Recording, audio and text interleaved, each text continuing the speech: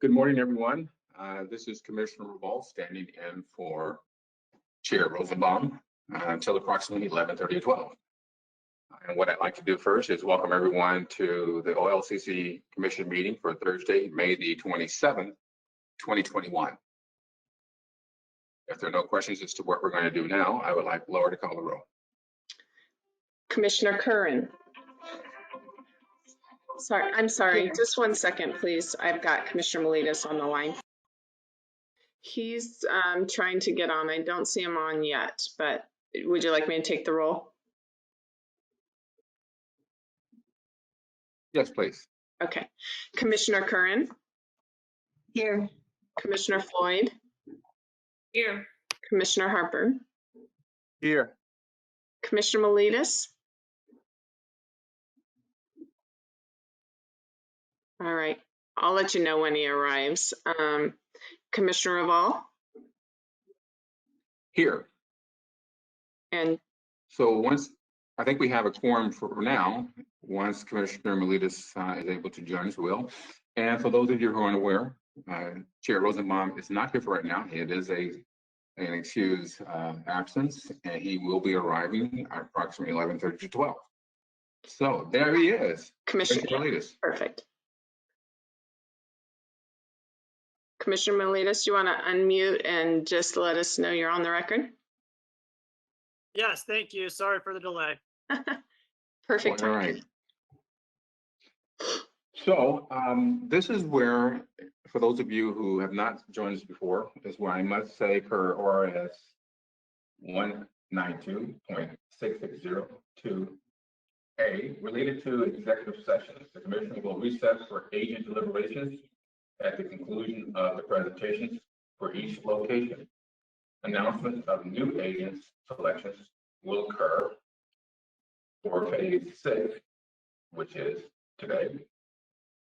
Retail expansion, and will be made at the end of our meeting today, which is Thursday, May the 27th. So all of those who made presentations yesterday, and all of those of you who are making presentations today, once we have deliberated, we will come out and make our announcements. It's not necessary that you remain online until that occurs. We know it's going to be a long day for you as well, and we appreciate your patience. We are also going to attempt to do some things that we did yesterday. The reign has been handed over to me, and I'm going to hand the reins over to Brian for us to go forward. So Brian, I believe it's all yours. Oh, by the way, Commissioner Harper has agreed to be my timer today until Chair Rosenbaum arrives, and then I will take that over. Brian. Good morning, Commissioner Revolt, all commissioners. For the record, Brian Fleming, Director of Retail Services. The agenda today is the remaining applicants for phase 6 of retail expansion. With that said, I'm going to bring up our first applicant, which is AP LLC, Stephen Lee. Thank you, Brian. This is Commissioner Harper. Applicant AP LLC. We have a time limit of 6 minutes per presentation. At the course of in between 45 and 30 seconds, I'll tell you have 35 seconds. And when it's up, I'll just ask for you and any other future candidate to have give us a closing argument. Commissioners, we're starting on executive summary page number 685. Thank you. Okay, go ahead and take it away when you're ready, AP LLC or Stephen Lee. Hi, can we start in slide 2, please? Okay, we're ready to go. Take it away. Good morning. Thank you for having us. We are AP LLC. We've known each other for over 20 years. We grew up together in the Southeast. We're very excited to be here and be part of the growth of the community. My name is Stephen. I've been an operation district manager for over 7 years and have been in management for over 10. I currently oversee 28 million in revenue across 14 locations in the Portland area. I have a proven track record in hiring, staffing, inventory management, customer service, brand building, people development, and profit and loss analysis. Hi, my name's Stefan. I've been an entrepreneur all of my life. I've had many successful businesses, and in my last venture, I built up and set up and operated an OLCC cannabis production facility. I currently employ 15 employees, which most have been with me since the beginning. In this industry, I've also had to show that I'm able to abide by the extreme strict guidelines of age restrictions and tracking of all products from seed to sale while operating within the guidelines of the OLCC. Hi, I'm Michael. I was in restaurant management for 6 years and was responsible for all aspects of a $2 million operation, including hiring, marketing, inventory management, P&L analysis, and customer service. I'm truly excited for this opportunity. Next slide, please. Next slide, please. The location we selected is 3514 Southeast 122nd. We'll be operating 7 days a week, and it will be a non-exclusive store. Next slide, please. The venue is located at the intersection of Powell and 122nd. With over 12,000 cars traveling through every day, this location offers great convenience for our local residents. Growing up in this community, we've seen changes in the area and would love to be part of the process to revitalize it. Stefan had a restaurant and bar in the San Powell Plaza, and we know what it takes to do business here. As part of the community, we're very excited to take this project on and pay this forward. Next slide, please. This is the current entrance and interior retail space. As you can see, it's very spacious, has over 3,700 square feet of usable space. Next slide, please. So for our plan and design, we're going for a modern, bright, open floor plan with polished concrete floors, custom concrete countertops, and a huge 10-door refrigeration system. And even having a locker system in front of the store so you can store bags and backpacks for hands-free shopping. My favorite part of our interior design is that we're donating all the space above the shelving so that local artists can feature and sell their art at no charge. As you can see, also 40% of our space is allocated to inventory. This is due to one of our features that we're implicating, a will call service entrance specifically designed for licensee sales and deliveries. And as a previous bar and restaurant owner, I know how much the industry service will appreciate this convenience. Next slide, please. Just here some data on our product categories. Next slide. Here's some pictures of our Kelly Myers POS system and some examples of our shelving and signage. Next slide, please. Just some more pictures there. Next slide. So for our control plan, on top of the basics of checking ID and monthly training and updating of all our team members, we'll have, as I mentioned before, the locker system for storage of large bags, which will not be allowed in our store. Along with 30 cameras throughout the facility, including the stock area, will be used as a deterrent employee accountability, and a one-way entrance for the exit that will help direct traffic by our team members to deter theft. Next slide, please. This is a floor plan with our camera layout. Next slide. So as also being a licensed contractor for over 10 years, our timeline December 1st is a very conservative timeline due to the current real world delays with COVID and supply chain issues. If these issues don't occur, we'll be able to open as soon as October 1st. Next slide. We project our startup investment to be $251,000. We want to be the agent of change by building out a modern, warm, safe, and inclusive environment. Next slide, please. Our competitive advantages come from our superior customer service, convenient features such as online ordering and will call pickup for licensees, and focus on community involvement. Our walls will be adorned with artwork submitted by local artists from diverse backgrounds, as well as a community board featuring local events. Our team grew up in Southeast Portland, and as you can see by our t-shirts, we are very proud of representing the Southeast. We know and understand the area. Will bring a positive, unifying energy to Powellhurst Gilbert. By integrating community involvement into the fabric of our business and bringing that fire, we will start off strong.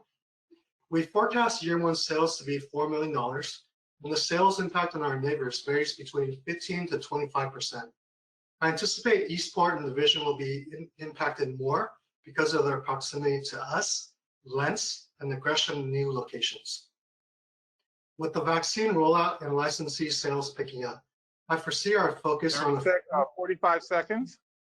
Licensee experience will help drive sales. Next slide, please. For year one, we've allocated $19,000 per month for payroll, adjusting up or down depending on business needs. People development is essential for long-term sustainable growth. Investing in teaching and growing our employees is one way of paying it forward. In addition, We will also work side by side with local schools and match in-store donations for the local Dornbecker Children's Hospitals. Next slide, please. Well, thank you for having us and providing us this opportunity to be considered for Powell Villa. I'm very confident that we can be a contributing member to the community and also a business partner to LCC by maximizing our skills, experiences to operate a successful business. Thank you. Thank you all for your any final statements? That is final statement. But I do want to actually thank everyone for being on here. Yesterday, I know it was a very long day. So, you know, thank you again for this opportunity. We've learned a lot and we appreciate it. Thank Thank you. you, Thank you, AP Paul. and crew. Are there any questions from commissioners? Brian? Chairman. Feel free. Gentlemen, I see that your first year seems to me, after a number of years of being on this board, to be somewhat aggressive, I might say, at 4 million. Could you explain how you come to that number? So analyzing the numbers for Multnomah County liquor stores, there's 35 stores in Multnomah County. The average of those 35 stores in 2020 was $5.1 million. I know $4 million does seem aggressive, but based off of our really friendly, convenient service, based off of licensee sales, we intended to do a lot of networking. We, as a group, do know a lot of local business owners, licensee owners, and whatnot. We're very confident that we can capture those licensing sales to really help drive the business. Also, the way we calculate it is we look at 21 and over spending power, like per capita. Yes. And, you know, we project it to be, we're actually on a very conservative side, you know, average, was it $177? $208 per capita for the 21 and over population within a 1 mile radius of our store. There's 19,500 of those population in that 1 mile radius. I analyzed like the closest stores near us within a 3 mile radius, 205 Eastport Division, and then Menlo Park. And per capita, on average, those 4 stores did $356 for each 21 and over individual. And so starting out at 4 million with a per capita of $208, we feel it's very conservative. Any other questions of commissioners? Hearing none. Michael, Commissioner Harper. Team, thank you so much. Is it Stephen, Mr. Lee? Yes. So you currently do not live in Oregon, or can you explain to me, what is the University of People? Is that a university somewhere? On your application, it says you are working on a master's. Yeah. For University of People, and I want to get in that class. Okay, so University of People is a nonprofit online university based off of Pasadena, California. It's tuition free. Every class I take, I pay for just the credits, you know, taking the final exam. So, you know, it was a huge opportunity introduced to me by some of my coworkers, and it's actually one way how I role model growth for my team members. You know, I have a lot of managers that grow from, you know, associates all the way to managers, and they don't have a degree.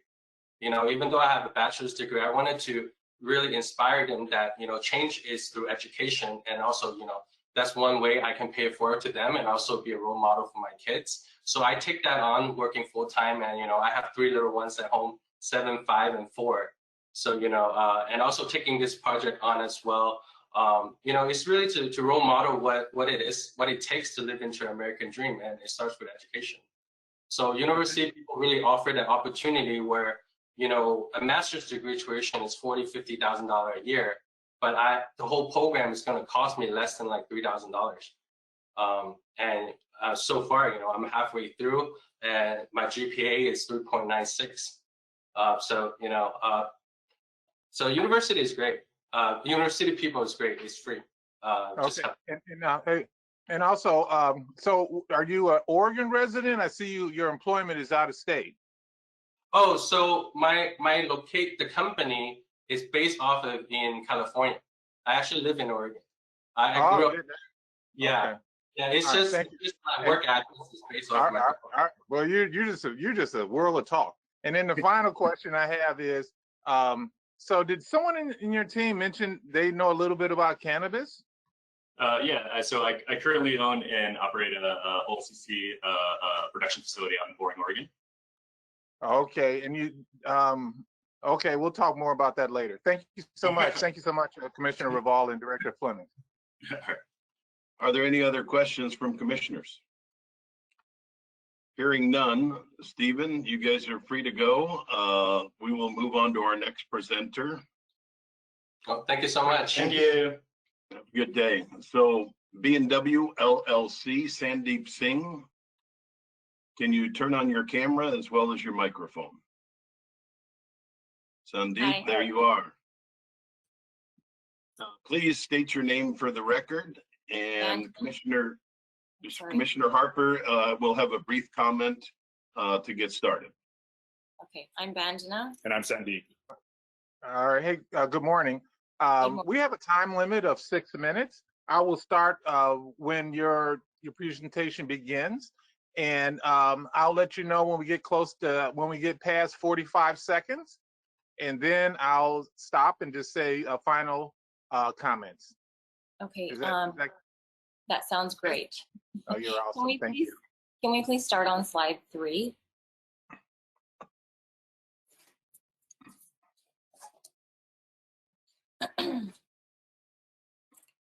Take Good it away morning. as you feel.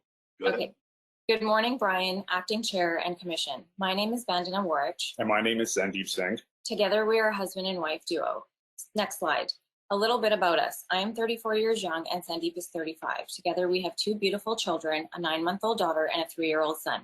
Individually, Sandeep and I are equally motivated and driven, but together we make an amazing team. I have an extensive background with WorkSafe BC under the provincial government of Canada. During my 12 years there, I worked my way up to the position of wage rate officer by age 22 while completing university.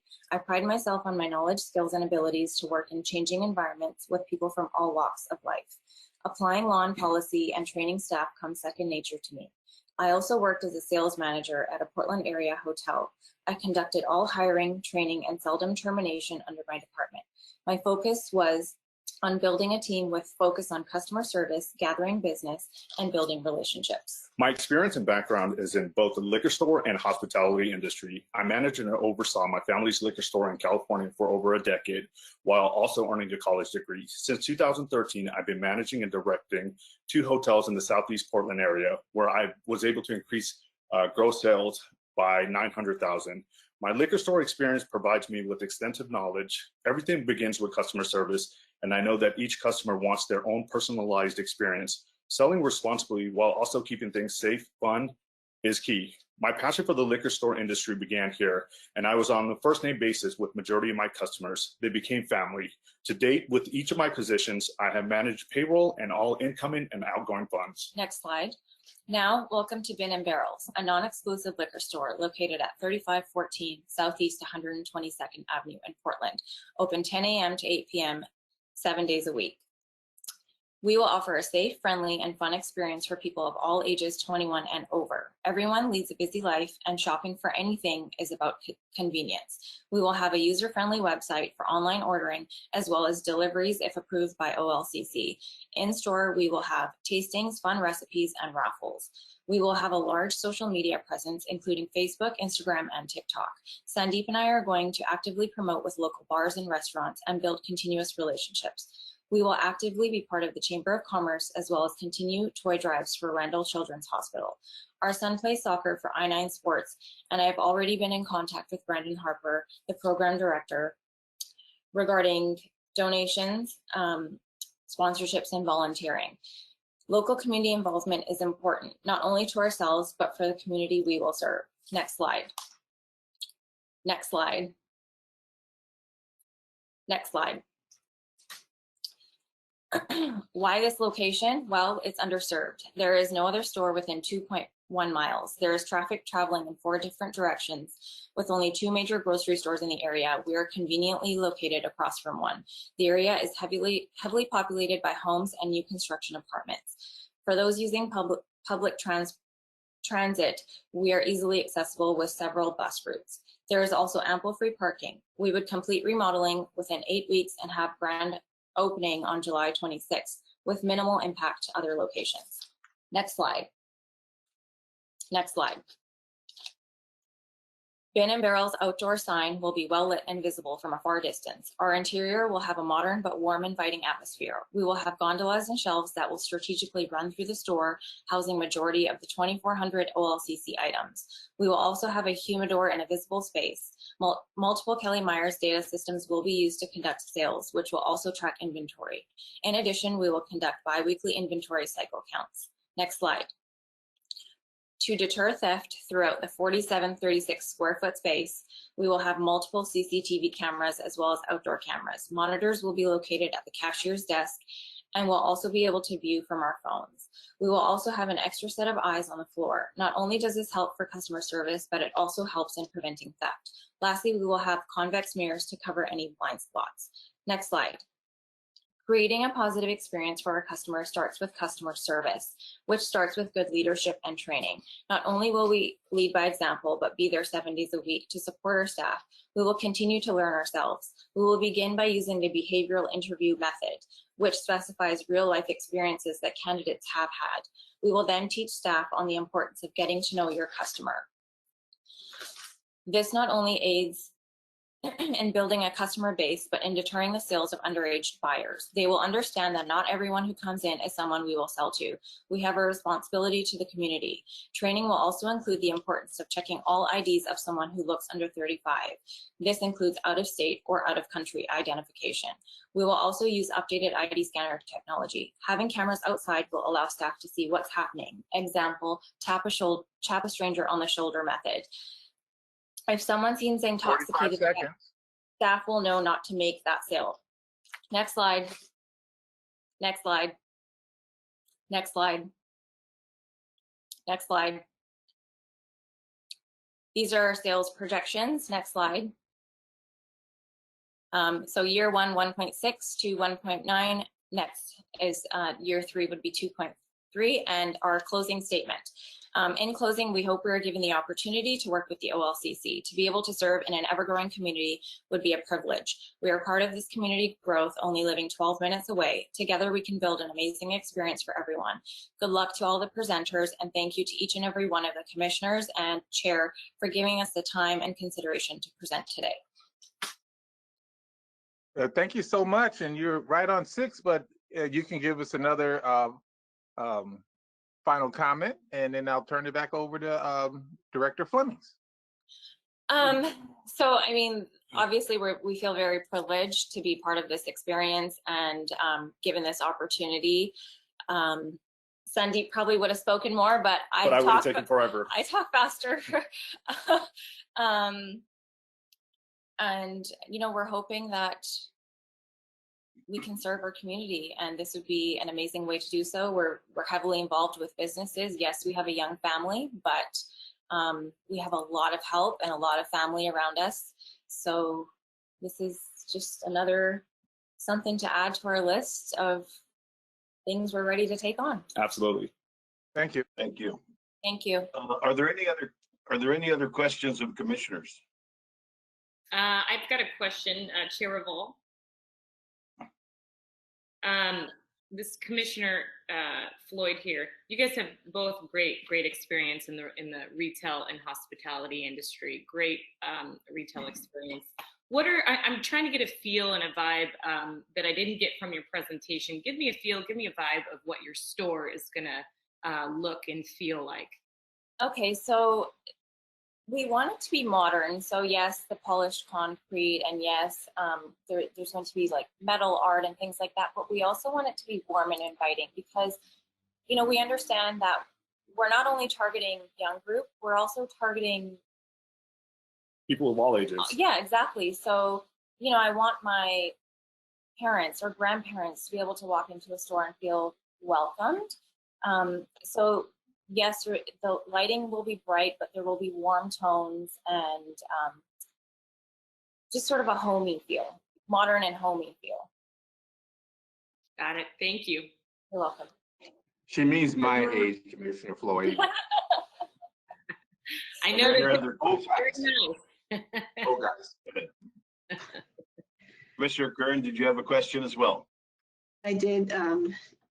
I just was curious. Have you presented in front of the OLCC before? No, this is our first time. This is your first time? Okay. All right. Thank you. Thank you. Okay, any other commissioners? Thank you so much, Sandeep and company. We look forward to announcements will be this afternoon. So Great, thank you, and we will move directly into next presenter, Alan Lishak. Please turn on your camera as well as your microphone. Good morning, Alan. This is Commissioner Harper. I will be your official timer. We have 6 minutes. I'll let you know you have 45 seconds left, and I'll hit the stopper at the end of 6 and just ask for your final comment. Thank you. Is that good? And please, when you start, I start. No problem. Go ahead and start. Morning again, as you know me by now, this is my third presentation. So that being said, let's skip to slide 5 and get to the meat of everything.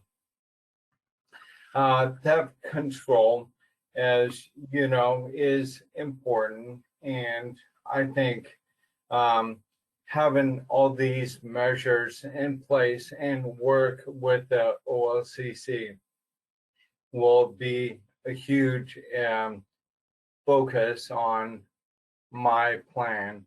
And like someone mentioned yesterday, having ID scans is very important, and I would like to implement that if possible.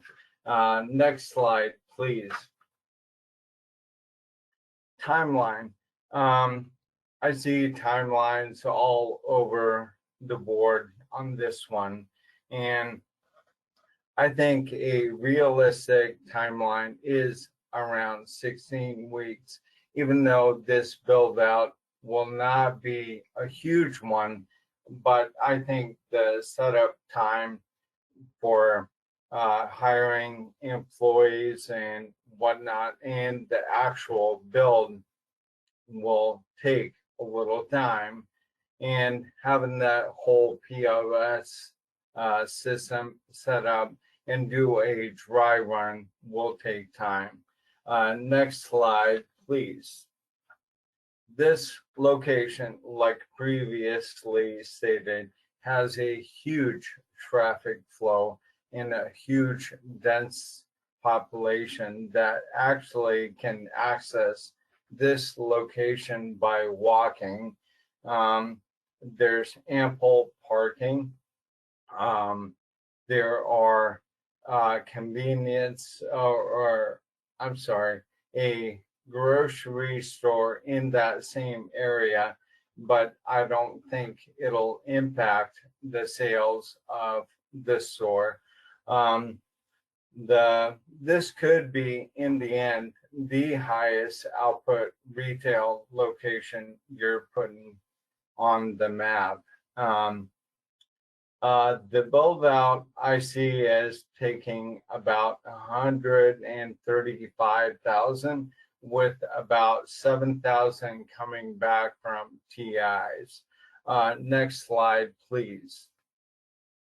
The store layout is going to be around 4,400 and change square feet, and I would dedicate 3,000 of that to retail immediately, with around 1,500 linear feet of shelving, one entry point, and all the high-end liquors and whatnot would be featured either on display or behind the counter. Next slide, please. This is the current location. Next slide, please.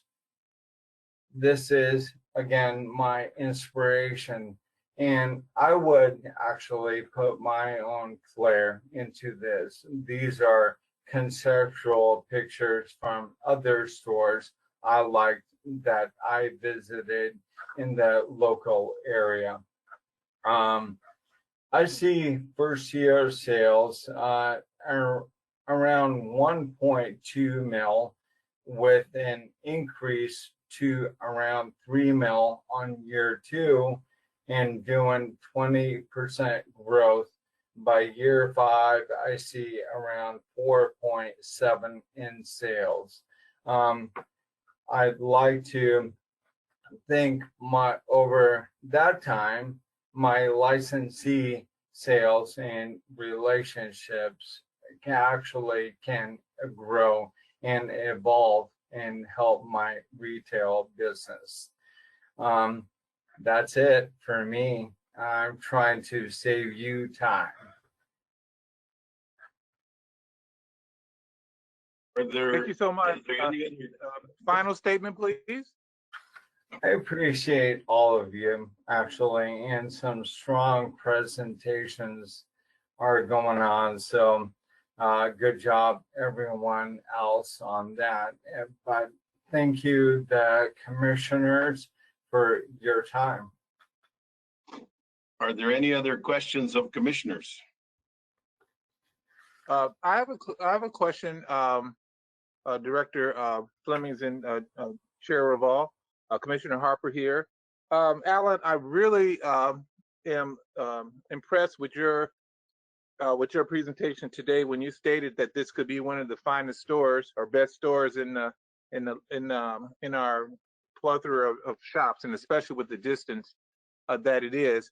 With you being in construction, do you have any other ideas or suggestions in regards to security and enforcement with the property, with the large presence of car spots and things like that? Or what would you add to make this area, this location, more secure?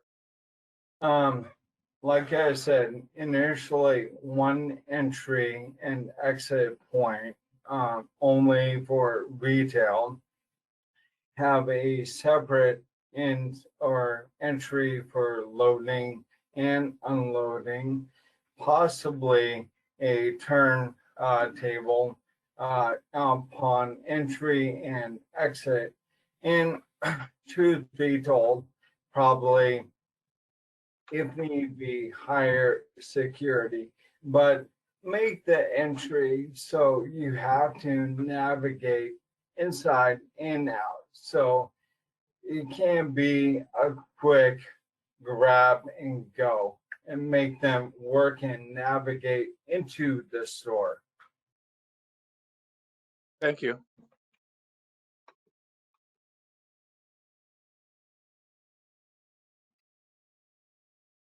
Okay, are there any other questions? Okay, thanks, Alan. We will move into our next presenter for Randall Family Enterprises.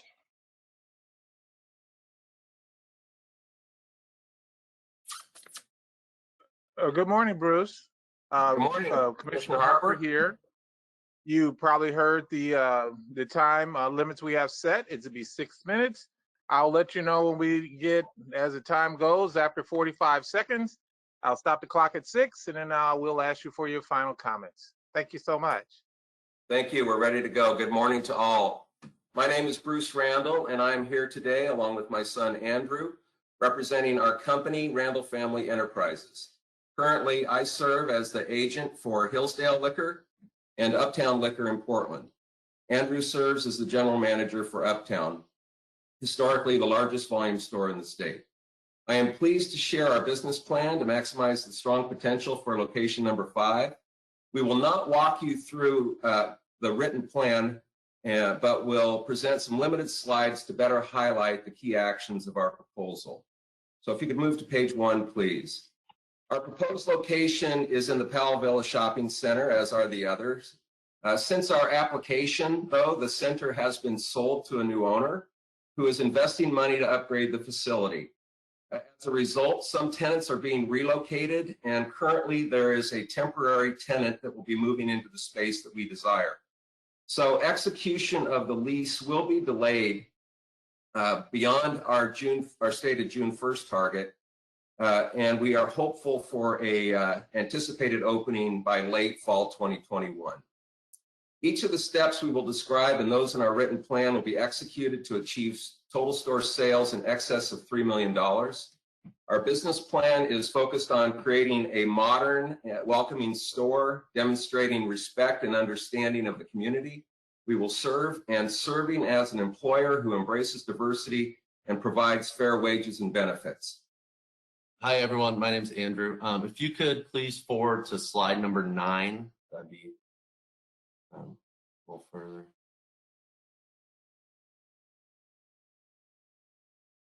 There we go. So the first action of our plan is to create a modern, welcoming store interior. We will position the store fixtures to highlight the assortment and provide strong visual impact. The store interior will have modern laminate flooring, LED lighting with warm color tones, and black Lozier shelving to highlight the product. We will stock over 1,800 OLCC items initially, which is 15% more than the 3 competitive stores. This commitment will have a significant impact on the store presentation and will provide a shopping experience not currently available on the suburban east side. Along with the strong liquor presentation, we will maximize the non-exclusive status of the store by adding extensive beer and wine assortments presented in open cell and walk-in coolers. The inviting interior and best-selling assortments will be a draw to our consumer and will help define Powell Villa Liquor as a destination. Next slide, please. One more. So security of the store will be maintained through strong associate training and customer service, along with the execution of physical elements, such as the one-way entry and exit turnstile shown there. We will also include strategic camera placement and physical obstructions at the entrance. And if you can backpedal a few slides to number 5, please. So 6 slides back. Thank you. The next action of our plan is strategic category management. Each liquor store in Oregon is different based upon the assortment that they carry. The entrepreneurial actions of ownership are demonstrated by the equality of the assortment.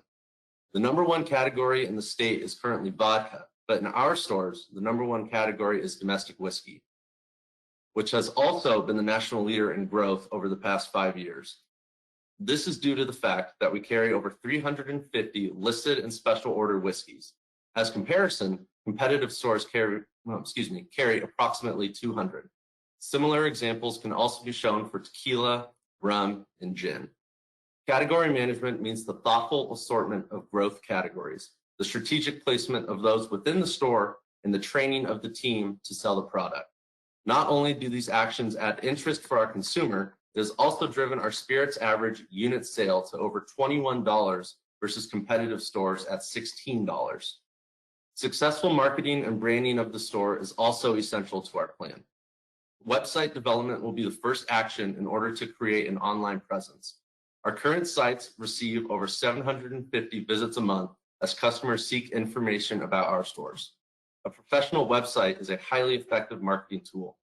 Additionally, we will align with Google and Yelp for prioritized search results and will initiate Powell Villa Liquor's presence on social media. Branding of the store will occur as described on pages 7 and 8. These actions will define the store as Powell Villa Liquor rather than just the new liquor store at 122nd and Powell. Strong marketing and branding of the store demonstrates professionalism and gives our customer confidence. Thank you, Andrew. If we could move to slide 6, please. We are committed to serve as a good neighbor by demonstrating respect and understanding of the community, and by leading as an employer who embraces diversity, equity, and inclusion, along with fair wages and benefits. Each presentation today has highlighted the physical improvements to the store. 45 seconds. But it is our commitment to our community and the people we employ that defines us. As we have consistently demonstrated, we will embrace the neighborhood and market ourselves to the diverse community we serve. Our employees will be representative of our neighborhood population. Our average hourly wage will be $18, as it currently is in our stores, along with full medical, dental, vision, health coverage, and paid vacation. In closing, we ask for your support in this appointment. While it is not unprecedented to have 3 stores, Powell Villa will be the first in our company name and with the co-ownership of Andrew. As we have demonstrated in our other stores, we will serve the community proudly, and we will follow through on every commitment we've made. We believe that our plan for Powell Villa Liquor serves our community with professionalism and further develops the OLCC system. Thank you. Thank you, and turning it back to Director Flemings. Thank you, Bruce and Andrew. Are there any questions from commissioners? I have a question for Bruce. I'd like to thank you for that final statement you stated in regards to turning the realm over to Andrew. I just want to share that you have a phenomenal team, and that's within your family. And Andrew, congratulations on taking this on 100%. Thank you. Looking forward to it.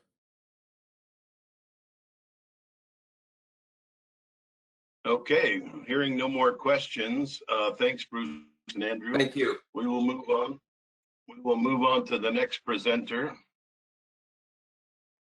Troy Berry, could you please turn on your microphone and your camera? Hey, before we start, Director Flemings, in regards to the presentations, is there any way to make them bigger, Laura, on our screens? Or do I have access to making the presentations a little larger? They are sort of visually. They are full screen right now. I'm not sure how you have yours set up. I'm sorry. Okay, that's okay. I see people see me lean forward, so I don't want to look sort of weird. Thank you.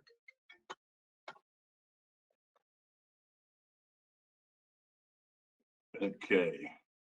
Troy Berry.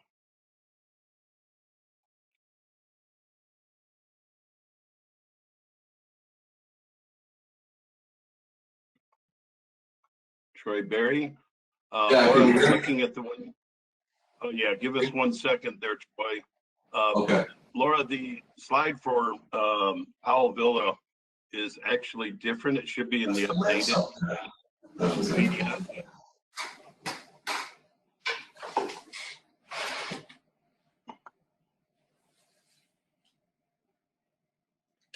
Brian, Yes. this is what's in the slideshow. What did you say? I'm sorry. I see that the one you have, Troy, can you go ahead and mute for just a second? The one you have is for, Lentz. I have the day 2 updated. So let me take you through there. Y-Drive. Oh, never mind, Brian. Don't take me through. I know where it's at. Just 1 second. Forgive us, commissioners. We had to replace one at the last minute.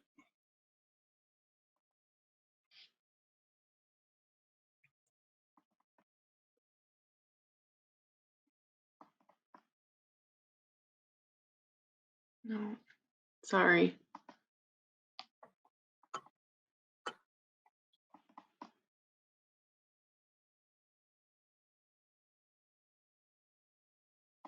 I'm getting there. You're fine. So Brian? Yeah. This one on the Y-Drive still says Lentz Famous Liquor Store. That's the one that I had. So okay, I'm at let me tell you where I am. I'm at Y Retail Services. If you give me permission, I could share this and make sure it comes up. Would that work, Laura? There's some major background noise going on here. Jim Helgett, can you please mute? There we go. Just 1 second.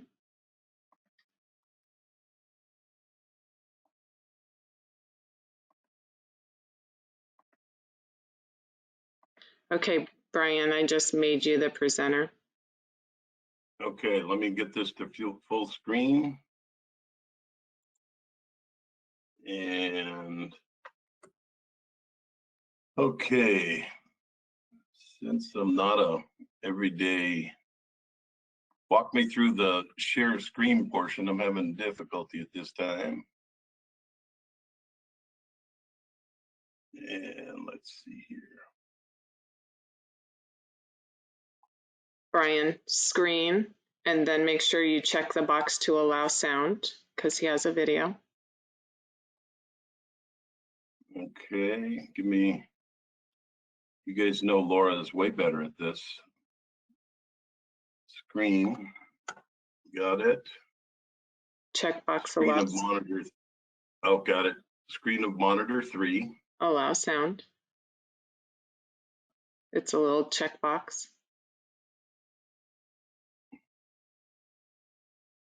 Yep, it's thinking.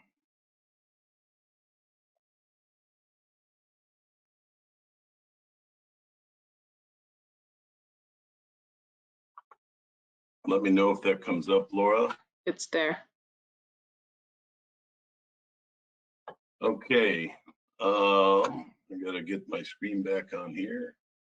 Apologies, commissioners. Laura is far better at this than I. Okay. Is this the presentation of Mr. Berry? I see his name is TED Corp. That's correct. His store's name Powell Villa Liquor? Yeah, let me, so Powell Villa, Commissioner Harper, he has a different proposal for this location. Thank And you. this is Powell Villa. Inadvertently, the other slide was put in here, so I think I have it corrected. Laura, you can see this full screen? Yes. Okay, Troy, go ahead and unmute and turn on your camera.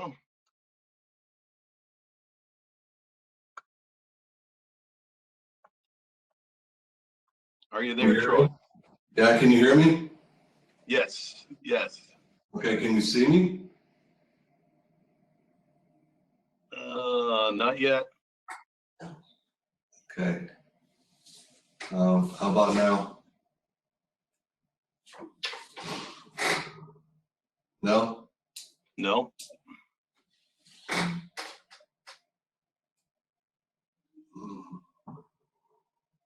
You just keep it.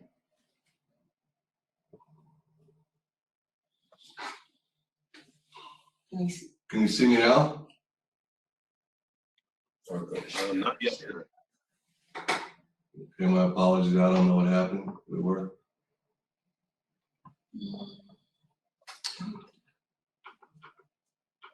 I may have to ask for some assistance. Brian, my apologies. Can you see me? There you go. Yeah. Yes. Go ahead. I do have a question, Brian. I do have a question because it looks different. And we had a animated rendering. Do you know where that went? Where it's placed at? So that I'll know how to make the presentation. The actual video.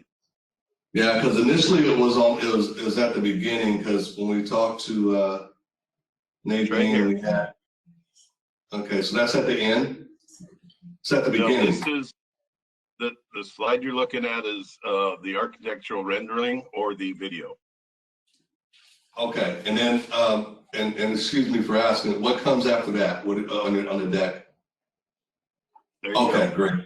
Okay, all right, thanks. Okay. Good morning, Mr. Berry and team. This is Commissioner Harper. You're going to receive the same as yesterday, 6 minutes of a presentation time. At the clock of 45 seconds, I'll tell you you have 45 seconds. I'll stop the clock at 6 and ask for you and your team to give a final statement. I will start when you start. Okay, Brian, if you want to start the animation.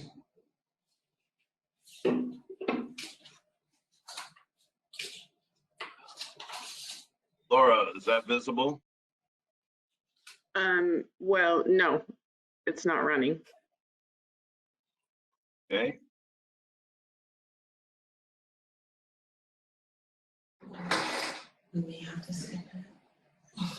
And Is it- just so you know, Mr. Berry, even when the video is running, we can hear your camera. I just didn't know if you knew that. I just wanted to make sure you did. Yeah, that's fine. Okay. Laura, walk me through this again because you're the expert.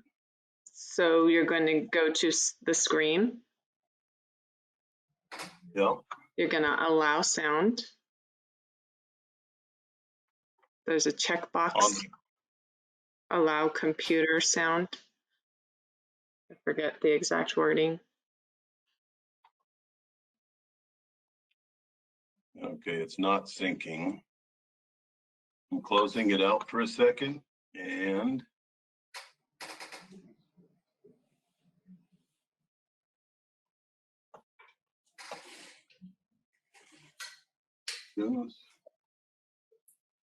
include media sound. Yes. And I'm trying again. Tell me if that's come up, Laura. It's not coming up.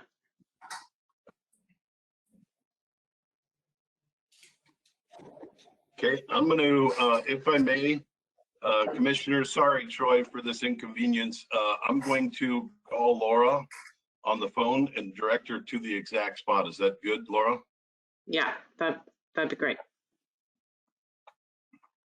My apologies. This And one's on me. Okay, stop sharing also.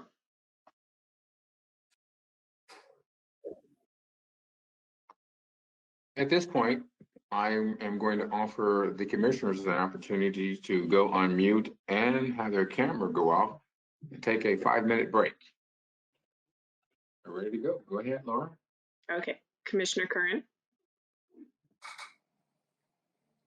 Here. Commissioner Floyd. Here. Commissioner Harper. Here. Commissioner Miletus. Here. Commissioner Raval. Here. Thank you. Okay. Brian, take it away. Commissioners, my apologies for the delay. Hopefully you enjoyed the needed break.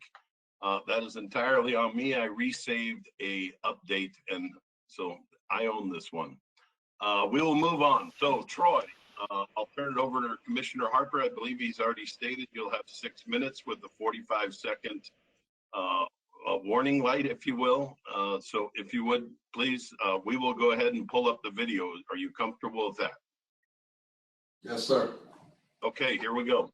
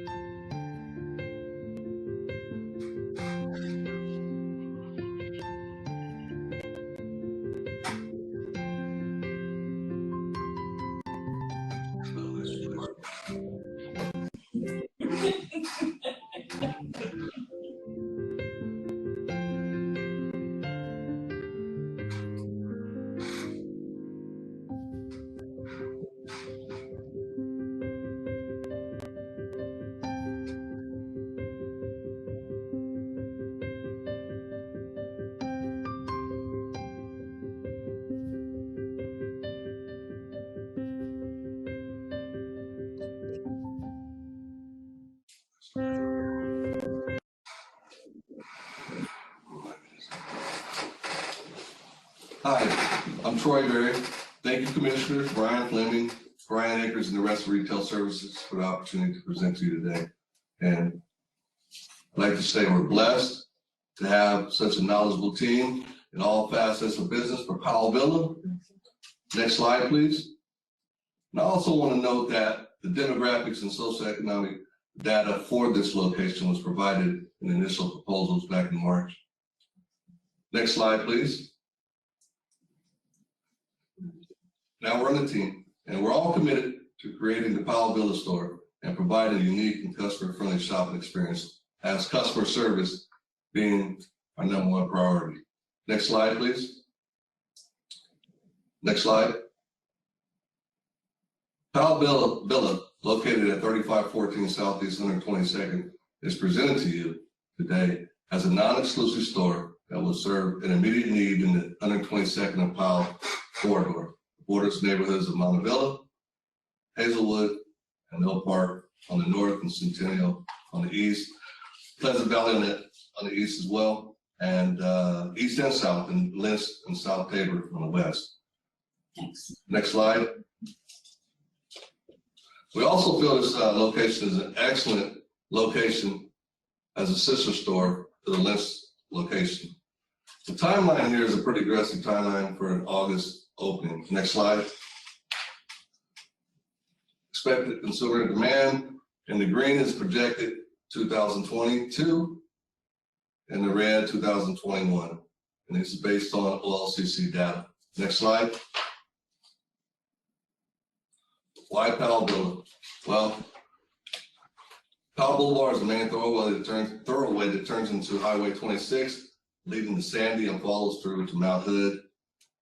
And the location has 540 parking stalls, nearby retailers including Safeway, Ace Hardware, Grocery Outlet, Rite Aid, and others. The population exceeds 177,000, and the average household income is over 60,000. And according to the Bureau of Transportation, there's over 20,000 cars that pass by this location. Next slide. Again, I want to note that the List location is an excellent location to be considered as a sister store. The competition, if you look at indirect, direct competition. Next slide. Hours of location are as noted. Next slide. Our control plan. So our control plan consists of the guidance from the OLCC. And so we're going to be implementing the ID scanner, and also IDing people who are obviously under the age of 26, but also maybe increasing that to age 30, looking for signs of ID that's being tampered with or has been otherwise altered. Implement some processes to ask questions on their ID just to confirm that it is indeed the individual making a purchase. And then for people who are visibly intoxicated, look for signs of intoxication as falling down, difficulty standing, handling money, and then otherwise implement different processes to decline the sale. Next slide, please.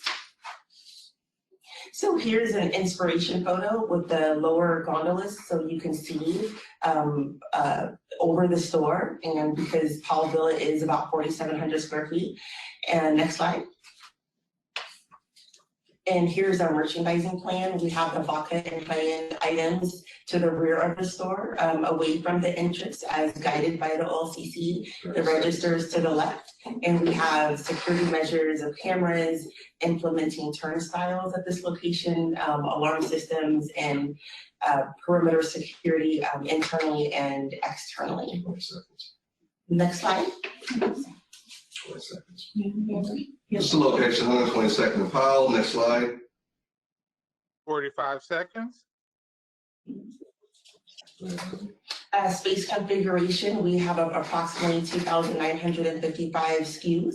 That will, with 4,800 square feet of space, that could easily be accessible there with ample storage room. And Phil, you want to speak on this real quick? And a lot of the inventory is going to be geared towards the specific demographics and the amount of consumers that are going to be coming in.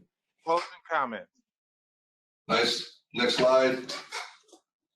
Self-explanatory product selection. Next slide. Next slide.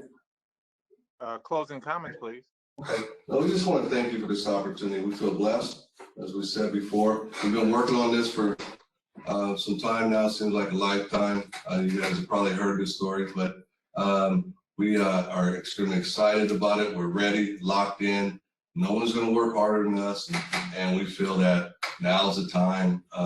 We actually have identified the locations yesterday, as well as the one we're presenting today over 2 years ago through our own individual studies. So we're extremely pleased, and we want to just thank you again. Thank you. Thank you. Are there any questions from commissioners?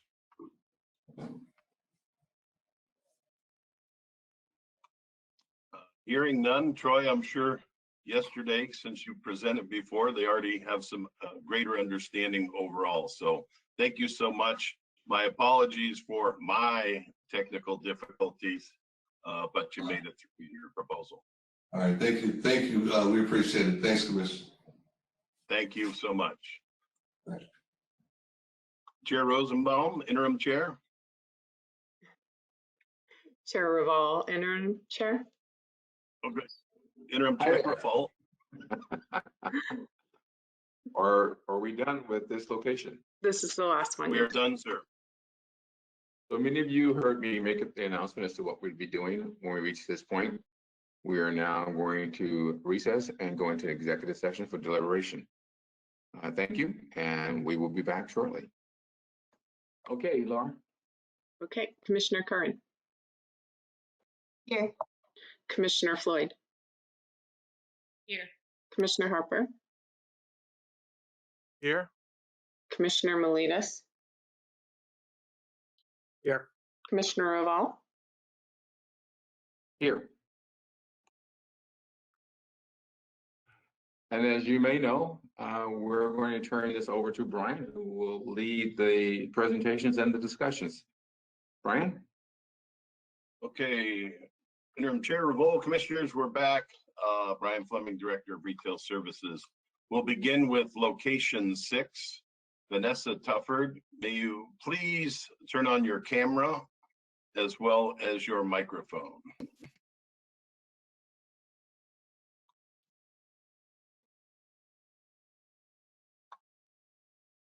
Vanessa, are you there? Hi, can you see me? I can hear you. I can see you.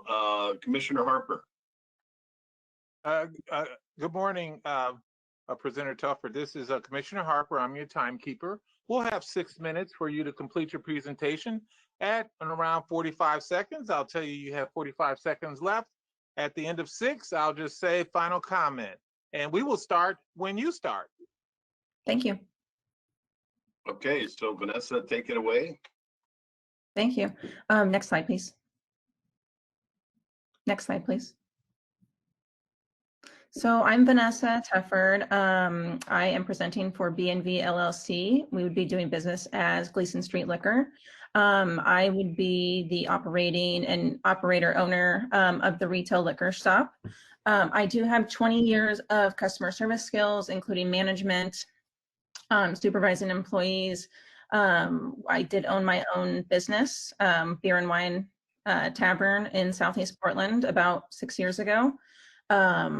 I do also have lots of different business management classes and skills to bring over to the retail shop.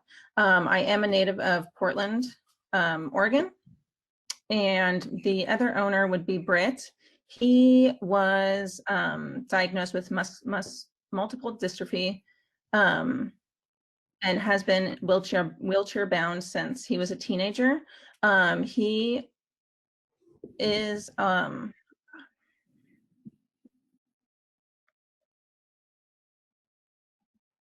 you there? Yeah, I'm sorry, 1 second.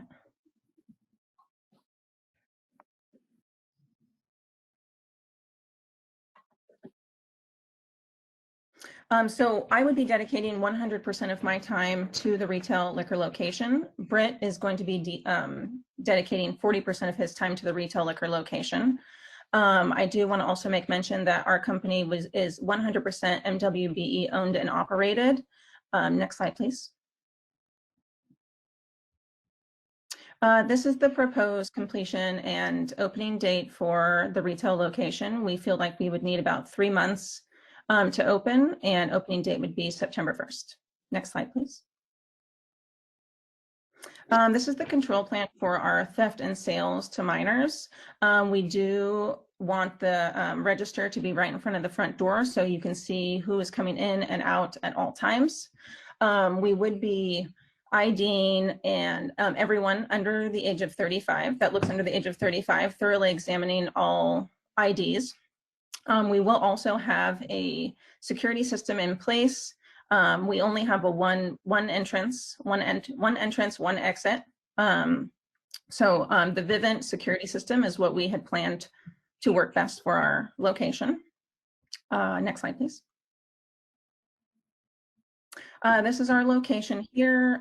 It is, you can see, on a very busy Gleason Street with a big shopping center right next to it. Also a brewery, dispensary also next to it. Next slide, please. This is the front of the building. Next slide, please. This here is the hours of operation. We will be operating non-exclusive store, beer, wine, and cider. We will be concentrating to the beer being local craft beer, also local craft cider, just local as much as possible. The total square footage of the location is 2,200 square feet. It's 1,600 square feet of store floor, 600 square feet of the stock room. And we do want to make mention too, since we are MWBE owned, we want to make sure that we are operated also by MWBE. So we want our staff to reflect that as well.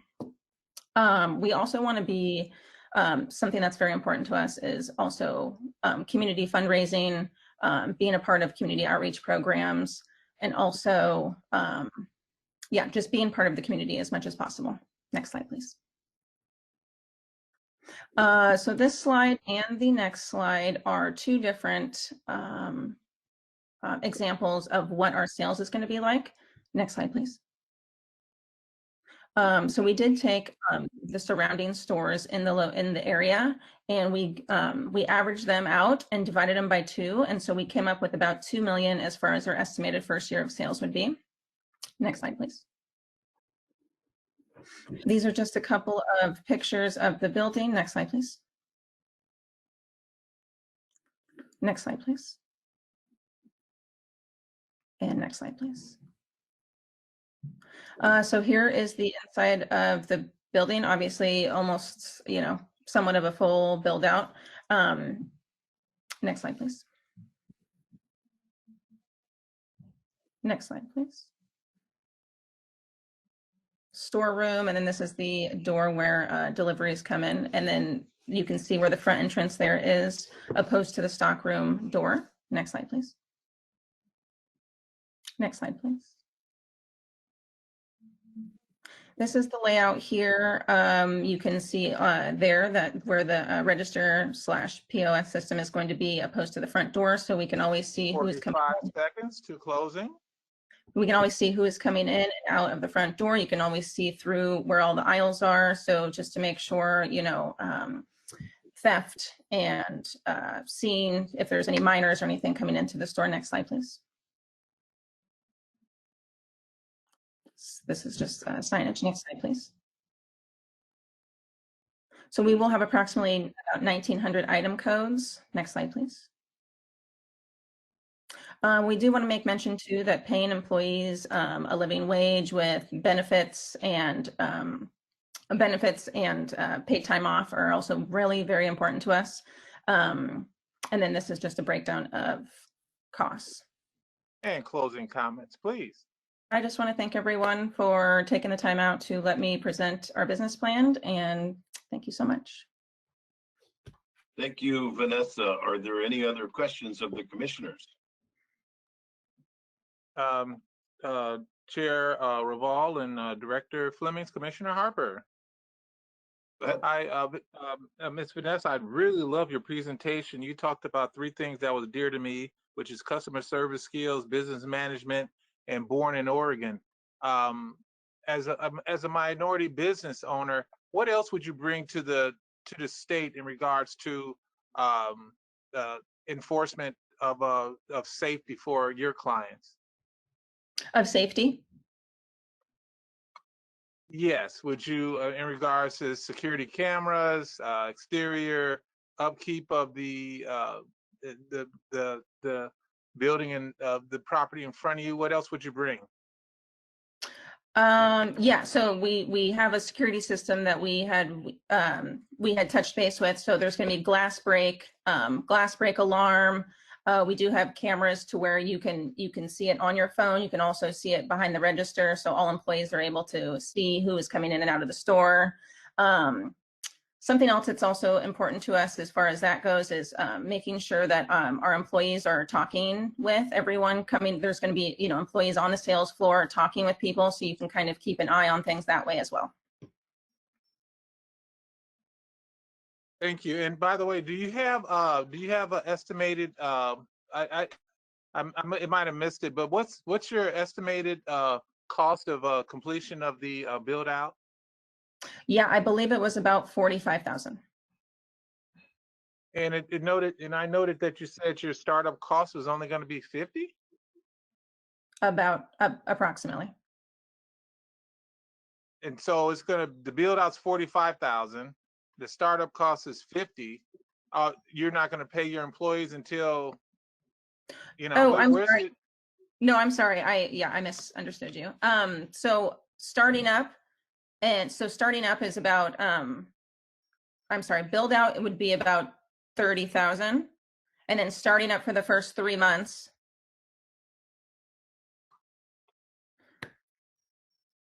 I actually don't know what I'm saying there.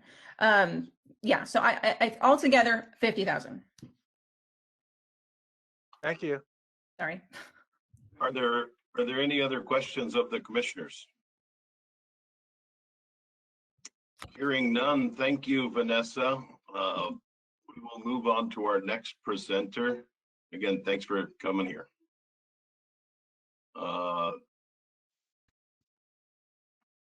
Next one, Alan, can you undo your, turn on your video as well as your camera? Hey, there you are again. So, Commissioner Harper, I think you're aware he's going to be timing you, and go ahead and speak. Sure. Commissioner Harper, are you ready? Yes. Thanks, Alan. Commissioner Harper here. I just wanted to follow back up, and for your knowledge and memory, it's a 6-minute presentation. I'll let you know close to after 45 seconds that you have 45 seconds left, and at 6, I'll ask for your closing comment. And please be aware, every proposal is different. So I just give it like we didn't listen to you yesterday, if it's okay with you. Thank you. Okay, I appreciate that, and good to go. Nice seeing you one last time, everyone. And next slide, please. Next slide, please. Next slide. For starters, I never covered. I am a native Oregonian from the age of 8 when I came to the U.S. from Croatia, or formerly Yugoslavia. So I've been here minus my college years my whole life, and I've seen Oregon, or Portland, more or less evolve quite a bit over the years. Onto this control plan, I broke it down to 3 topics: my skill set, my business background in marketing, hopefully my personal skills. I enjoy interacting with people comes through, and my business acumen over the past 20 plus years has evolved to where I think it's going to really help me in the end, should I be granted this or store. Next slide, please. That, as we've covered, it's really important. And one thing I didn't touch on in the previous presentation, cameras, security personnel if needed, having multiple employees on the floor at all times, and 3 to 4 during peak times. Everything, providing security on the entry doors, front and back, hopefully with exterior cameras, will help in the end. Next slide, please. Timeline. I see this also at around 4 months and for everything, and I would be doing the hiring at the same time the build out is going on and training. Next slide, please.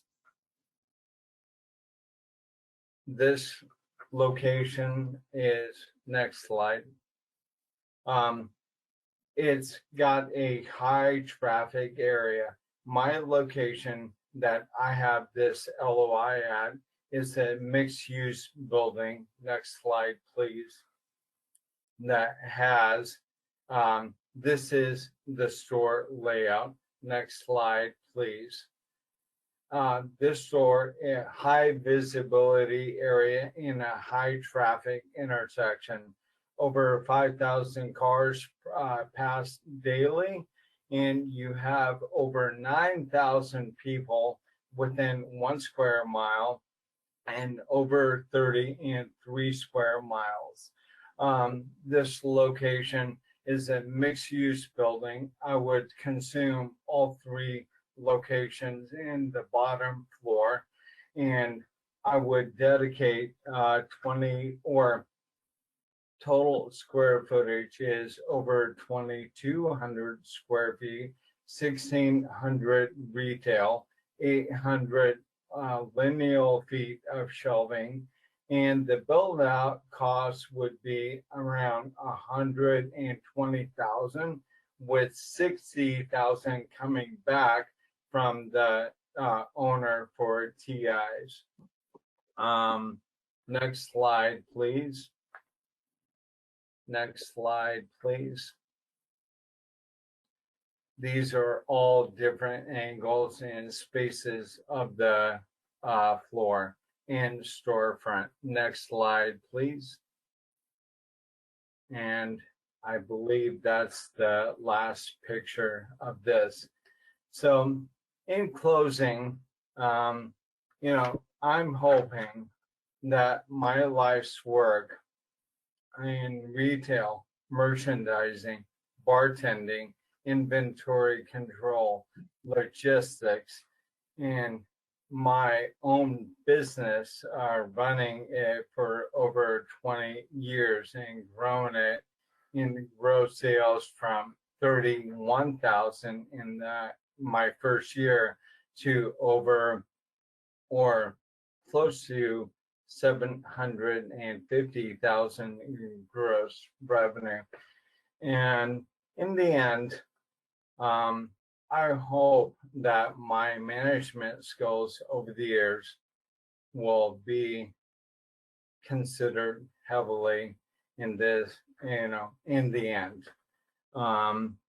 Hopefully this positions me for a success if I should be granted this store. Thank you. Thank you, Alan. Are there any questions of the commissioners? They may have asked them all through your presentations. Thank you.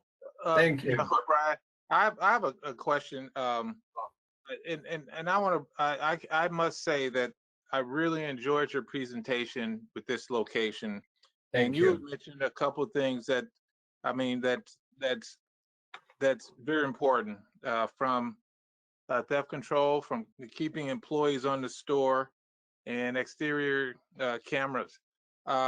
Getting back to employees, you can see that across the state we're having a hiring issue due to COVID, what would you do that you can think would give you a competitive advantage to the other presenters in regards to hiring staff?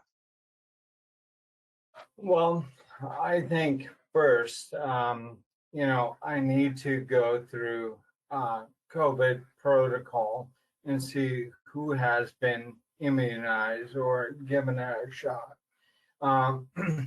If not, if that applicant is a strong applicant, I would personally get involved and make sure they are vaccinated. And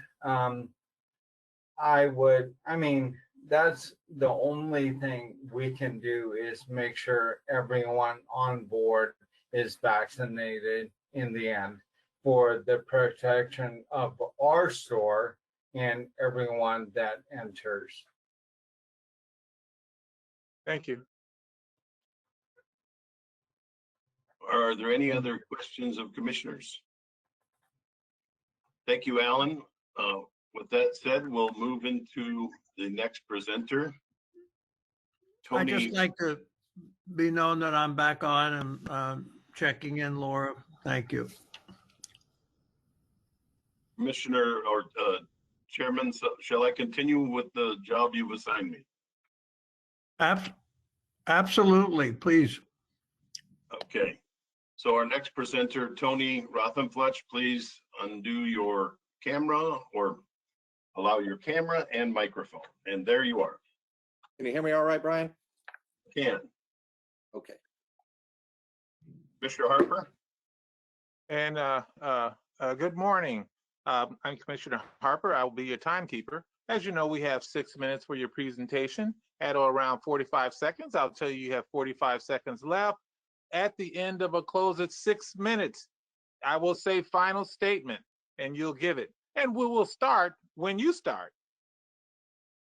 All right. Can we advance to slide 2 to start? Okay, let's start now. For the record, my name is Tony Rothenfletch. In addition to my experience for the last 5 years as a liquor store owner and operator and my significant background as a practicing attorney, I've been around liquor and beer industry in Oregon all of my life. Growing up, my father worked for Portland Distributing for more than 20 years. Portland Distributing was for many years, along with Columbia Miletus, one of the 3 main beer distributors in Oregon. My first job in high school was a stock person at my uncle Pat Bolander's liquor store. Pat was a very successful OLCC agent for many years, and my cousin Brent Bolander is similarly successful as a current agent of more than 30 years with 2 stores. In my youth, I sat around the table on many evenings listening to my father and uncle discuss liquor and beer industry and its changes over the years. Recalling the history and understanding the context for the events helps me have a solid base of understanding for the changes in the liquor and beer industry today. I connect with my cousin and many other of my liquor agent friends on a weekly basis to discuss how to handle the opportunities and the issues that come up. Since COVID started a year ago in March, there haven't been many business as usual days for liquor agents. The support system that I've built and my historical industry perspective help me make the best decisions possible when events happen. While I'll be the main operator of the store, my wife Sarah will maintain certain aspects of the business and is a very capable backup to manage the entire store in my absence, as she currently does for our current store, North by Northeast Liquor.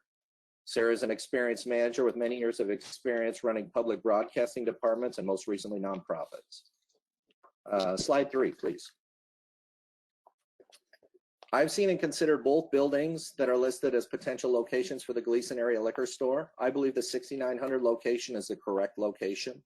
A proper layout will allow a simple consumer-friendly shopping experience that maximizes the use of space.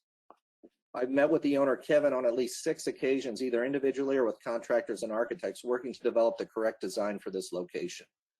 Kevin and I have an excellent working relationship, and we have a mutual understanding of the work necessary to bring the liquor store online and the division of labor and cost to do so for my particular plan. That being said, the building comes with certain challenges. The building was built around 1900 and expanded twice. Currently, the front door opening is not ADA accessible. Neither is the other building that's being presented for this location. I believe that an expansion liquor store should be ADA accessible. We have a plan to create a side door with an appropriate pitch ramp to accommodate ADA customers. Change will require permitting with the city. I'm anticipating 120 days from OLCC to approval to open. 30 days to execute the lease, 30 days for permitting, 30 to 60 days for the build out. Without the pre-planning that Kevin and I did for this build out, I believe the time to opening would be much longer. With regard to store safety and community outreach, on 2 occasions recently, I reached out to the East Precinct to discuss with their liaison how I can come alongside the police department to help with community safety and reduction in crime in the area. The department's busy and we haven't connected yet, but I will follow up and find tangible ways to be a part of bettering the community. Can you skip forward to store layout slide 19, please?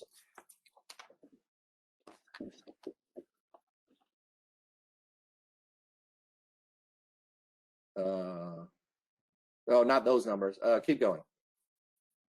One more. There we go. The total square footage for this location is 2135 with 1281 in retail and 845 in the stock room. Layout is designed for 1,242 linear feet of shelving. For the perimeter of the store, we'll use black colored granite Benedict shelving 84 inches high with 6 shelves. Bottom 5 shelves will be 25 inches deep to accommodate 7 normal sized liquor bottles. This is the sweet spot for maximizing inventory on the floor, but making sure that all the bottles can be reached. Top 6 shelf will be 22 inches deep to allow a better view and better access when reaching up to the 5th and 6th shelves. Below, in the middle there, you see an example of the 84-inch shelving. In addition, we'll use gondola shelving for the center line 48 inches high, 25 inches deep with 3 shelves. Lower shelving is designed as a theft deterring, allowing the clerk full line of sight across the store. Next slide, floor plan. Well, that's difficult. Okay. As you can see, the retail door is on the right, or maybe you can't see very well. I'll explain it to you. The retail door is on the right of the drawing coming in from the parking lot. There's an additional free parking on the street on Gleason and on 69th Avenue. The approach for the door will include the ADA ramp. As you enter the store, you can see the cash wraps on the right with 4 stations to accommodate high volume shopping days such as Thanksgiving and Christmas season. Use KMDS computer systems. To avoid concerns with older style liquor stores that were intimidating, where people opted to go to New Seasons or Fred Meyer's for a bottle of wine rather than going into the intimidating liquor store. Similar to my current store, we'll create a bright, open concept that is welcoming for everyone. To that end, we're bringing additional natural light in the space by uncovering high windows along Gleason Street 45 seconds that have been painted over for many years. Along with what I mentioned, there are many other design features built in this plan to create the best possible shopping experience. Cost breakdown, slide 26. Next one, right there. I've carefully researched and vetted the cost breakdown to reach an accurate estimate of cost. I've estimated $149,000 in cost to bring Gleason Liquor online, but I'm approved for more in loan funds if they become necessary. The build-out costs for a new location are always higher than expected, especially when contractors are working on improvements for the space. Seeing this today with skyrocketing costs of wood. In this cost estimate, I've allowed for $20,000 in building improvements, $25,000 for 60 days of operating expenses, and another $20,000 in capital expenditure. And closing comments, please. I appreciate the opportunity to present today and recognize the task for you to sit through all of these presentations. I'm a professional and I embrace the partnership that agents have with the OLCC. If selected as an agent for this location, I will bring online and operate Gleason Liquor in a professional manner and continue to be a good steward for the Oregon liquor industry and the OLCC. Thank you. Thanks, Tony. Are there any questions from commissioners? Yeah, this is Commissioner Rosenbaum. I just was going to say Representative Rosenbaum. I can't. All right. Very nice presentation. My question to you, sir, is you are general counsel of an insurance company. You've practiced law for 15 years. And am I right in assuming that you are going to quit the practice of law completely and devote 100% of your time to this facility? You know, I'm not going to give up my law license, but I would leave my current employment. And I'm not sure if I would do things on the side, but you spend a lot of time to get those credentials, and I don't want to give them up. But the direction I'm going is to make this my profession. Well, and I was a lawyer, and I gave up being a lawyer because I was tired of being a lawyer, and I went into something else. So I'm not questioning you. My question to you is, are you going to commit 100%? I know you're not going to give up your license, but do you have plans right now to being in that store? Yes. You know, I'll be the 10. operator. I will commit 100%. That's my commitment to you. Okay, thank you. I appreciate that. You're welcome. Are there any other questions of commissioners? Commissioner Harper, and thank you so much, Tony, for your presentation. And as similar to Chair Rosenbaum, I just don't know what to call you. You're a phenomenal agent where you currently are, but you did an incredible synopsis, not only of the building, but also what it will take to open. I truly appreciate your relationship with the current building owner. Can you share with me and the other commissioners why it's important to have that pre-conversation before you even gave this presentation? A pre-conversation with the building owner? Yes. Yeah. There are just so many unknowns with an older building like that.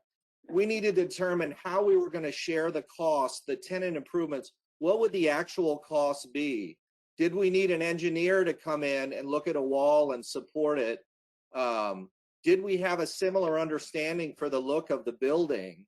To really get in there and have those discussions helped us formulate a true plan. And that in turn helps us with the lease document. We understand what we're going to do there. We understand how we're going to divide the costs for the build out, and we understand what the build out will be. It turns out that he is a licensee, and he owns a bar down in Hollywood, the Moon and Sixpence, and we have some similar connectivity with the people that we know. But the time that we spent together will really pay dividends later to keep from surprises coming up, I think is the best way to put it. I think that's the right way to put it. Thank you. Thank you so much, Thank you, sir. a licensee. Are there any other questions from commissioners?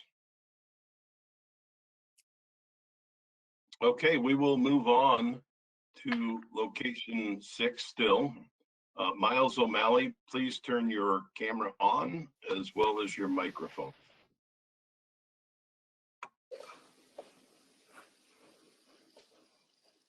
Hello. Okay, Miles, I'm going to hand it to Commissioner Harper. Excuse me 1 second here. Brian, this doesn't look like the right. Let me just check something. My apologies, Miles, please go to mute. I went one too many. I'm looking at 3 screens here. Another mistake for Brian. Please stay in the background. Troy Berry, could you turn on your camera and microphone? How I could do this without Laura, I'll never know. Troy Berry.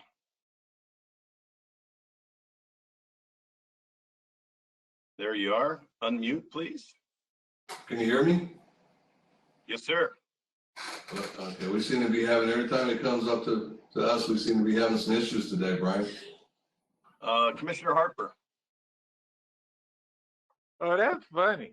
Anyway, Gary, again, I would like to apologize as commissioner. We are doing an incredible job, and we want to make sure you come full board with this incredible presentation. I am your timekeeper. It'll be 6 minutes.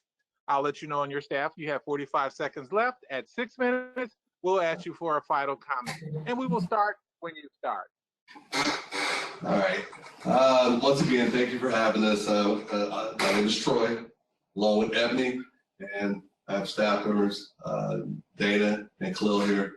This is our 4th presentation, and basically, in this particular location, located at 6900 Northeast Gleason, we'll be creating a high-end location, and we're committed 100% to becoming store agents. We've assembled a dynamic team, and we're confident that we'll exceed all expectations from the OLCC.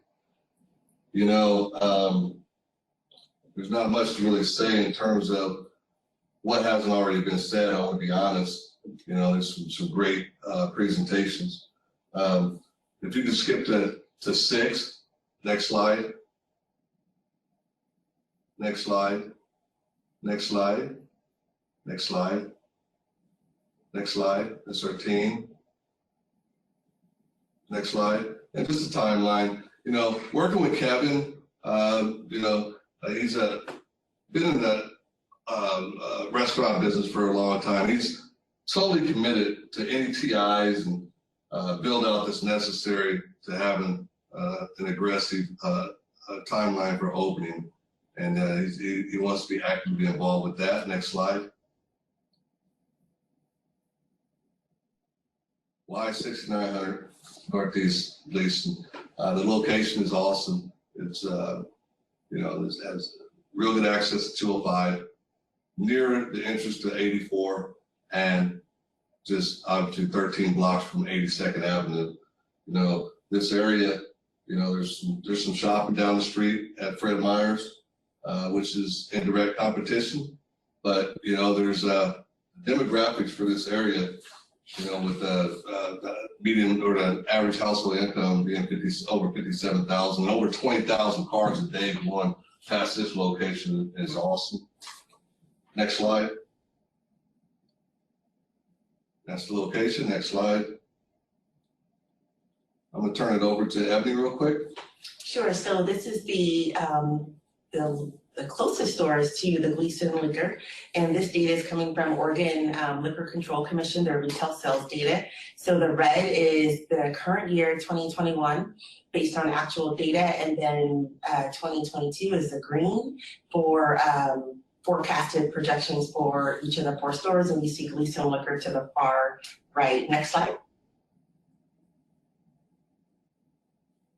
So indirect competition and direct competitors, again, based on just actual data from OLCC. Next slide. Here's the hours of operation. Next slide. Control plan. So again, the same control plan for all locations. We're going to implement systems where we can check ID electronically, but also not necessarily relying on technology because we know that could fail us. So looking to review the signature and make sure things aren't tampered with, and look for the expiration date and verify with the consumer.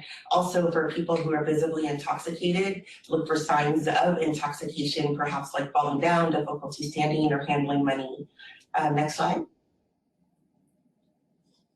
So here is the proposed location at 6900 Northeast Gleason. That's the actual building space. It'll obviously get an external facelift and a new aesthetic, and the inside perhaps just inspiration of how the floor would be laid out. Next slide.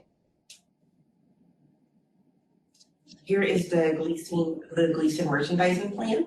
And in that, the security measures as proposed in other locations, the cameras, turnstile, high-end alarm systems, secured perimeters, and panic buttons installed.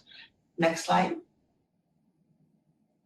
Space configuration, we are estimating approximately 2,700 SKUs for both spirits and non-related items. Next slide. Product selection. This list is obviously not exhaustive, but just giving some basic items that you would find in a liquor store. The next slide. Estimated cost breakdown. Obviously, with the previous pictures that have been shown, there would need to have some tenant improvements. So most of our investment is going to go into the capital equipment and design of the building. As Troy mentioned, Kevin is dedicated and determined to partner along with us. So there is an allowance for tenant improvements and open inventory, advertising, social media platforms, website, contingency plan, just because in construction, you never know if there's cost overruns. Next slide. 45 seconds. Okay. I want to give an opportunity also to Dana to say a couple words. I got involved with these guys a couple months ago. I've been previously in the liquor business for about 15 years, and I've been through a startup with Dick McGregor, and we went through, he was at Mountain Park and then went down to Lake Grove. So I have been in to see what transitions need to be done, and I'm really looking forward to going through it with these guys. They are very well, they have everything on point as far as everything, you know, they're well organized is what I'm trying to say. Okay. Yeah, just thank you for this opportunity, Commission. Our team does want to give a shout out to Alan. We think Alan is tight. You know, he's gone through quite a few of these just like us, and he's really taught us today the understanding of humility. So we do want to do that, and we appreciate you guys so much. Thanks. Thank you, Troy and crew. Are there any questions of the commissioners? Great. Okay. I would like to ask a question, Director Fleming. Commissioner Harper here, and you made note of some incredible presentations prior to yours, and especially the diligence of Alan, but it all comes back to the comments by one of our prior presenters. Understanding startup costs is extremely important. But you have on your in your group a strong contract in regards to build outs. Can you tell us how you would address the you know, the ADA accessibility and also the availability of opening up your store within that 3-month time window? Yeah, just we'd be actively involved ourselves, and just the relationships that we have with people in construction to help us implement and to make sure that, you know, the timeline is met. You know, just like I said, you know, we early on just establishing that relationship, I hit it off. I feel like I hit it off with Kevin, and his involvement and being actively involved with any TIs and what needs to be done. I think he understands the vision and how vital, how important it can be to put a liquor store here, because, you know, he was considering another guy, to put another guy back in here with the restaurant because that's his background. But I think he's excited and knows how important it is for the community to have you know, an agent in here, an OLCC store, a liquor store in here, and Ebony. And really quick, Michael, just to address the ADA, on our team who is not here today, we have Dave Montagna, who is a large-scale retail developer. He develops both horizontally and vertically. And so we would also access his skill set to address the ADA compliance and build out there. Thank you. That's who I was trying to make sure you addressed. I didn't see who is Kevin, and I'm looking at your executive summary, and we have a new person at the table, Dana. I don't see her background in here, but I'm in. You know, one of the things that we want to address is addressing the building owner, because that's the key. So can you share with us just a quick bio and just a quick who is Kevin? And then at the end of in the last comment that's really fast is with the Mr. Montage on your executive summary, he would be the person that probably could address the construction piece. Thank you. Yes, so you can find all of our bios, Mr. Harper, on page 3 and 4 and 5 of the presentation. And so Dave, like I said, isn't here, but he also, and I can address some construction. I have a strong background in real estate. And so I can also address any further questions you have there. But Kevin is actually the building owner of 6900 Northeast Gleason. He isn't a part of the team, but we were just referencing him as his dedication to the project. Okay, thank you. Are there any other questions for the commissioners? Okay, I don't hear any. Thank you, Troy. All right, thank you. Thank you. Okay, Miles, my apologies for pulling you in early, but it is now your turn, Laura. There we go. Hello, commissioners. So I'll turn it over to Commissioner Harper for just a moment, and then go ahead after his brief speech.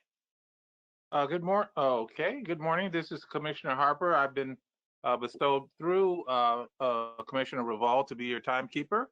We have 6 minutes for your presentation. I'll let you know when we're running past 45 seconds that we have 45 seconds left, and at 6, we will say final comments. As always, I will start my clock when you start your voice. Next slide, please. Okay, so a lot of you met me yesterday. My objective for today is to get an A for effort. So here we go. This is the proposed location on Gleason. Next slide. And my name is Miles O'Malley, and I have 18 years of restaurant experience in Portland. So I have extensive knowledge of liquor, and I've been in Oregon for only 21 years. I'm not an Oregonian. I'm a New Yorker. And let's see here. I just love the Montevilla area, to be honest with you. I lived over at Milepost 5 for quite a while, which is an artist community right there on 82nd. And my leadership over there in Montevilla is going to be excellent for the neighborhood and for livability and for profitability of the OLCC. Next slide. All right, you might say, well, how are you going to open that quickly? Well, I'm going to have 100% of my time over there working on the project. I'm friends with Kevin, and you know, I used to go to listen to Irish music at his bar every Wednesday. Anyway, next slide. And I have a background in construction, so I will be overseeing the project. I have built out quite a few restaurants from vanilla shell out. There's over at the Sunrose building off of Burnside. I built out a restaurant from the ground up. So I know contractors, I know electricians, I know plumbers. I personally know how to sheetrock. I personally actually know how to do all of it, but I will hire out many of it for time purposes. Next slide. This is a great location. There's not a liquor store really that close. The closest one is in like Mall 205, I believe. So there's not a whole lot of competition right there. I can see why the OLCC selected that location. And also, I just love Montevilla. I'm a customer of the Hourglass, the Candlelight, the Gleason Pizza, all of those places. I know the owners. In fact, one of my best friends owns a coffee shop right next to my proposed location. It's called Mudworks, and I've known Marco, who will make you a latte. I've known him for 15 years, something like 12 years. Next slide. And it will not be exclusive. I'll have beer and wine. I know tons about beer and wine because I've sold beer and wine for the last 18 years. I know lots of people that work for Miletus and for other distributors, and you know, I know a lot of people in the beer industry from my restaurant experience, etc. Next slide.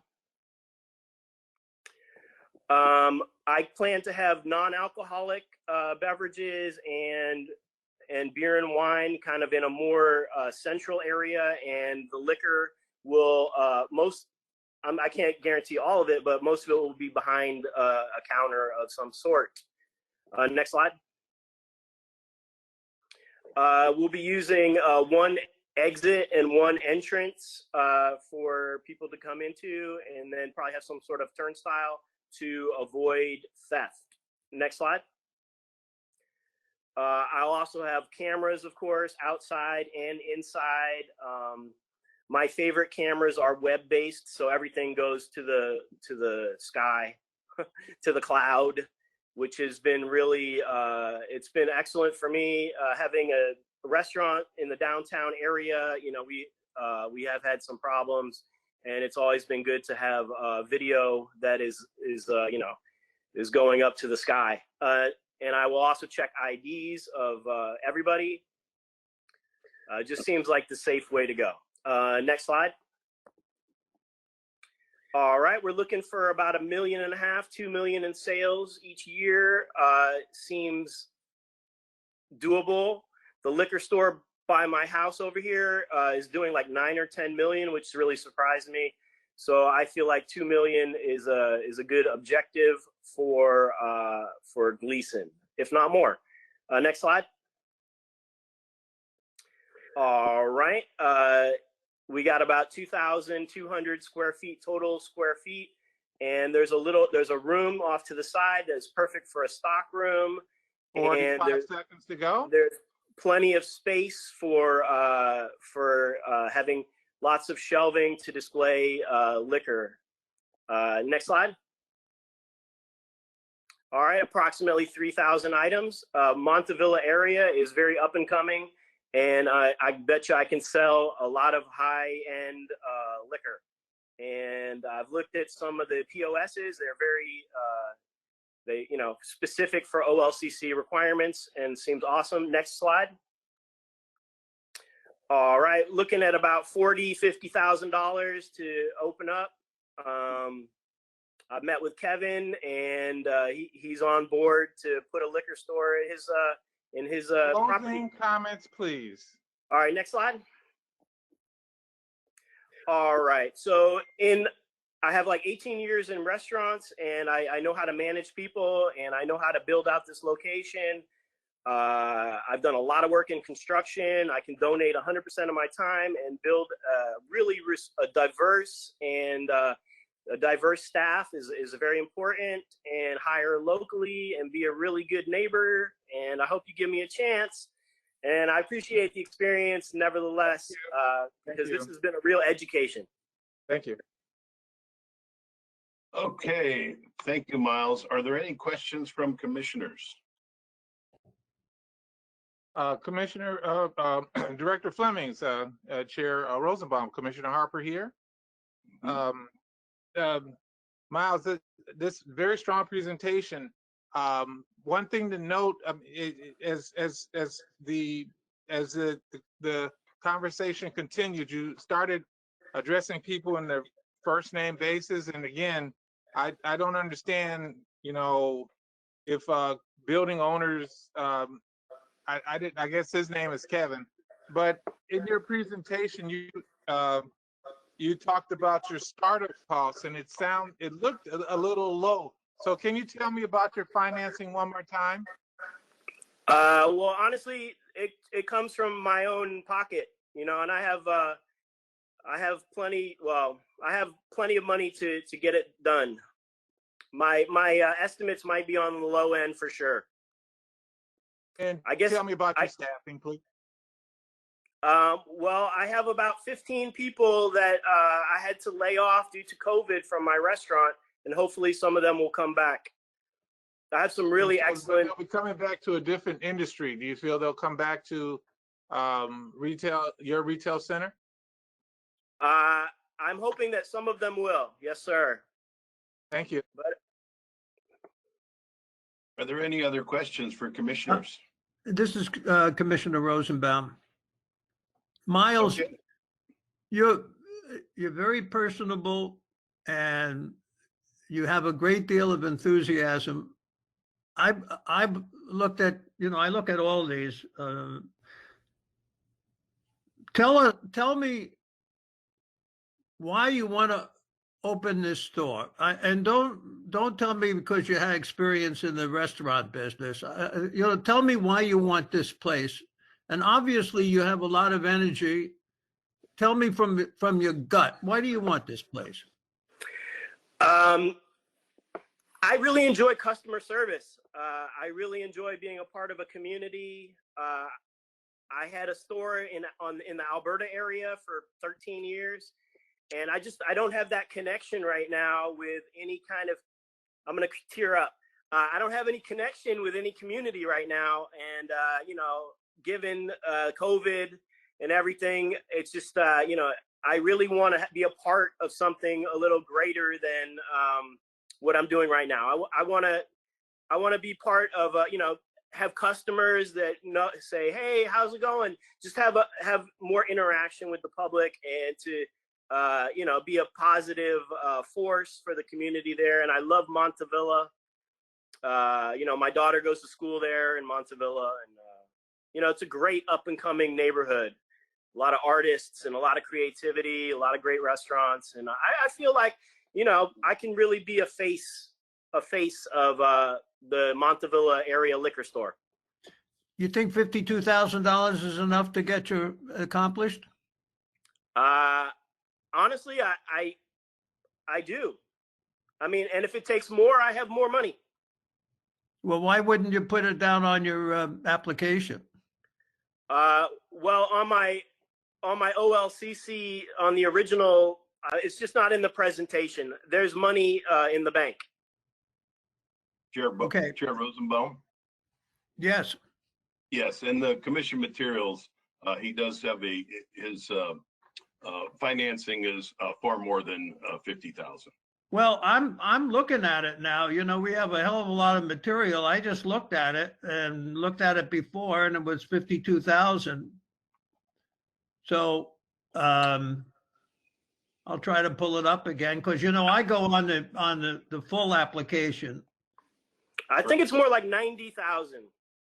Well, I'll stand corrected, but I read 52, and we don't have to go on. I'll get it again. Don't worry about it.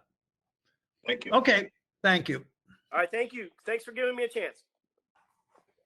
Thank you. With that said, Chair Rosenbaum or Commissioner Revol, this is the end of presentations for location 6. Well, Marvin, if you'll give it over to me, I'll just say we go to the executive session. I was about to say, I will defer to my senior member. All right, let's get off here and go into executive session. Good afternoon, Commissioners. Brian Fleming for the record, Director of Retail Services. We will begin with the presentations for location 7, which is the Fremont area. First up, Laurent Aubuse. Please turn on your camera as well as your microphone. There you are.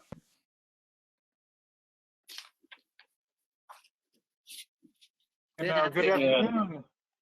Before you begin, this is Commissioner Harper. I just want to share with you the parameters of your presentation. You will have 6 minutes at 45 seconds. In between 30, I'll tell you you have 45 seconds.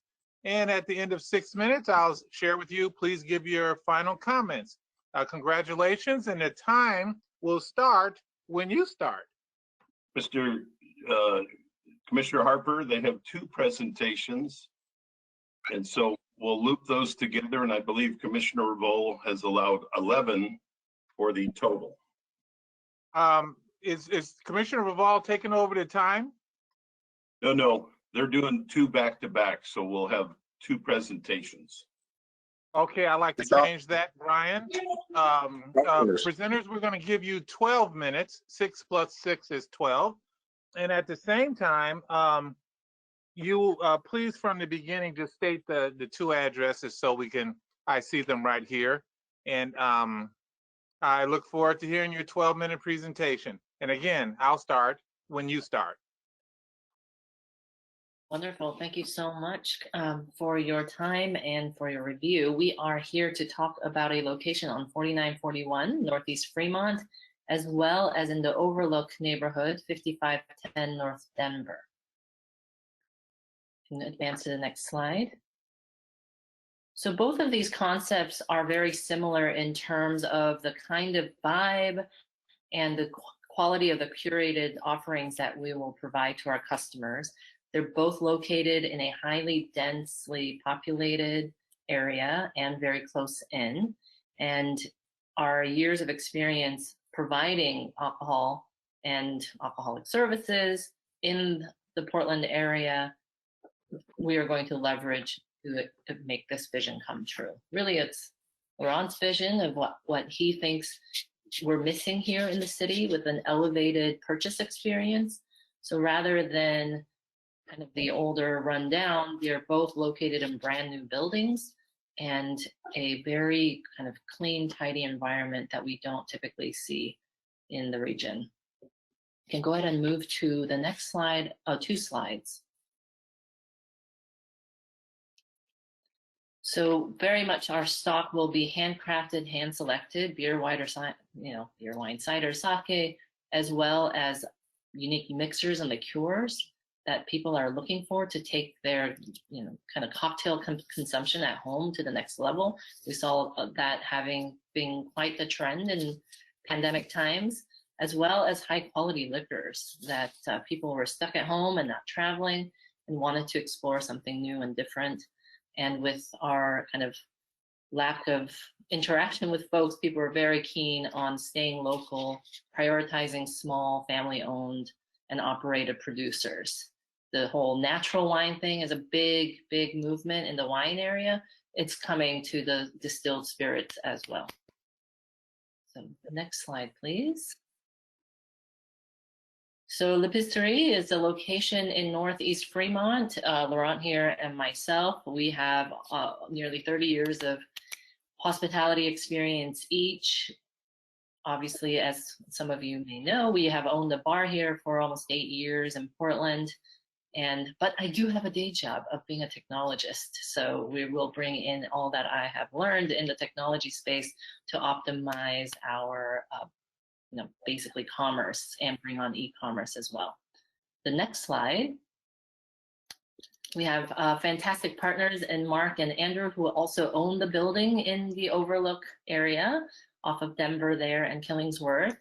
And the space that they have provided for us, we get to avoid any sort of lengthy lease discussions, and they have all of the construction know-how that we can implement right off the bat. So we have a turnkey location that they've made available for the group, and they want to focus on what they are expert at, which is understanding development and buildings, and we get to really focus on what we're passionate about, which is customer experience and high-end liquors and liqueurs.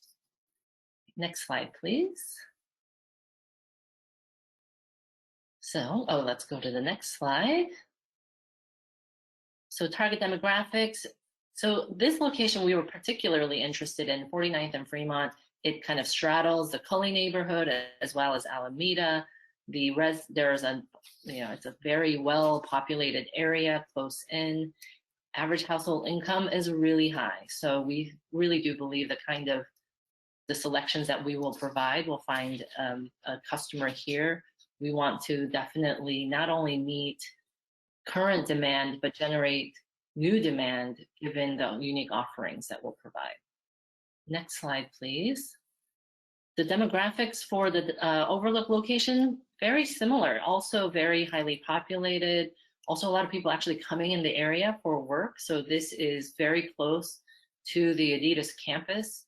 And we're looking at, all of the kind of work that people will be getting into once offices open back up again. And so really angling that as well as post and for work events as well.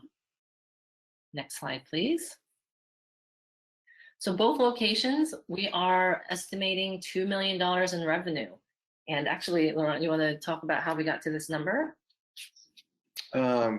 Based on terms of the percentage of sales, 60%. Yeah, so we're looking at 1.2 million, 60% attributing to liquor sales, We are going to explore other revenue sources as well that is lacking in the neighborhood potentially, or adding to or providing a higher, more elevated experience. But also looking at per ticket sales at about $45 a ticket. So we are looking at higher end artisanal spirits and liqueurs. And so just doing some analysis around what population. Yeah, and then consumer driven terms like Drizzly, Uber, Caviar, and then B2B segment, commercial, wholesale, distribution, things of that nature. He's the salesman. I just crunched the numbers. Next slide, please. So this is the convenience and demand. So we have already been in conversation with a number of consumer delivery services. We have been trained up on the platform so that we can turn this on very quickly. Like, I think turnkey really is our motto here. We are exploring membership clubs, which we have had at our current bar. The customer loyalty aspect has been really huge for us. Return business, yeah. Yeah, and we want to offer first-party delivery services for local businesses. As hospitality comes back, we want to make that comeback as easy for our local businesses, the community that we belong in, as easy for them as possible. Other options that we can provide are cocktail program consulting. We have been in the bar industry for, like I said, I don't want to date ourselves, but almost 30 years each. And we have a whole menu of cocktails that we can help local businesses tap into. And we have local relationships, again, of having been in business for so long, with public relations and communications firms, as well as local press here.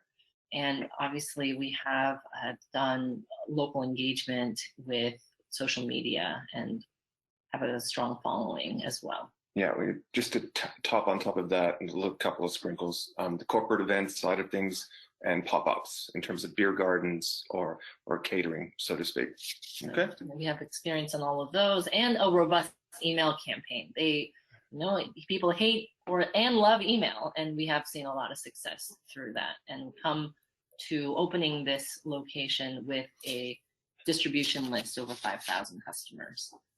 Next slide, please. Loss prevention and preventing sales to minors. This is something that Laurent is expert at. So we are looking at a single entry and exit enclosed space, mirrors and security cameras inside and out, so that we can have visibility into the comings and goings, as well as all of the unlimited storage of that footage, so that we can provide post-incident evidence and rectification should unfortunately anything occur. So the one single entry and exit, people are used to being dictated traffic flow now, which actually goes into our advantage. So the line of sight from the cash registers through the entire location is one. We have engaged a magnetic door lock company so that we can explore that for these locations. I think it's important to keep our employees safe so they can lock someone suspect out, as well as ensure basically to ensure employee safety. We want to do a cash drop, so no more than $100 ever in the register. So that kind of limits our exposure to risk. And in terms of minors, we are targeting everyone that looks under 50. Under 50, yeah. And there are a couple of tools available on a smartphone app, as well as through the POS system where ID checks are integrated. Yeah, we're looking at Lightspeed for that type of inventory management compatible system, as well as ID checking. Next slide, please. So this is the Northeast location on Fremont. Next slide, please. So this is a very turnkey space, already has an ADA accessible bathroom, and you can see it's a clean slate for us to design the offerings we're envisioning, and looking around at a lot of foot traffic in this corner. There's a number of businesses that are well established in the 4 to 5 block radius from this point. Next slide, please. So this is our design inspiration. We want that kind of high-end boutique feel.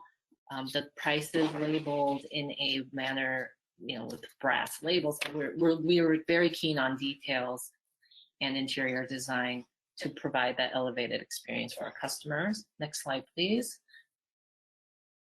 And this is our very non-architectural rendering of what the space looks like. We will engage an architect once, should we be so lucky to be approved here. So we are looking at wraparound shelves, about 6 rungs along the wall, a foot off the ground with cages to augment our storage, as well as island shelves that provides us a line of sight throughout the whole store. And it provides almost 585 linear feet in shelf space. We will use the end caps of these shelves to sell additional items that are complementary to our offerings. And my math is right, we can offer 1755 OLCC items. So really what we're looking at isn't to hoard lots of storage. So if you think about— 45 seconds left for your presentation. So this concept is the same at malt liquor as well. We are looking at inventory optimization. We don't want to hoard anything. We don't want things sitting on the shelves that don't sell. So elevating that machine learning aspect from the POS system to ensure our stock is constantly being refreshed. So we want things to move. Yeah. Next slide, please. Let's go ahead and slide forward. This is a rendering. Next slide, please. Next slide. Next slide. So this particular space is encouched within a— And closing comments, please. Can you go back? Can you go back for a second to another one, please? Another one. So the bar will be on one side and the store will be on the other. That's a different space. So actually, the way that we're looking at it, so this is a kind of open concept of multiple businesses in a space. We would have a fully enclosed, much like the location on the left, retail space. There will be other food and items with the other space. So it was like a multi-use, multi-tenant situation. Like the Von Zipper or the— Yeah, like the Zipper building or the, is it Pine Street Market? Yeah, Pine Street Market. Yeah. Thank you. Thank you, sir. Okay, thanks, Laurent and Tyler. Are there any questions from commissioners? Chair, Yes. Commissioner Floyd here. Congratulations on a beautiful presentation. Very, very nice job. I like that you're in tune with your demographic, your neighborhood demographic, which is as well my neighborhood core demographic. And I like that you'll be featuring, you'd mentioned the handcrafted and the high quality liqueurs and liquors. I think that's very smart, and you're very in tune with that demographic over there. My question to you is, why did you choose North Denver? Why is that one of your proposed locations that's, quite outside the realm, the boundary of where Fremont is? So can you tell me a little bit why there? It really stemmed from our partnership with Mark and Andrew, who have just built that building. They are longtime friends and also patrons of our existing location. And we had been in conversations for a while with them about, extending our kind of the wine bar bottle shop concept, and decided this would be an opportunity to actually do something that the neighborhood really was lacking. The only nearest location was at least 2 miles away, and just the way that folks are operating now, very neighborhood centric. And Andrew initiated a meeting with the commissioners. We had a discussion with them and asked that we go ahead and include that space in this proposal. So that is what we have done. Great, thank you. Thank Are you. there any other questions from commissioners? Brian, Commissioner Harper, and thank you so much for your presentation. I had a question. were you under the impression that owning a liquor agency, you can also have a bar inside of it, or is that something that you believe you can do? No, that's a rendering from Mark and Andrew for another space which could be leased adjacent to ours.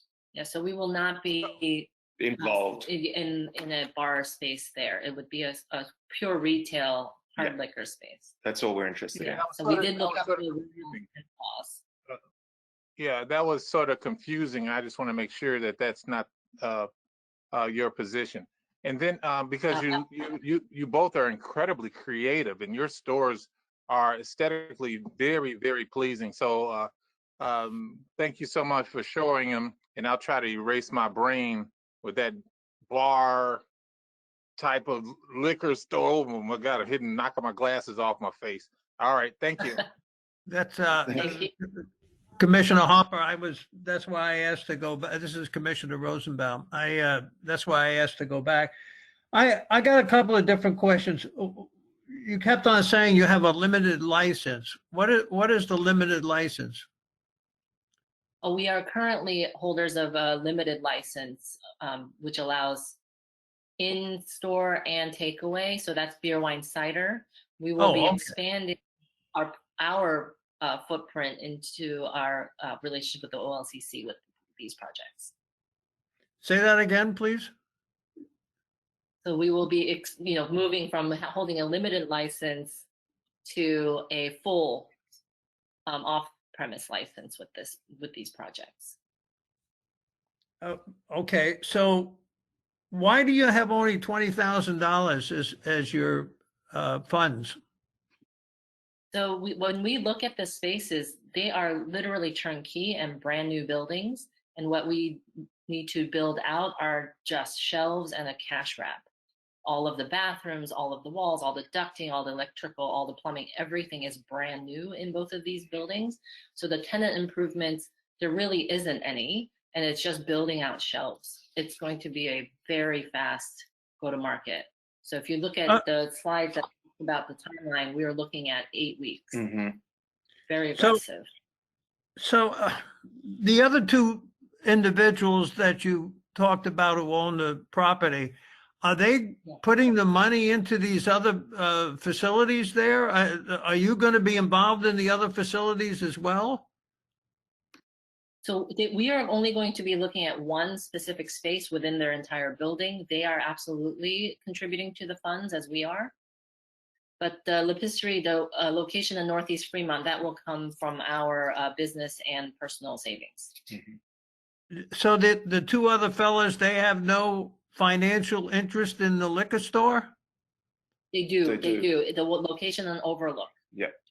Well, just explain, not to go into detail, but I'd really like to understand what percentage will they own of the store, or just give me some idea.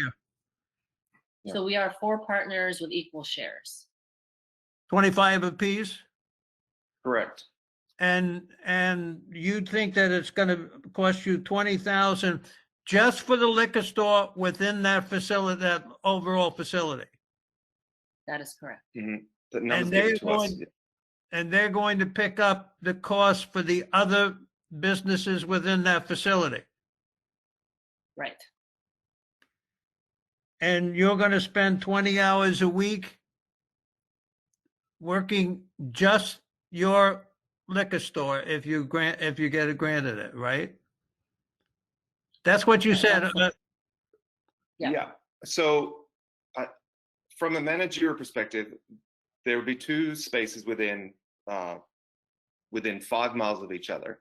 So besides the staff, there'll be myself will be overseeing the implementation, the management, the cost control, and loss prevention, and sales.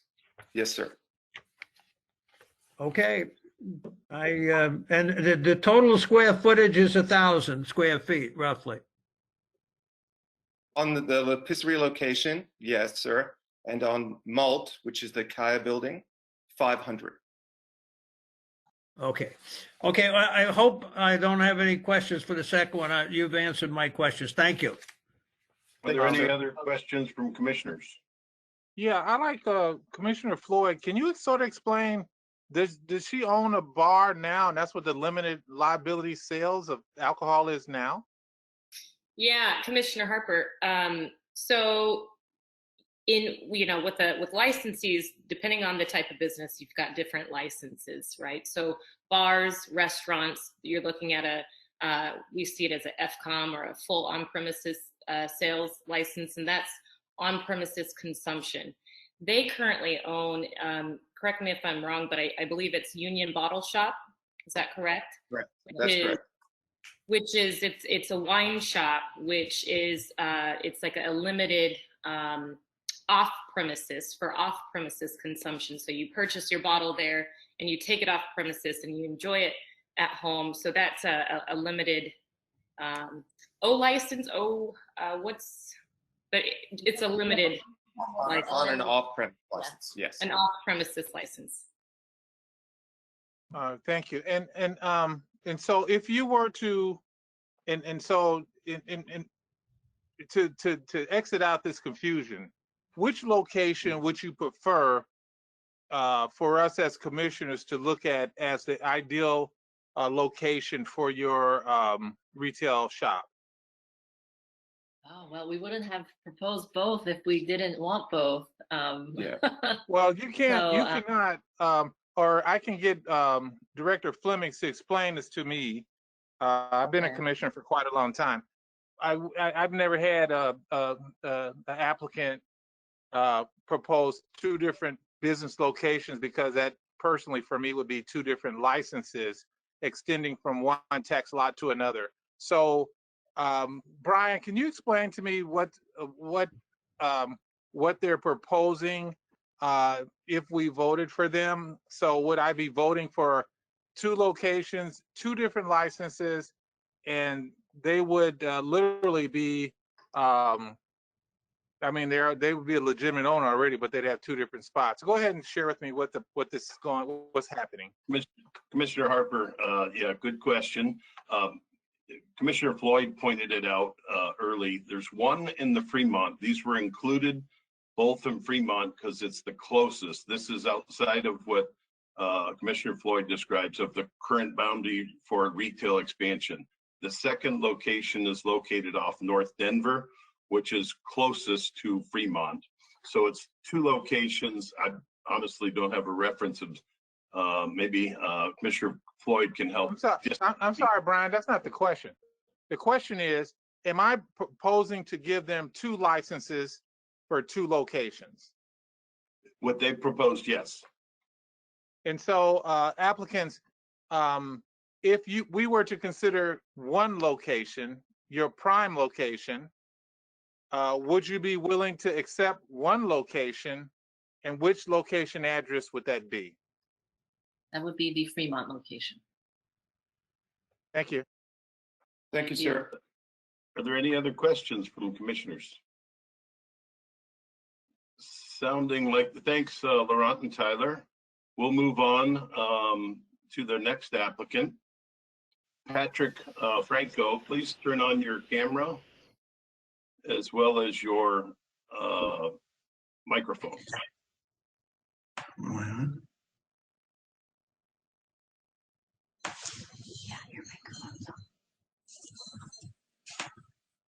Okay, Patrick, are you there? Yes, sir. Okay, just give us a second here. Brian, I have a quick question. Dawson Merchant? You're correct. Please go to the back. Sorry, Patrick. Went too fast. Dawson Merchant, you will be next. My apologies.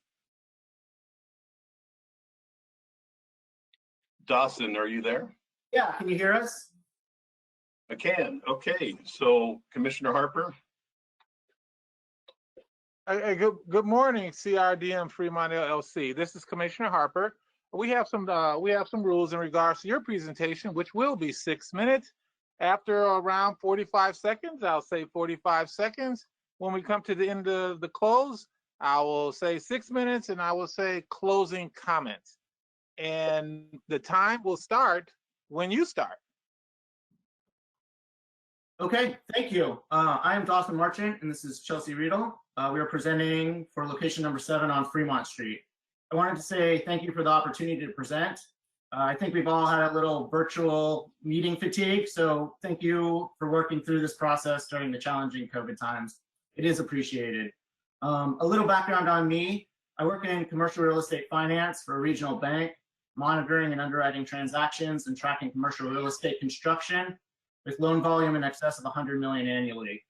Previously, I was in restaurant management, and I currently live and own a home within a mile of the proposed location. I'm Chelsea. I have 10 plus years experience in the restaurant industry. I worked for a local tap room as a general manager for a few years, where I was responsible for inventorying 1,000 plus bottles, as well as managing the business on a day-to-day basis. I currently work for a small local import beer company called Global Beer Network, and I'm the Pac Northwest Regional Sales Manager. I'm responsible for managing the inventory as well as building orders to fit projected sales and incentives for 16 plus distributors around the country. We can go to the next slide, please. And the next slide. So this is our timeline and opening date. Our site is build out ready.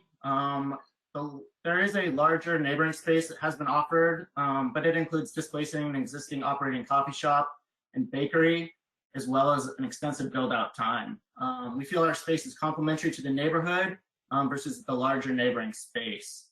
We anticipate 3 to 5 months for build out and construction permitting with the goal of opening October 1st. And as you stated, property is currently in a shell state. Next slide, please. So for theft reduction, we want to make it a priority to immediately greet our customers when they walk in, ask them to leave their bags at the door if they have them. We'll have our staff engage with them throughout their visit, as well as training our staff well in how to check IDs and how to look for theft happening. We also want to offer our staff access to obtaining an alcohol server permit just to kind of continue their education with serving and selling. We will also have an open floor plan with lower shelves in the middle to continue to have an open line of sight, as well as cameras and a security system. Next slide. So as you can see, that's our location. It's right in the heart of the Fremont neighborhood. Next slide, please. So here you can see our proposed space. The location has good natural light, which helps illuminate the space. The building is well designed, pedestrian friendly. Next slide, please. Here you can see additional photos of the space, and as stated, the site is build out ready. Next slide, please. So we think this will be a very convenient space to the public because it's a very walkable location. There is some street parking already, but we are looking into a 5-minute parking spot for those either picking up an order or just driving by. We would like to work with the OLCC with the current rules and regulations to do a online ordering portal so that the customer can order online and then come into the store to pick it up quickly. We'll pick it for them and it'll be ready. We'll also provide supplemental liquor orders to bars and restaurants already on Fremont Street. Next slide, please. Sorry. Oh, this is you. So expected demand and impact on existing stores. The location has strong demographics and a growing population with a high medium household income, which helps us meet growing need while not undercutting any single existing liquor store. Population projected increase of 3.7% over the next 5 years. As we all know, Fremont is a growing commercial corridor, and we intend to provide convenience to the area's growing foot traffic and expand on the drop-in consumer or unplanned visits to our store to maximize sales. Next slide, please. Impact is believed to be minimal, as our business plan is to grow with the neighborhood and target newly opening bar and restaurants, which will have a minimal impact on existing stores. Next slide, please. So revenue projections anticipate 360 days of operations. This leaves room for closures due to wildfires, snowstorms, global pandemics, and any other future unforeseen events which may arise. Next slide, please.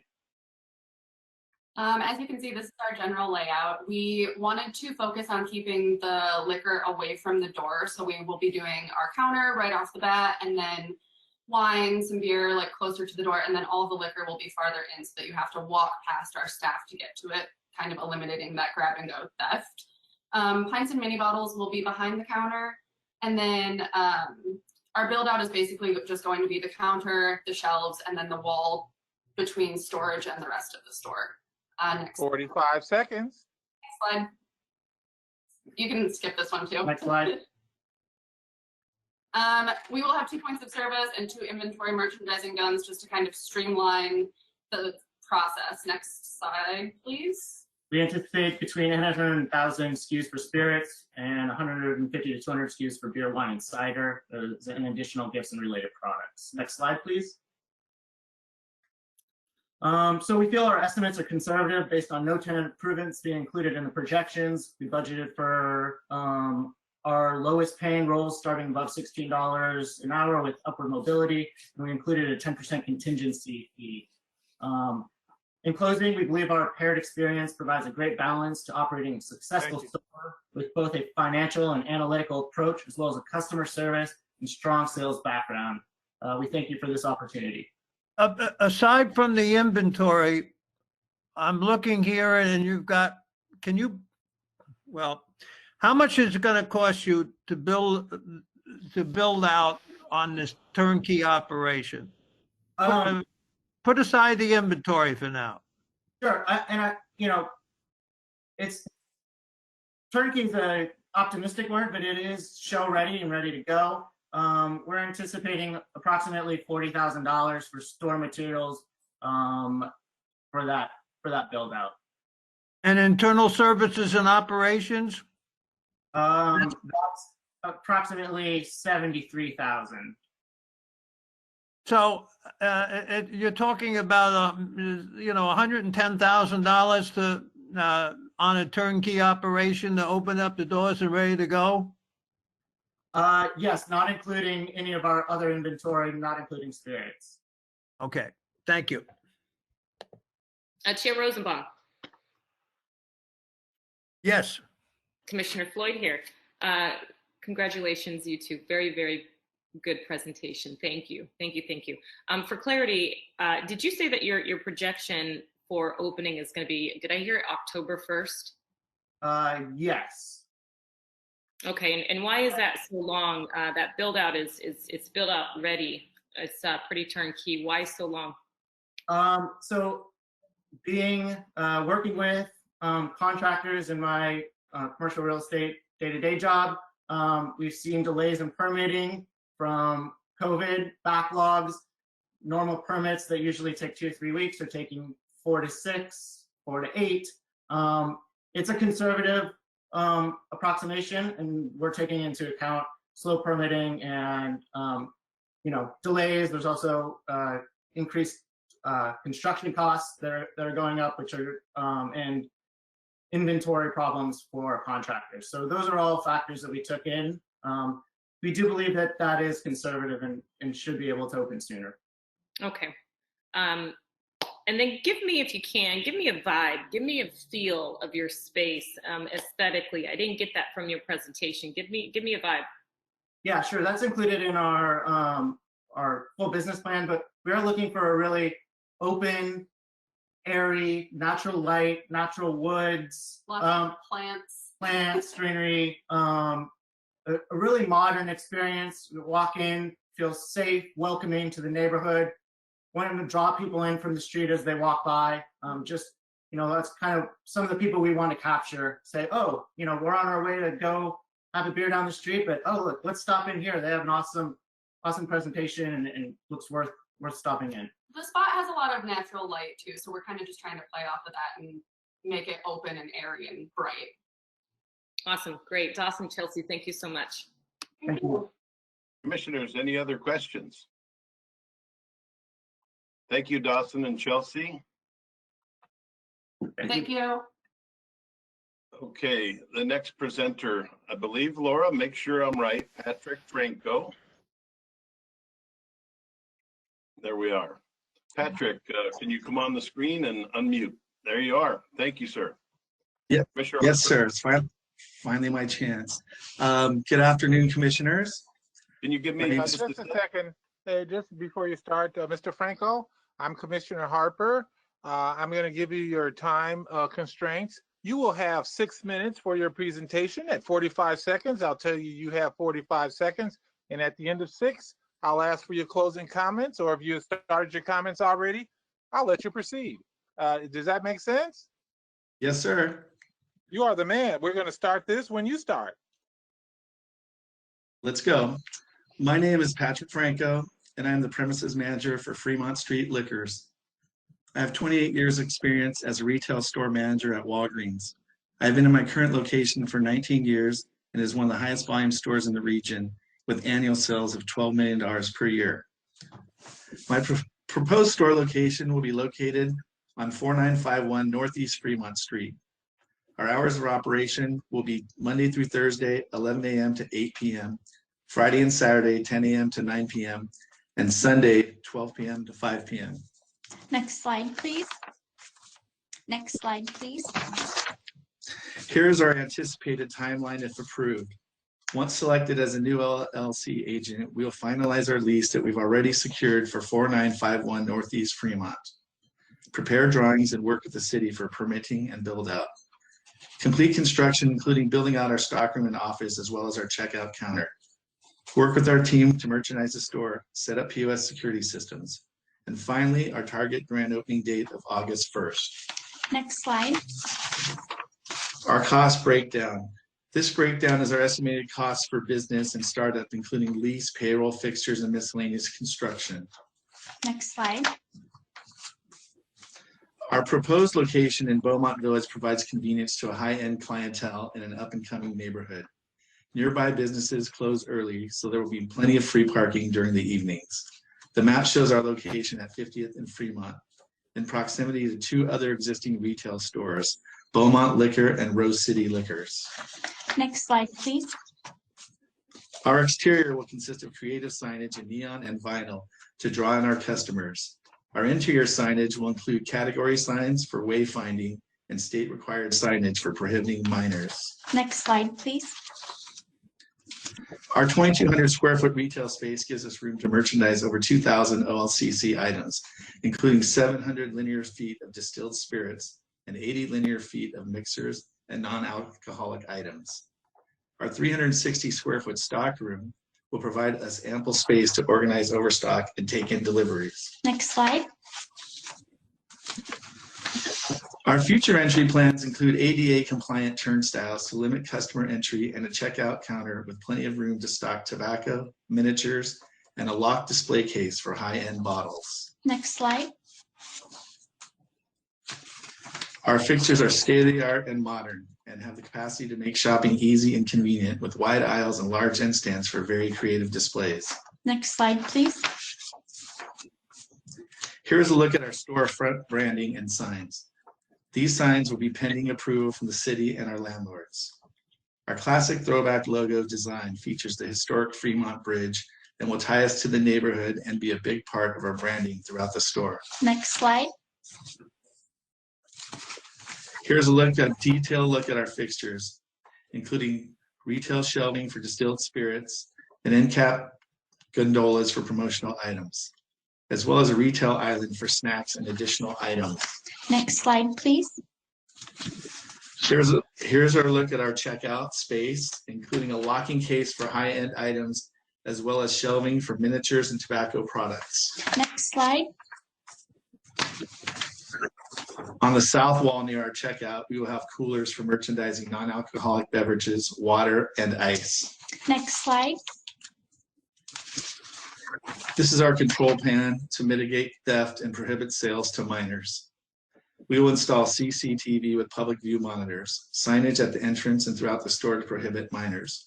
We will install ADA compliant turnstiles to limit foot traffic and promote social distancing.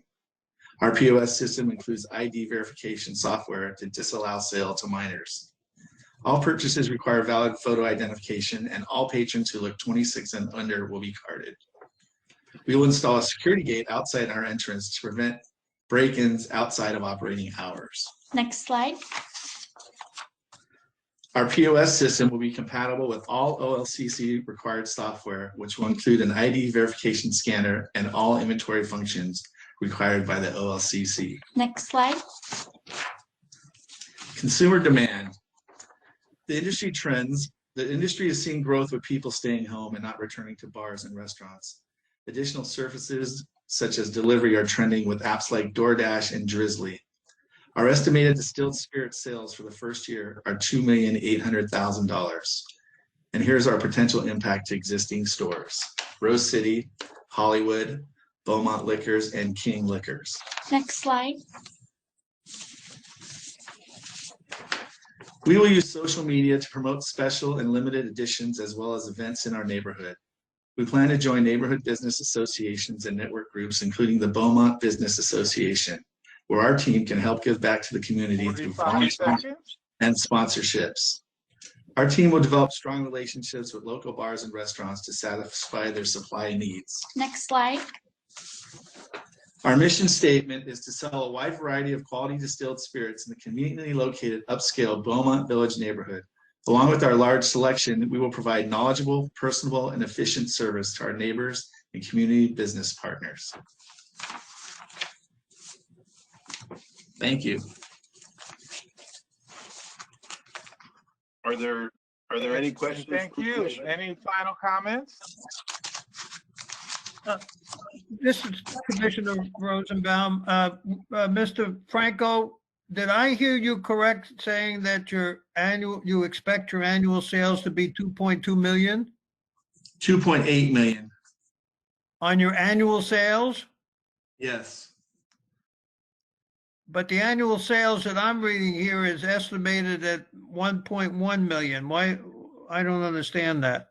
On the executive summary on the second screen that we passed through, it says that it was updated. Okay. That's my bad. Okay, thank you. Are there any other questions?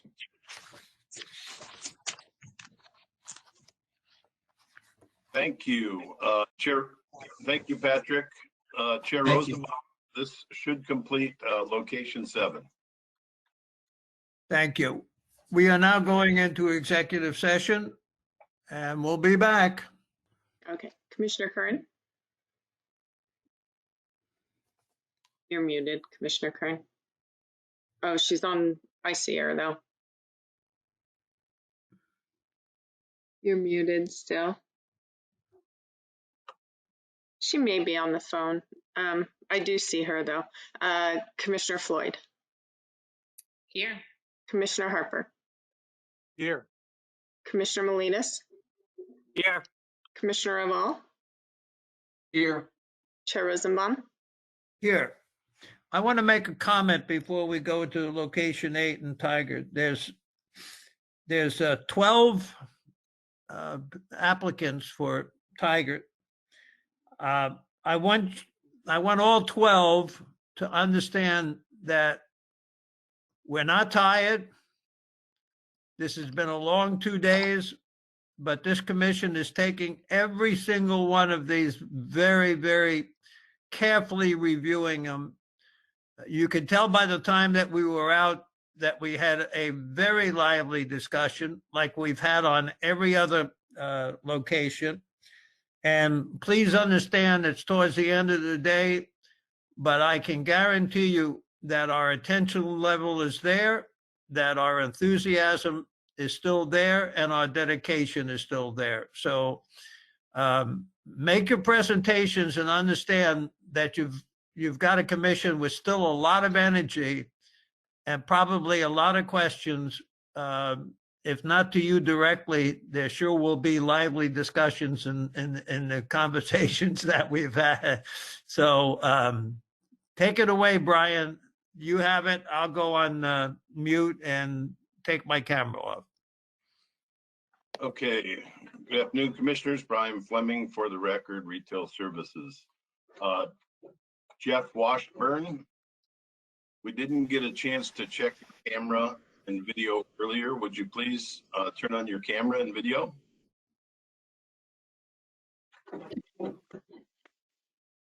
See me? Yes, is that, go ahead and speak back so we can just test the microphone. Sure. Can you hear me? Yes, loud and clear. Maybe Can a you hear little me? bit of background noise. So if you have other devices nearby, you may try and move them aside. Gotcha. Will do. Okay, Commissioner Harper. Thank you, team. Good afternoon, Mr. Washburn. I'm Commissioner Harper. I'll be your timekeeper. You will have 6 minutes to go within the last 45 seconds. I will say 45 seconds. At the end of 6, I will ask you to give your final comment. Need any other further instructions? Can you guys hear me okay? Yeah, better now. You have 6 minutes for your presentation. And when we come to a close, I'll say 45 seconds and then final comment. I will start the clock when you start your presentation. Thank you. Thank you. Next slide, please. Good afternoon, everyone. I'd like to start by thanking the board and Retail Services for the opportunity to present today. My name is Jeff Washburn, and I represent 99 West Beverage. As you'll see in my application pack, I come to the board today with a well-matched set of skills for this opportunity. I began my career in alcohol beverage sales nearly 20 years ago with Miletus Beverage, where I learned the fundamentals of the business. More recently, I've been the spirits brokerage rep for Columbia Distributing since 2018. That experience given me valuable exposure to the Oregon liquor store system and OLCC in general. Coupled with my experience in the wholesale industry, I also bring several years experience conceptualizing, opening, and operating businesses. I've successfully created 2 separate concepts, a distribution company and a craft cocktail and beer bar. The distribution company gave me valuable experience in inventory control and logistics, while the bar further expanded my skills in customer service, beverage alcohol sales, inventory management, branding, and merchandising. Both have taught me what really takes to survive as a small business owner, and I've proven my success. I believe strongly in professionalism at all times, outstanding customer experiences, workplace culture. 99 West will be a store with a wide selection in a modern setting that customers will enjoy coming back to. Next slide, please. Here's some basic Mr. Washburn, I'm sorry to interrupt you. I just wanted Here's some information for the Pacific Highway and Tiger. You may want to turn off your camera because you may want to turn off your camera. Your video or your sound is kind of distorted.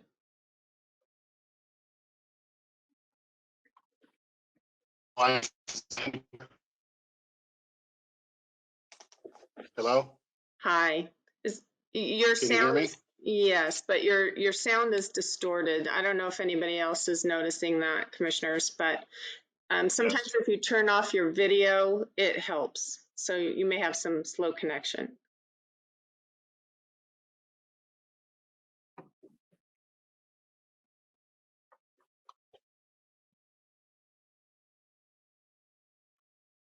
Are you there? Is that me? Not great. Mr. Washburn? Can you dial in on the phone number also provided?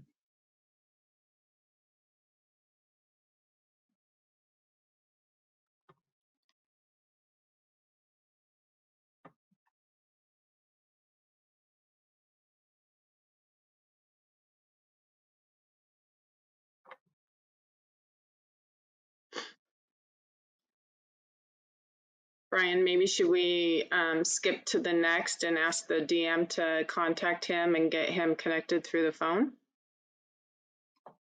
We can do that and we'll do a start over. Is that what you're thinking? I think so. I thought he was real hard to understand, but. Jeff, I see you're back on. You're unmuted. He's been that way the whole time. Go ahead and sign not, off. Yeah, it's not fair to him. We want to hear him, so let's do him towards the end. Okay, Brian Aker is taking the lead on this, so Commissioners, if you will, I'm going to move on to the second proposal. Natalie Stone, are you available? I am here. Can you hear me?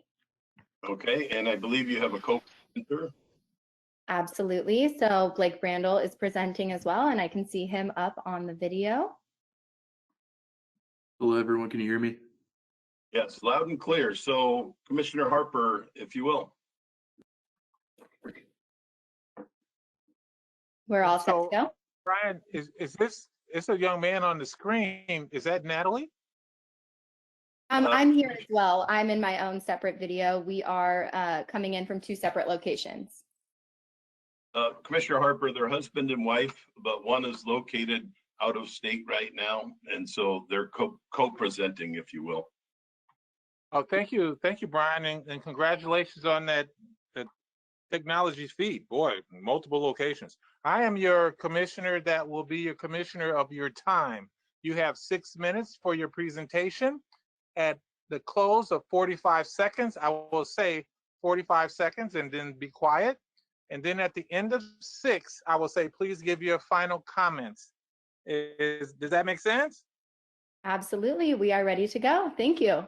Thank you. And I will start my clock when you start our conversation. Perfect. Thank you very much, commissioners. Like I said, my name is Natalie.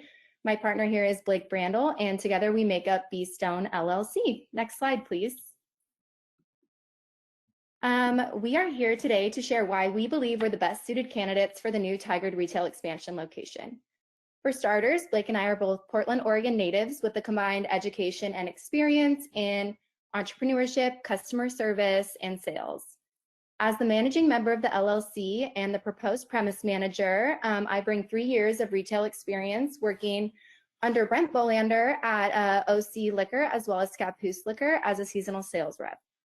Additionally, I have retail experience working for Nordstrom and Starbucks, both their own respective industry leaders, as well as some marketing experience from my time at Sorel Footwear.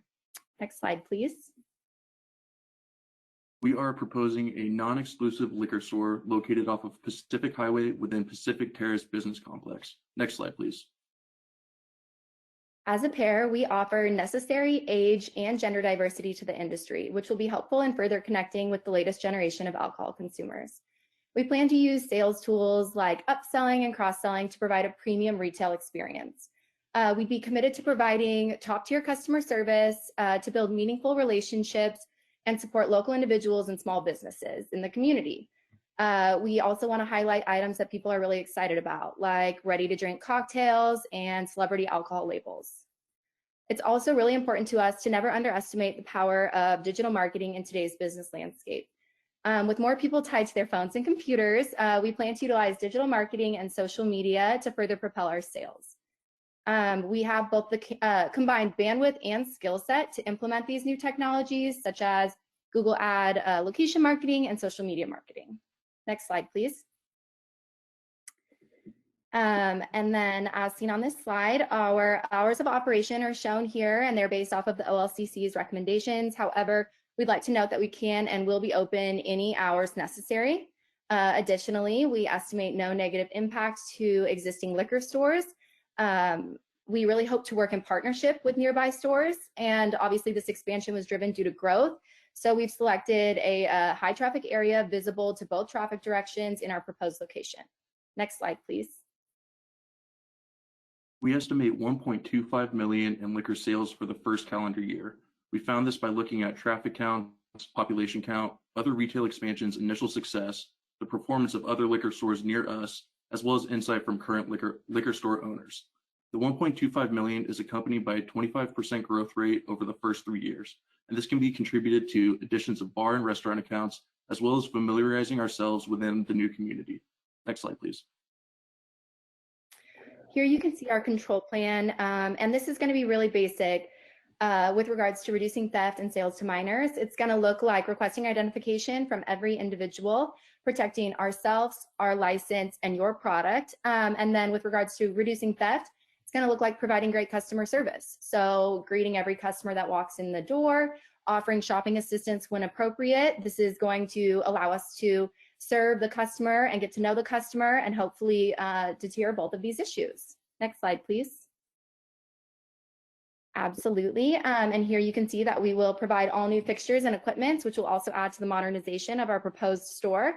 And then we also plan on the purchase of state-of-the-art technology for security. Next slide, please. Here you can see our proposed signage. We will have clear liquor signage on both of the reader boards, so visible from both directions, as well as outside of our proposed liquor location. Next slide, please. For our proposed location, we have only a few minor upgrades that we think are necessary. The first of which would be taking the doors from 3 to 1, so removing 2 of the doors. The next would be blacking out, 2/3 of the front window. And lastly, we want to build 2 separate walls. The main purpose of this would just be separating the sales floor from the stockroom. Next slide, please. And here are just some renderings of the upgrades that we plan on making. Next slide. Absolutely. And here you can see our proposed layout configuration for our sales floor and where all the items will be located. We have dedicated the largest sections to vodka, tequila, and whiskey, which will be explained more on the next slide.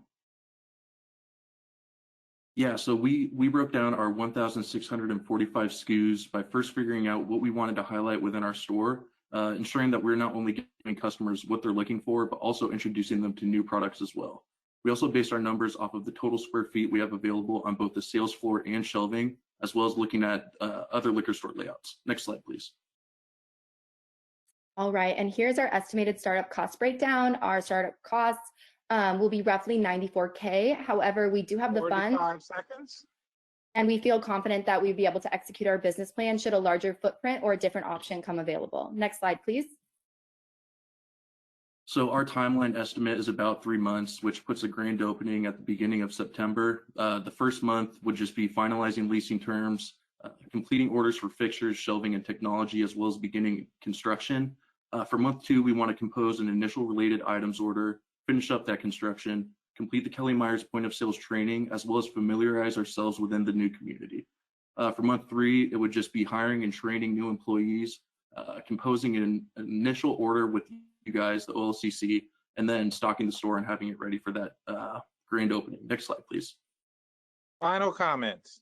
Of course. Well, after running you through this proposal, we hope that our passion and commitment is even more clear. We would greatly appreciate the opportunity to start now and grow within the industry for many years to come. We are young, we are adaptable, we bring a new generational perspective to the table.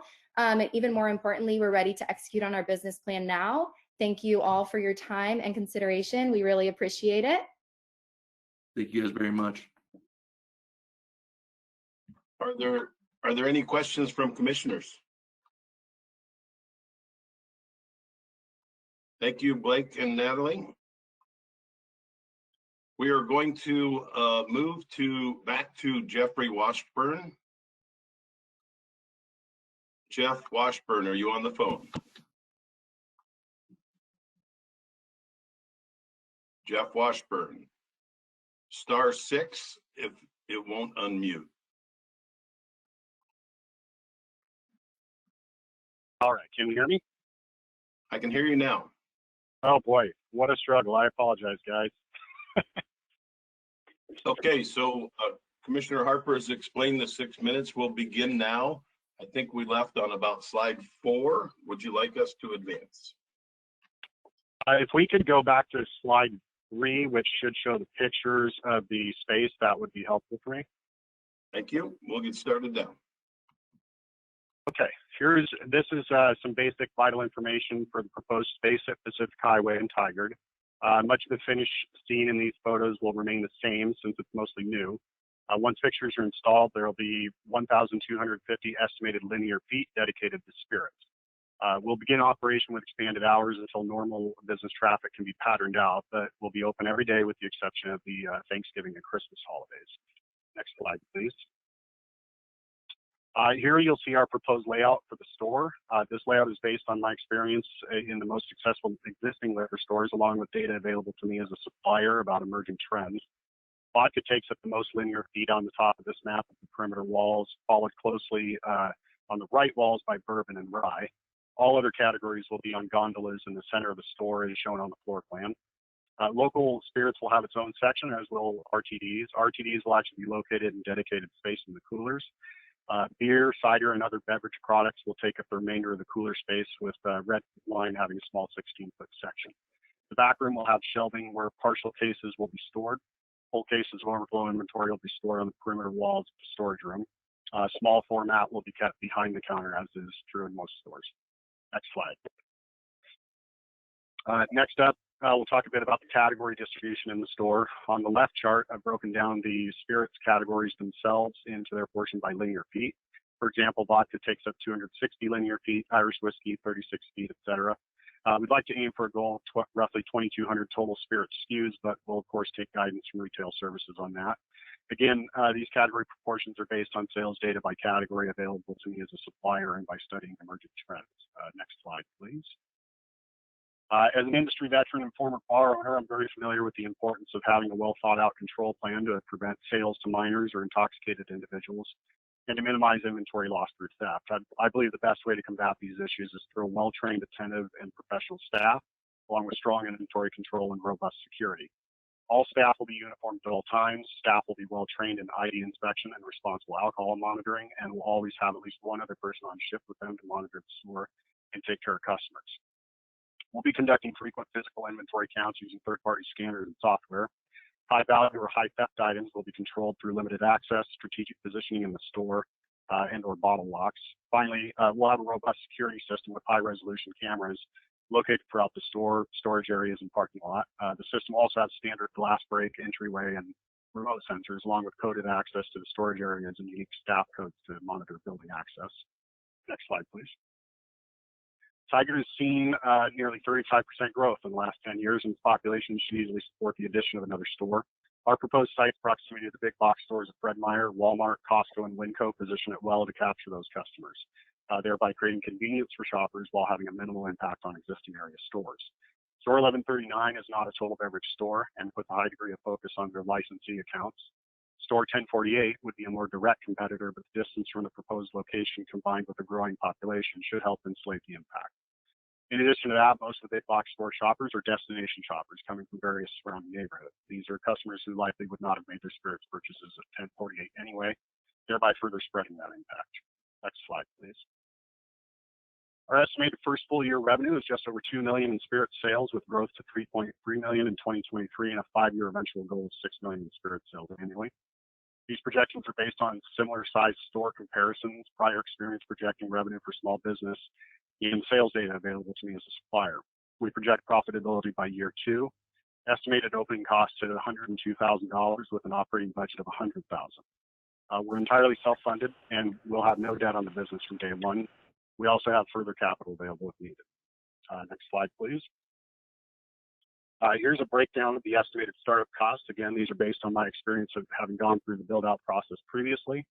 These numbers can obviously change, but we budgeted for contingency and again have access to additional capital if needed. Next slide, please. This is an estimated timeline for opening upon award of the agency. We won't be doing anything structural or major to the building and will not be changing the occupancy classification, so the opening timeline is relatively short. We believe that from award date, we can be open in about 75 days. If awarded in early June, we should be ready to greet customers by mid-August, which is perfect time to get us ramped up for the holiday season. And final slide, please. Thanks again for the opportunity. I hope that through the presentation, the interview, and my business plan, I've demonstrated that I have the right mix of skills, priorities, and resources to be successful and effective as a liquor store agent. I've proven that I know how to start and operate a storefront. I have as close of experience as one can get in the liquor business without having been an agent before through my experience as a broker.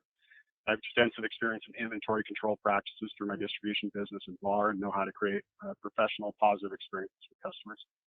Chosen, I think we'll be able to continue the trend of creating elevated shopping experiences for the Oregon liquor store customers. Thank you. Thank you, Jeff. Are there any questions from commissioners? Okay, Jeff, thanks for making it work. We'll move on to Scott Wall. Thank you. Thank you. You guys see me okay? Yeah, we can see you, and go ahead and say a couple things with your microphone. You hear me? Loud and clear. Great. Commissioner Harper. Good afternoon, Mr. Wall. Commissioner Harper, I'll be your timekeeper for today. You will have 6 minutes for your presentation. At the close of 45 seconds, I will say 45 seconds. And then into the 6th, I will say final comment. And I will start my timer when you start your presentation.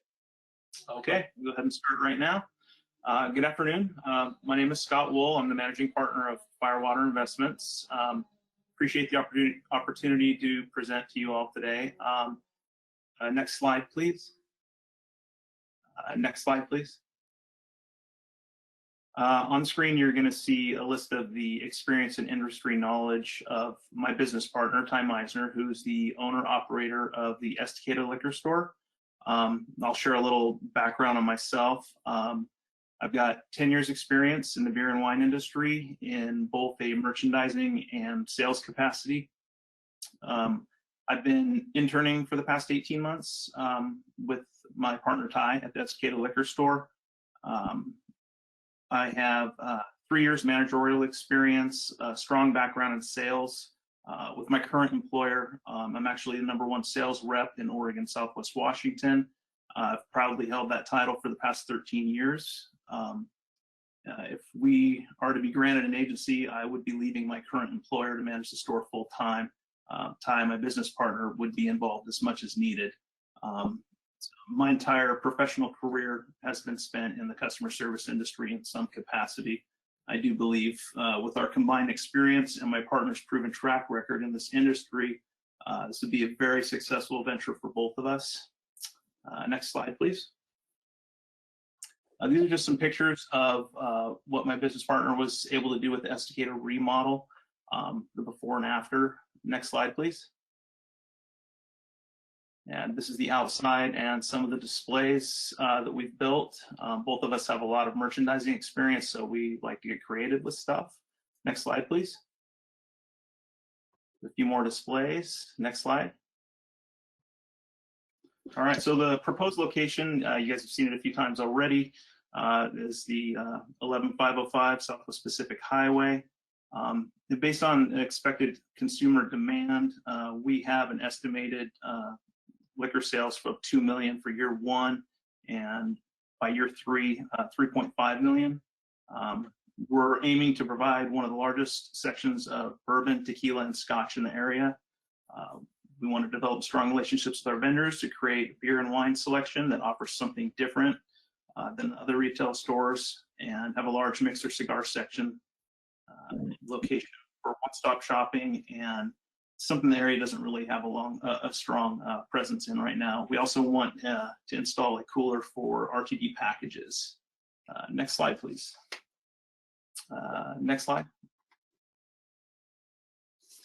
So on the impact on existing stores, with the size of the nearby population, we believe there is a consumer need for convenience, and we think the potential growth of the area will be more than enough to support the addition of this new store.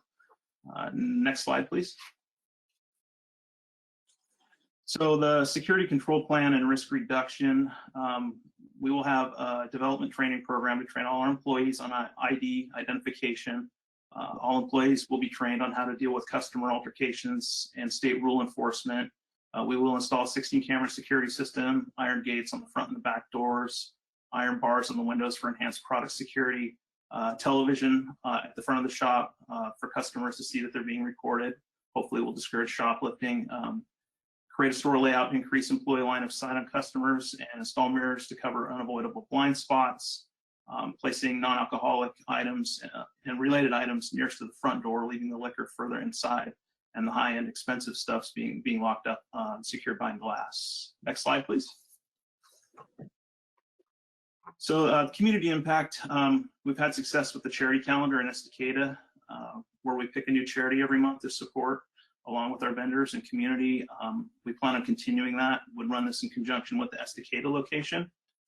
Next slide, please. We also plan to build our social media site for the store so we have community involvement, so we can share new items, recipes, and schedule tasting events. See some pictures of the location right there. It's very open. We want to create like a modern, very welcoming environment. The laminate flooring is already in place. There's lots of natural lighting. They are allowing for some tenant improvements, which we're going to apply to new paint, new roof tiles. We will be putting in a 12-foot sales counter.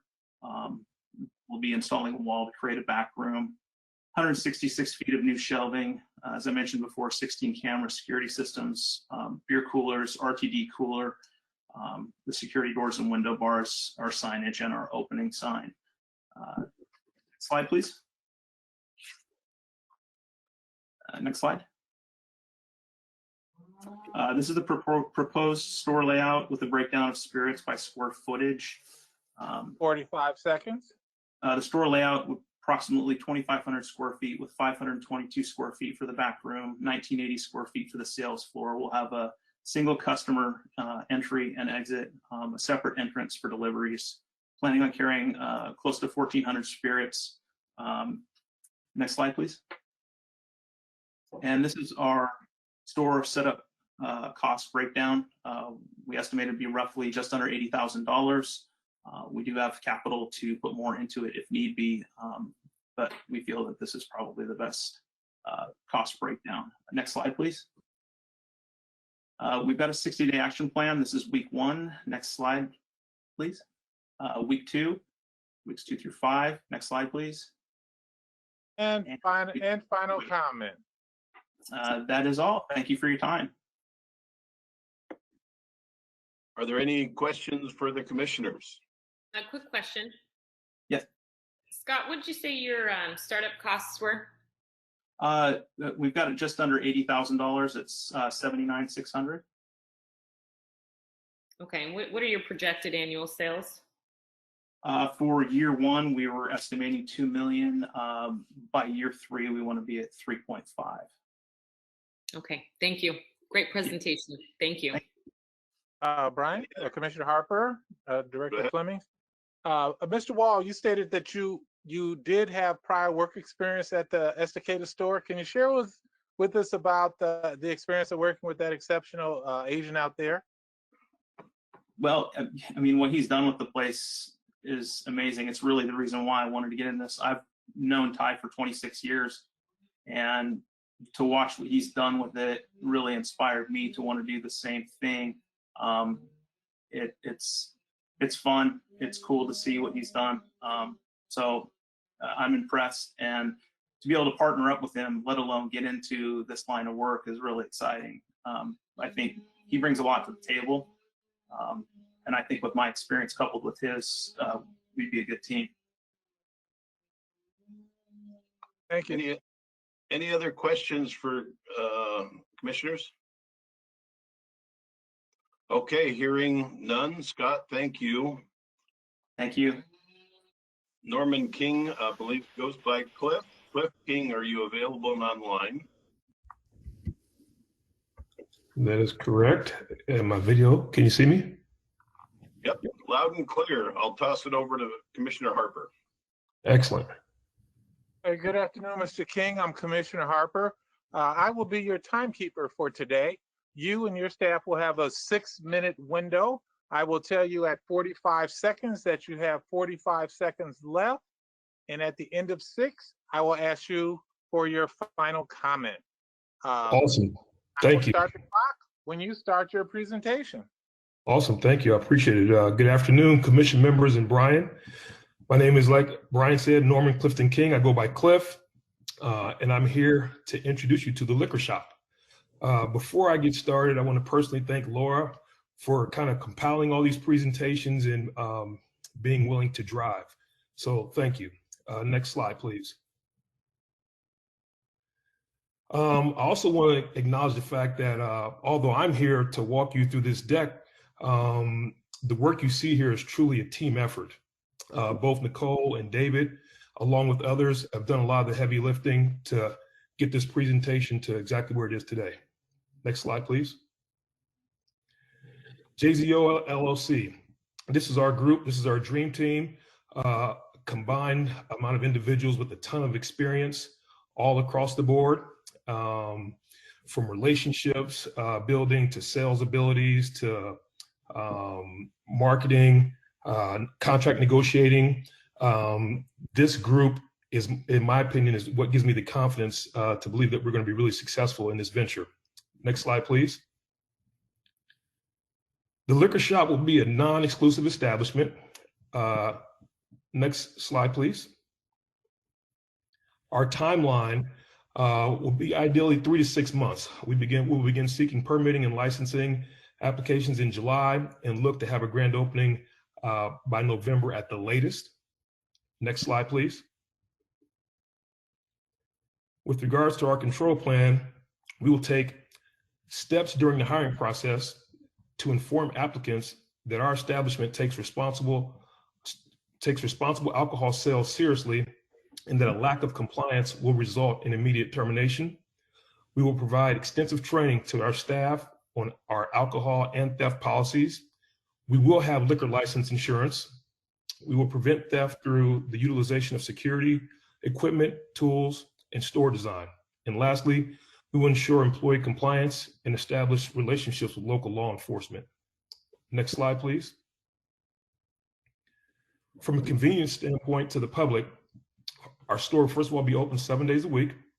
And in terms of where our store is located, it's located right off of a major thoroughfare, Highway 99 and I-5.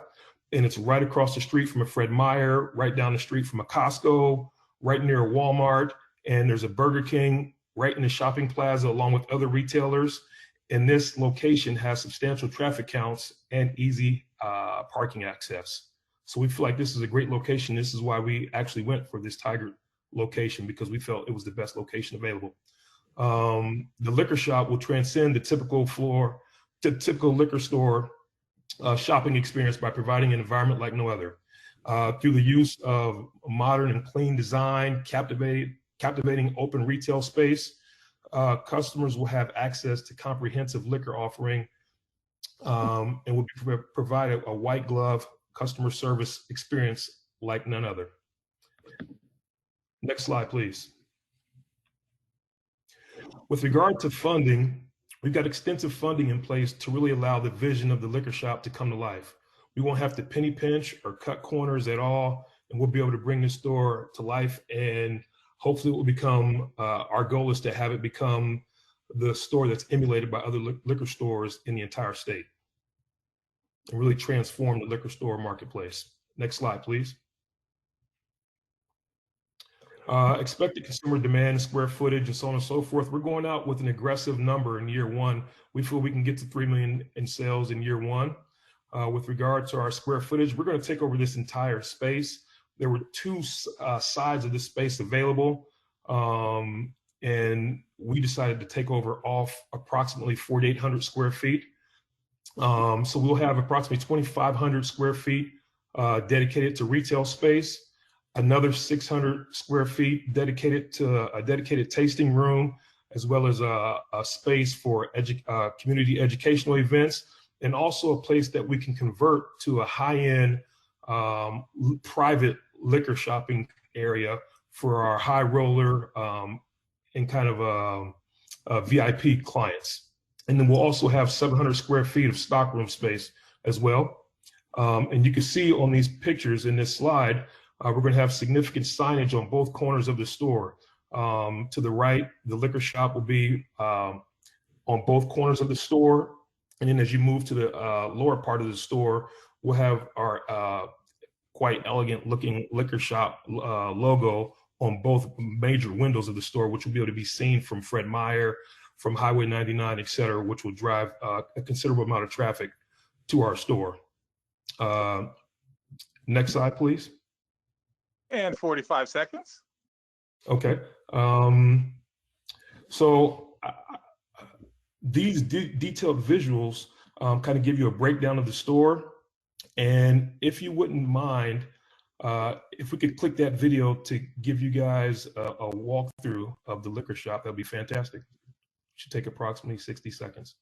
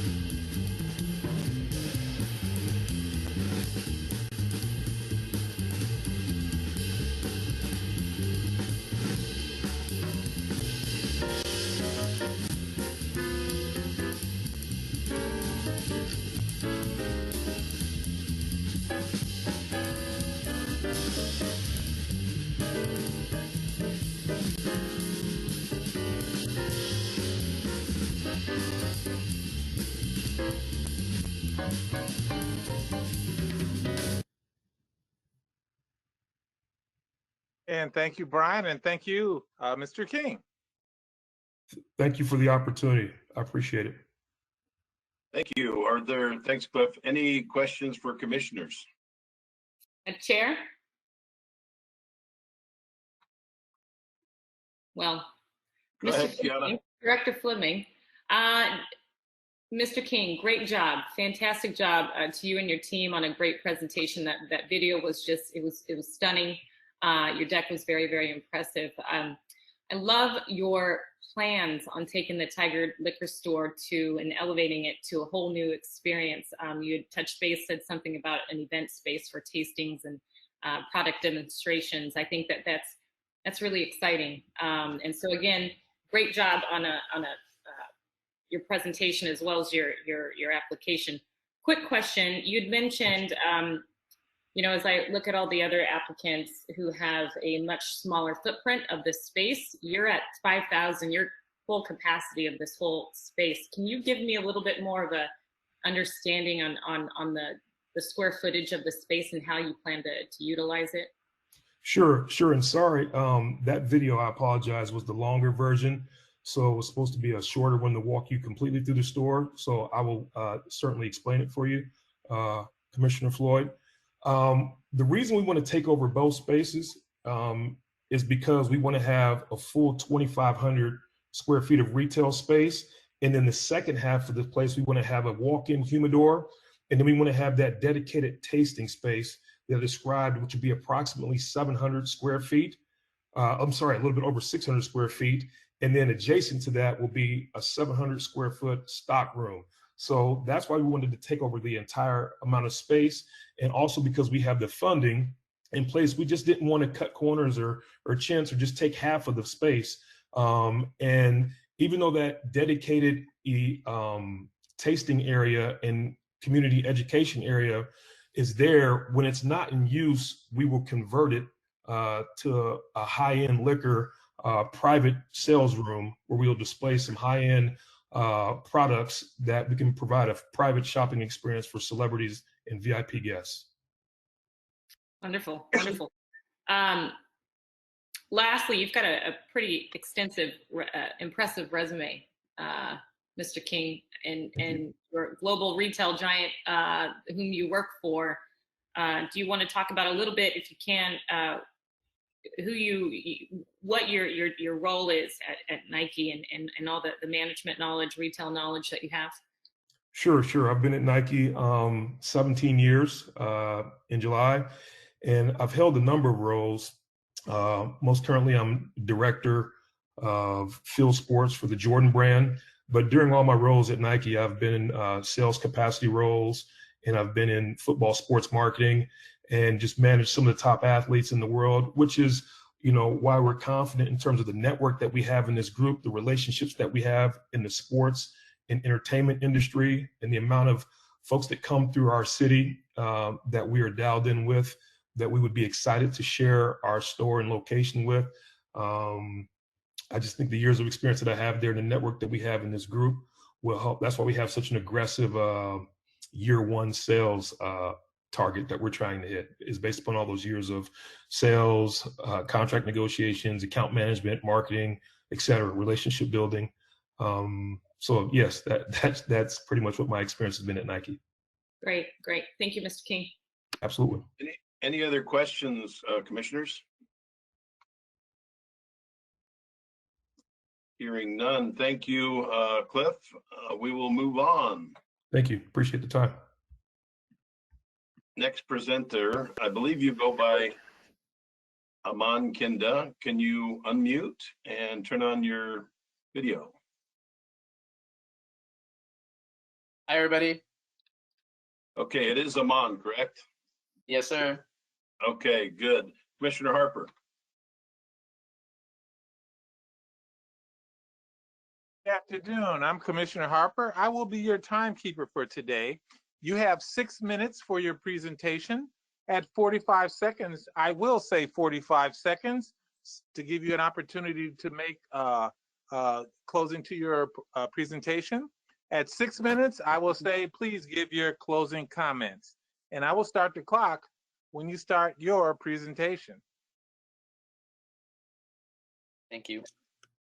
Hello, beautiful people. My name is Amon, and I will be representing Northwest Liquor and Convenience Mart for the Tigard area. We would like to change this to City Center Food Mart and Liquor, which will be explained later in the presentation. Next slide, please. First off, I'd like to say there have been some great plans that have been shared on this expansion phase that contain a lot of similarities from modern floor plans to community engagement, so good job to all. That has become a minimum standard in society, and City Center Food Mart and Liquor plans to exceed those standards. But it will really come down to the trusted individual selected that will drive the business to success. I have a passion for leading and building strong and effective teams, and building brands in the retail and food service field, along with staying on top of trends, cultures, and I enjoy finding gaps in the market and connecting consumers to product and engaging with community. I am 25 years old and very energetic, social, and creative individual. I have been in a wide range of positions of retail and business since I was 16. Being a people person, I am satisfied by my love for connecting product to consumer. My last 4 years have been busy with managing a small chain of convenience stores, and I've worked in a variety of positions at Nike within human resources, technology, consumer, and business-facing retail, alongside while completing my bachelor's in business from Portland State University. I recently left Nike to focus on developing the convenience store chain to expand into more locations. I have 9 years of retail experience, and 4 of those have been in retail and business management. I also have 3 years of experience working with on-premises alcohol service industries at Red Hills Market and Deception Brewery, and 7 years working with off-premises alcohol services. I currently manage a team of 14 people and work as a business operations manager for the retail chain City Center Food Mart, which has become known as a destination spot for locals and travelers visiting wine country for our great service and product offerings. Each one of our team members go through a full training and onboarding to understand the rules and regulations of the business, which includes safety training on how to responsibly work with tobacco and alcohol. For the next 5 years, City Center Food Mart has created a vision for growing at least 2 convenience stores locations in each city between Tigard and Dundee, Oregon. The entity Kinda Corp is owned by Ranjit Kaur, who has been in the convenience store business for over 20 years and will be the source for all the funds. Next slide, please. So the proposed location is 11513 Southwest Pacific Highway and is located right off of highly traveled 99 and only a half a mile from 217 and Interstate 5, with a large population within just 1 mile and has multiple entrances and a large parking lot, which is ADA friendly. Next slide, please. Because the location is on Highway 99, but it's towards the back of the complex, multiple signage will be a huge part on creating awareness of City Center Food Mart and Liquor. Thankfully, due to multiple entrances, both sides of traffic will easily be able to enter the premises, and thankfully this is a corner location with excellent view of the premises. Next slide, please. So this is the estimated draft of the proposed plan of the floor plan. The main store is estimated to be a little over 2,100 square feet. Very minimal changes to the interior of building will be required, and building is turnkey, not including any equipment or fixtures. The floor plan is made strategically to drive the consumer through the whole store and has passed as many products as possible, along with maximizing space. The most important part of the business will be the consumer experience, which will consist of a model floor plan, equipment, and a welcoming ambiance created by music and consumer engagement. A highlight of the interior will be our beer cave, which will be 27 feet wide. We did unfortunately not include the depth, which will be at 8 feet, and will cause our floor plan to slightly be adjusted. And other highlights will be knowledgeable staff and selection of products. My learnings from Nike and managing convenience stores have taught me it is so important to incentivize and engage with consumers to make them feel not only welcome, but as a special consumer, and we will complete that by having a loyalty program. This store will consist of it'll be a non-exclusive store, and it will consist of about 2,000 to 3,000 non-exclusive SKUs, and we estimate about 1,500 to 2,500 in distilled SKUs. Next slide, please. Our vision at Northwest Liquor is simple, and that is to provide a safe, inviting, welcoming liquor and convenience store for anyone 21 and older. These are the categories that we will begin with, and the rest will be more detailed once we are appointed and work with our vendors to expand on our offering based on data and suggestion from our vendors. Most of the store growth will happen over time with engagement and just adding products and categories based on consumer feedback.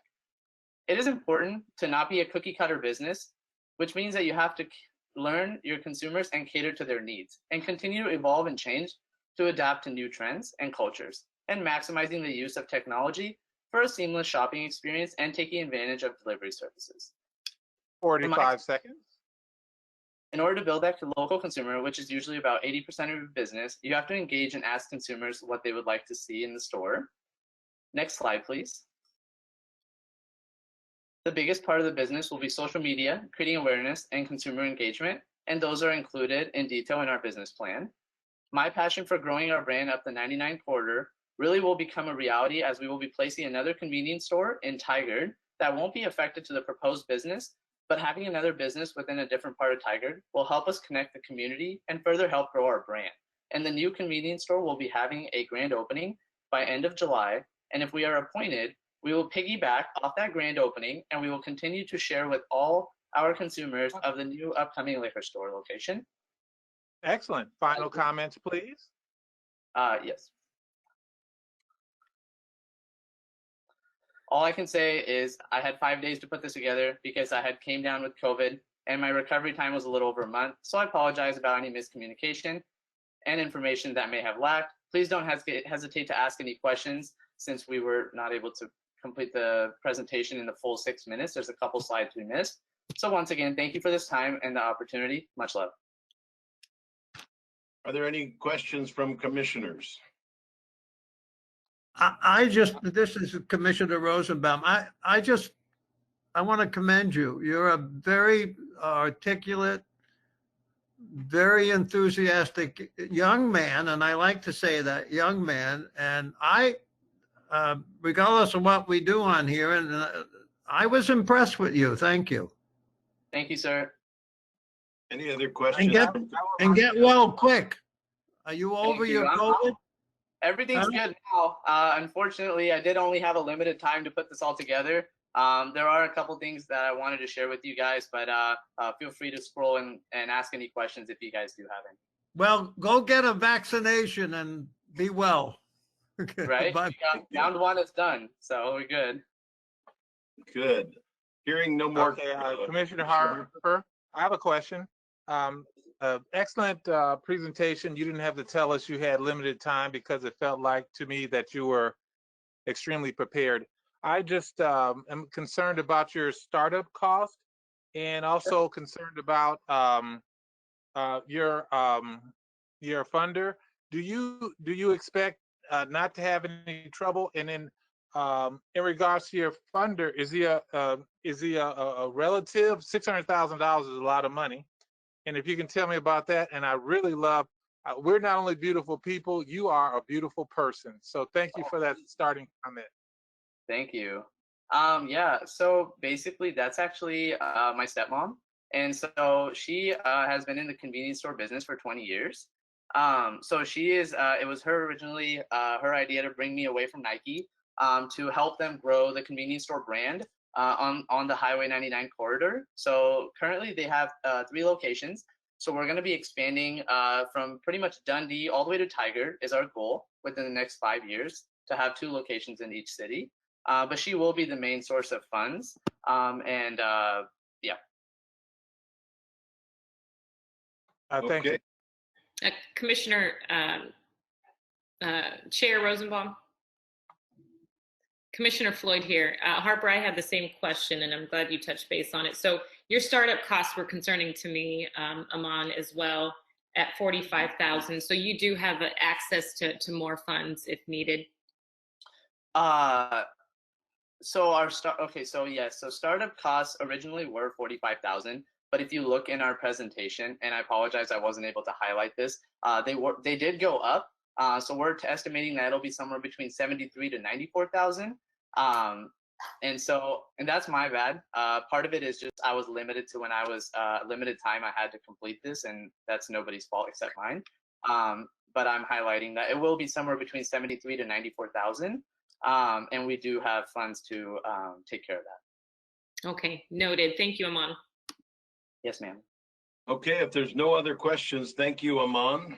And we will move on to Lewis Liquor. Keyshawn, can you turn on your microphone as well as your video, please? Can you see me all right? And can you hear me? Hear you loud and clear. Go ahead, Commissioner Harper. Good afternoon, Mr. Lewis. This is Commissioner Harper. I will be your timekeeper. You will have 6 minutes, and as you can see, 6 minutes goes fast, extremely fast. At 45 seconds, I will say 45 seconds. And when we hit the clock at 6, I will say final comment. And I will start the clock when you start your presentation. All righty, 6 minutes gonna go fast. You got the big fella sweating his shirt out over here, so let's go ahead and get started. I'll ask if you can advance to the next slide, and that's where I will begin. All righty. Good afternoon, Chair Rosenbaum, commissioners, and staff.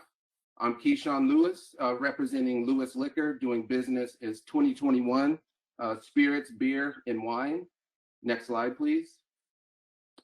I'm a resident of Tigard. I'm deeply committed to the communities I'm part of, and I've demonstrated this through my completion of the Washington County Civic Leaders Program. I'm also a lead of the Black Employee Resource Group for a global Fortune 50 company, and have recently joined the BeyondDifferences.org for the Portland region in a board advisory role. My background in real estate, tech, and retail align well to the operations of a retail liquor store. Appointing me as an agent affords you all a partner rooted in creativity, resourcefulness, resilience, and operational excellence. Next slide, please. We will delight the customers through their entire shopping life cycle. We are customer obsessed and will create the ideal product selection for the ideal candidates and the clientele that we will serve. Jobs, skill building, and mentorship to the underserved community members are examples of 2021's commitment back into the community. Next slide, please.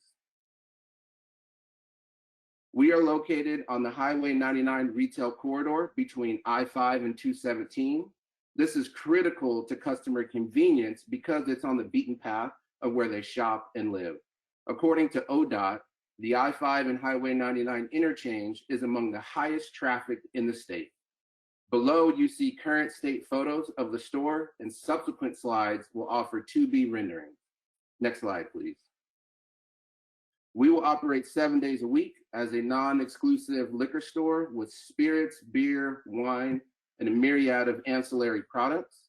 And we are queued up to partner with an artificial intelligence agency that will leverage our KMDS data, our security camera network, and our in-store consumer behavior to provide insights on opportunities for loss prevention, merchandising, and product selection. A 4K camera system with local and cloud backup, detection sensors, and badge readers will all be part of our security plan. A culture of training and repetition fortified with technology will help ensure that we don't sell to minors and we don't sell to intoxicated individuals. Next slide, please. We will carry about 1,700 OLCC distilled product codes. Next slide, please.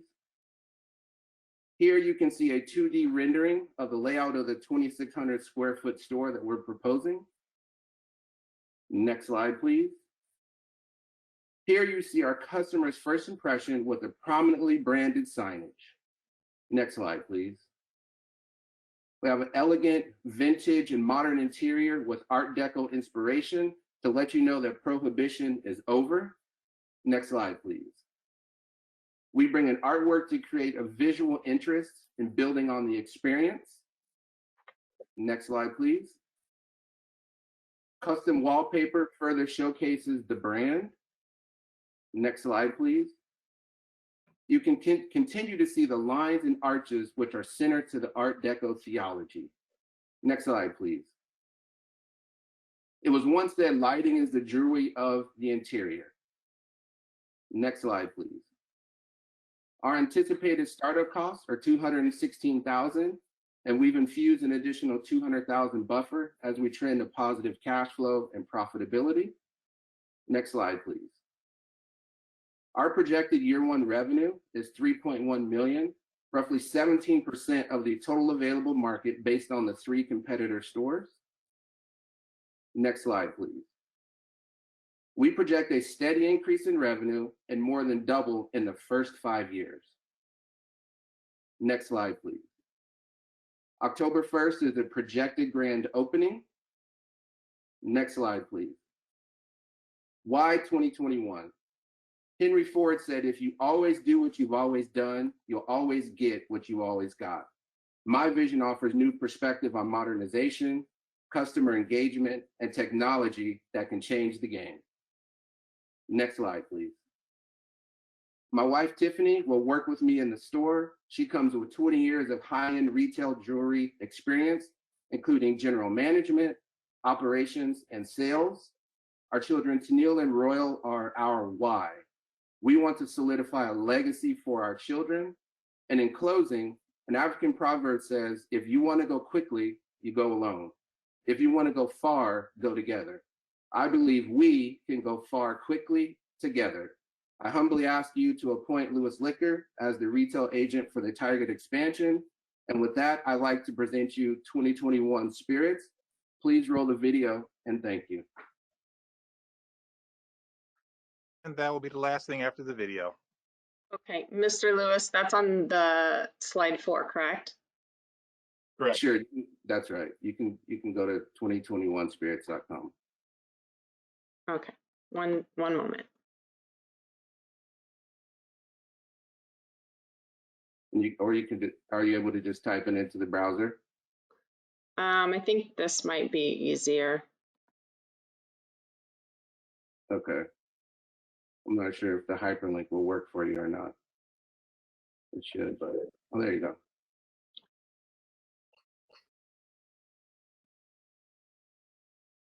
And if you scroll down just a little bit. Yes, I practiced this one. There you go.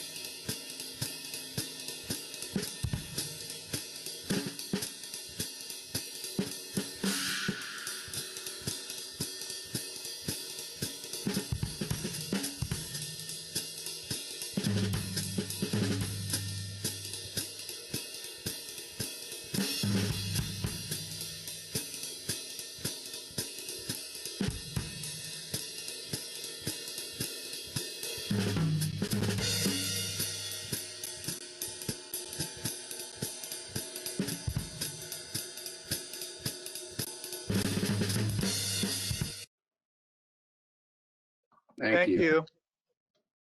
Are there any questions from commissioners? Mr. Rosenbaum? Oh, go ahead. Commissioner Floyd here. Mr. Lewis, excellent job on your presentation. As well, I have to say, an incredibly well put together application. I took the liberty of really diving into yours. Anytime I see a lot of time and attention into the application process, it tells me a lot about yourself as an individual, about how business oriented you are. You paid a lot of attention into that application, and I really appreciate it. And I don't know, I'm sure my fellow commissioners saw, it was such a comprehensive application. You took it out the boilerplate that we gave you. You put your own gold themed letterhead on it, and it was 9 pages long, 9 pages long of an application on the summary of your work history. So I really appreciate the time that you spent on your application, how thorough it was, and how mindful you were to the answers that you were giving us. So thank you. I do have a question. I see here on your application, you have a very, very successful real estate and tech industry career at Intel. Why a liquor store, Mr. Lewis? That's a great question, Commissioner Floyd. The reality for me is that one of my personal goals is to really start to close a generational wealth gap, especially for underserved communities. And one of the best ways that I can be able to do that is to start opening my own businesses and be an entrepreneur where I can give others the opportunity.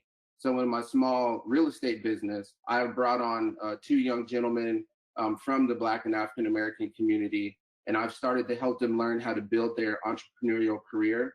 I want to be able to do the same with the liquor store, as I mentioned. I want to make sure that I save some space on the payroll for individuals who either need a second opportunity at a new career, or individuals from underserved communities that want to learn how to run a retail operation, or that aspire to potentially have a liquor store in the future. And ultimately, like I said, I want to build a legacy for my family and for my children, and corporations don't allow me to do that. When they say the time is up, the time is up, and I really want to learn how to be self-sufficient and teach that and instill that into my children. That is why I want to be an entrepreneur. I appreciate that answer, Mr. Lewis. Kudos to you. Thank you. And beautiful family, by the way. Gorgeous family. Thank you. Thank you. Are there any other questions from commissioners? So this is Commissioner Rosenbaum. I just want to verify the fact that you and your wife are going to be full-time in that store. That's right, sir. That's right. And you're going to devote 40 hours or more a week to it, so that you're not going to have too much time to do any real estate or anything else, I assume. Well, see, that's the beauty of it is I've been looking at liquor stores for over a decade. This is like the big stage for me. And that is also what has been really good about me building my real estate business is I have 2 gentlemen that are able to really drive and take that on for me. And in terms of my corporate career, I have a lot of time that I have built up where I can have a long leadway of paid time off and still have benefits for my family as we transition, and then we'll transition together into the business. So I just want to understand this, just for my own edification, is you're going to maintain your position at Intel and work here full time or something along those lines? I just want to understand that in my head. Sure, absolutely. So at Intel, we have a program called sabbatical. So we get 2 months paid. I have a couple of months of vacation stacked up and some personal time. I will exhaust that, and then but while I'm doing that, I will be in the store full time because those are my paid benefits, and that's what I will use to transition while we're getting the store ready. And as we're getting the store ready, and by the time it's up and running, that will be my departure point for my corporate career. That's right. Okay. Thank you. Thank you. I appreciate that. Any other questions for commissioners? Hearing none, thank you, Keyshawn. We'll move into our next presentation. Thank you, commissioners. Dwayne Morrison, can you unmute as well as turn on your video camera?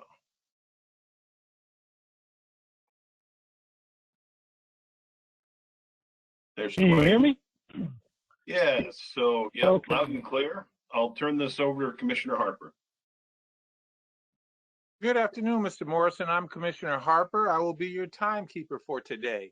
You will have 6 minutes for your presentation. At the close of 45 seconds, I will say 45 seconds. And at 6 minutes, I'll say closing comments. 6 minutes goes by extremely fast, so I wish you the best. And I will start when you start.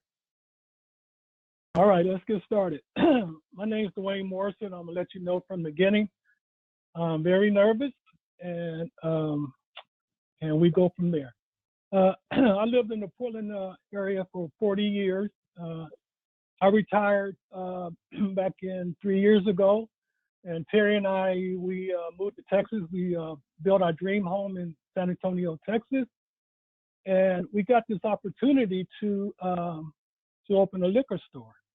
And we decided to move back and start a family business. I really always wanted to start a family business, and my son, he'd be working in the store with me, and wanted to start a family business in Tigard. And also, I'm back here to have my first grandson. He was born, he'll be a year in June, so that's another good reason.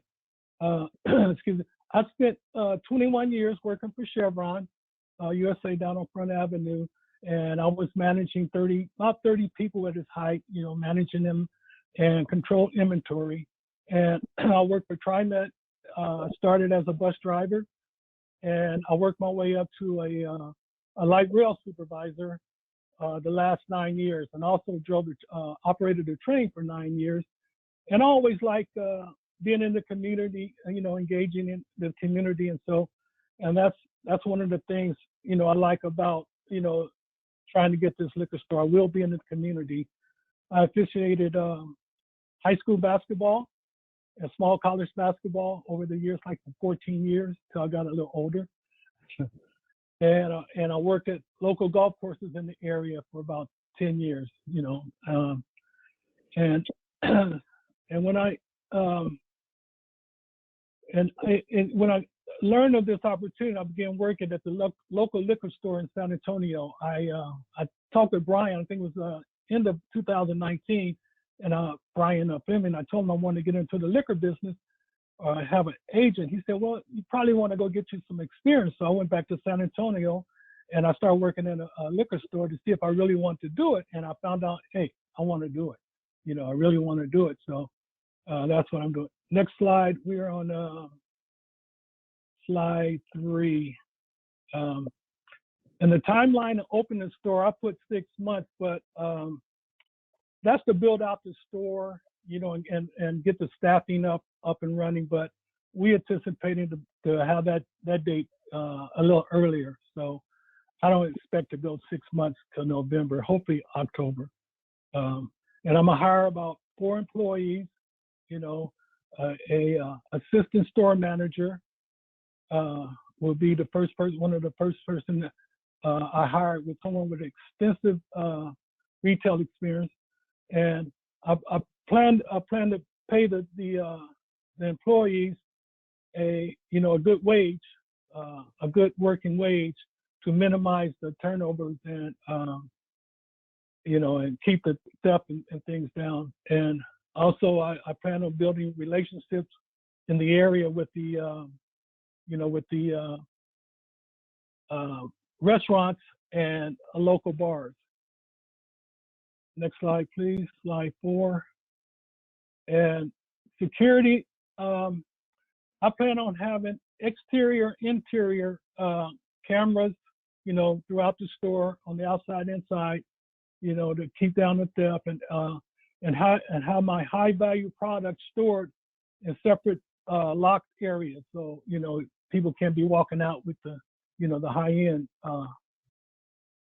alcohol. And then have in the storage area in the back, we're going to put up a wall to lock in the inventory so people can get back there and steal. And then training, and I had with the employees training and continue education, and do valid identification to prevent underage sales, prevent of selling to intoxicated customers, assist with managers who work in the store daily to ensure employees are properly trained to provide high-level customer service and to adhere to alcohol control laws. Next slide, please. Be number 5. That's an aerial view of the location. I think everybody's going for the same location. It's 1513. That's going to be a non-exclusive liquor store. So, and it's right there, like you said, on I-5 and 217. So the area is, well populated, with cars and people. So, that's a good thing. That's why I think so many people going for the Tiger store. And the city is planning to redesign in the area to improve traffic flow. So and also increase foot traffic in the area, and the 45 parking. seconds. Okay, a great area for parking. A great area for parking. Okay, we're on next slide. Go to slide 8. And the demographics, I came up with 127,000 people within a 3-mile radius. And the projected growth is 0.80 in the next 5 years. and the average income is 90,000 to 130,000 in that area. Next slide, please.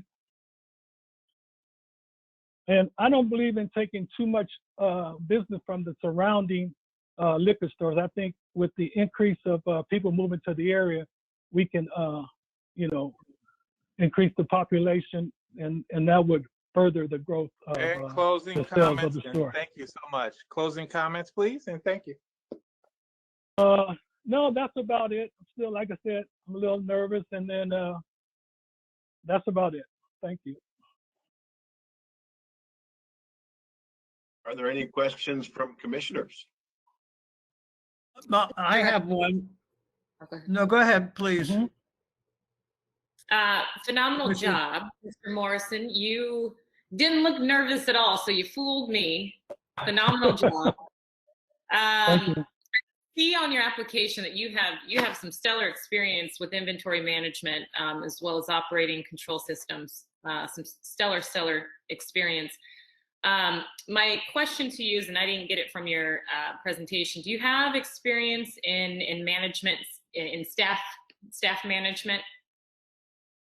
Yes, and yeah, that's what I did at Chevron.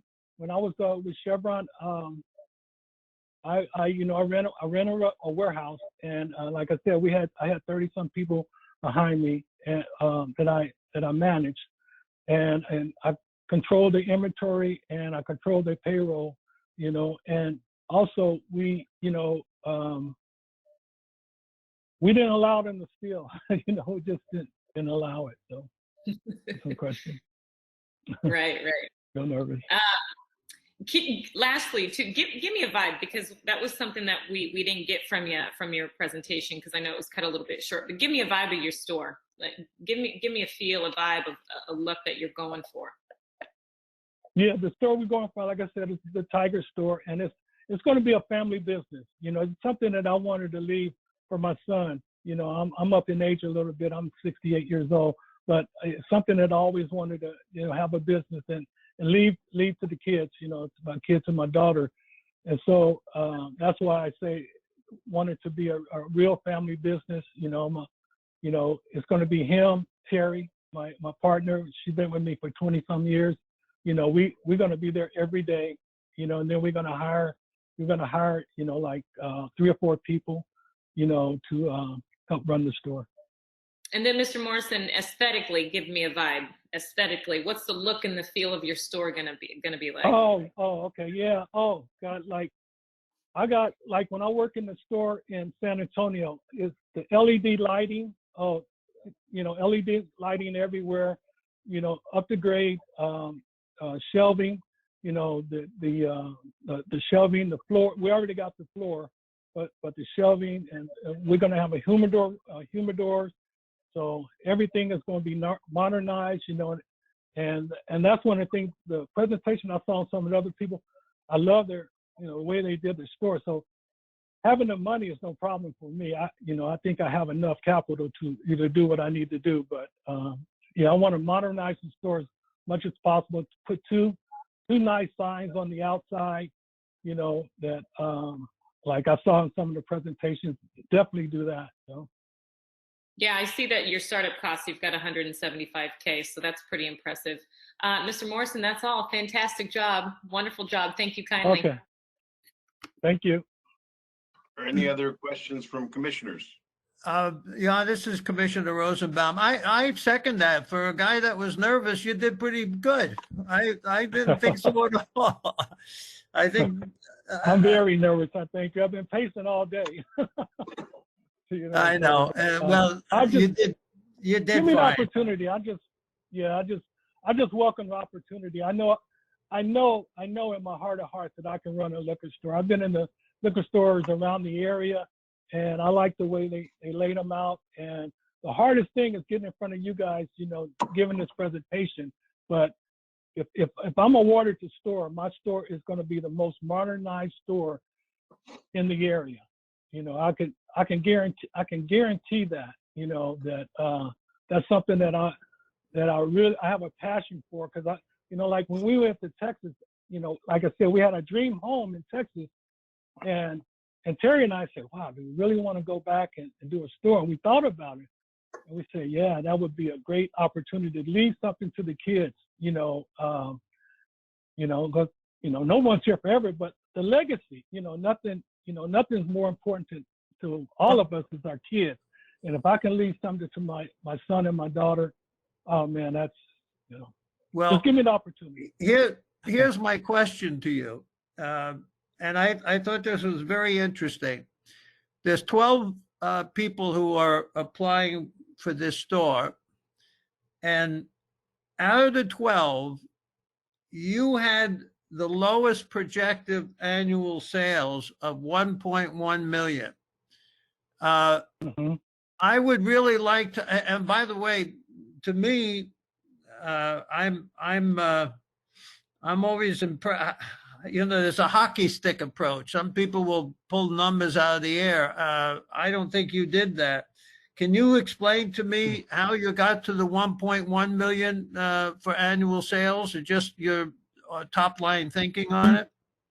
Yeah, that was something that we kind of struggled with, but we got the demographics of the area, and we used that, and also the foot traffic, and also the number of cars that's going through the area. That's where we came up with that number, because like everybody said, you got I-5 right there, and you got Highway 217, and it's right on 99. So yeah, that's a low number, and I don't know if I'm kind of glad I came up with that number or not, but if I did and I make more in the first year, oh, that's kudos for the state and kudos for me, that we made more than we projected, and like I say, this is kind of new to Terry and I. We never put together a business plan before, and we've been working, like I think they said yesterday, everybody been working hard on their business plan stuff.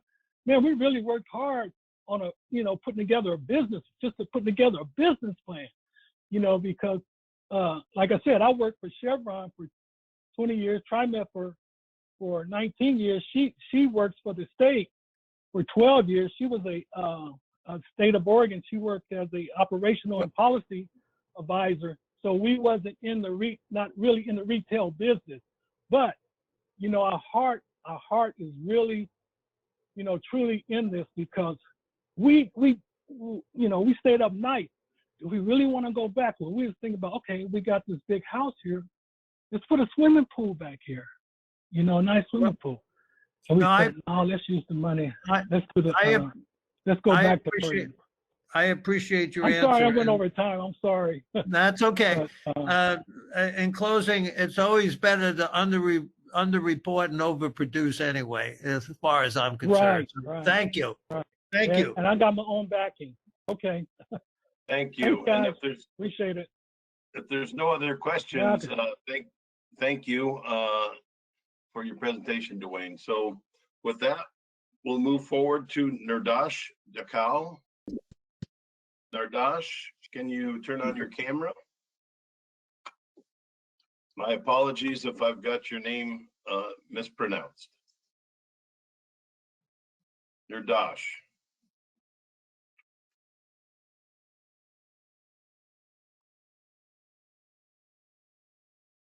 I'm going to look for him.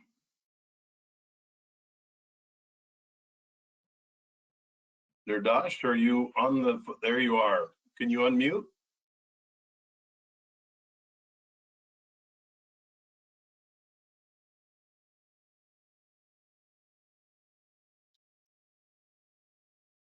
We're still not hearing you. Can you go to the gear wheel at the top of the presentation or the go-to meeting and select there, and you should be able to select your microphone on the computer.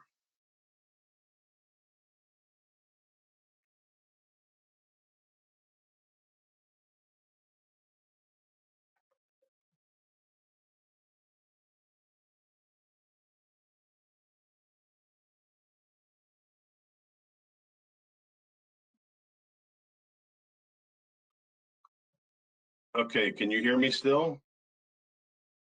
Okay, can you try and unmute your computer through the top? There you go. Can you speak into the computer now? Okay, you're not coming up. We're going to go to the next applicant, if you will, and I'm going to have one of my district managers contact you immediately, and we'll try and get this working for you, okay? Jim Helgett, are you on the line?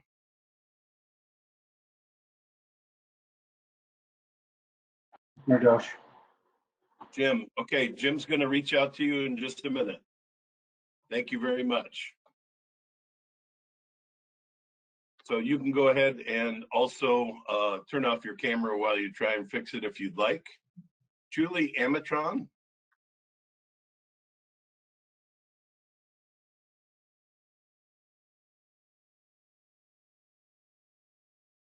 Julie Amatron.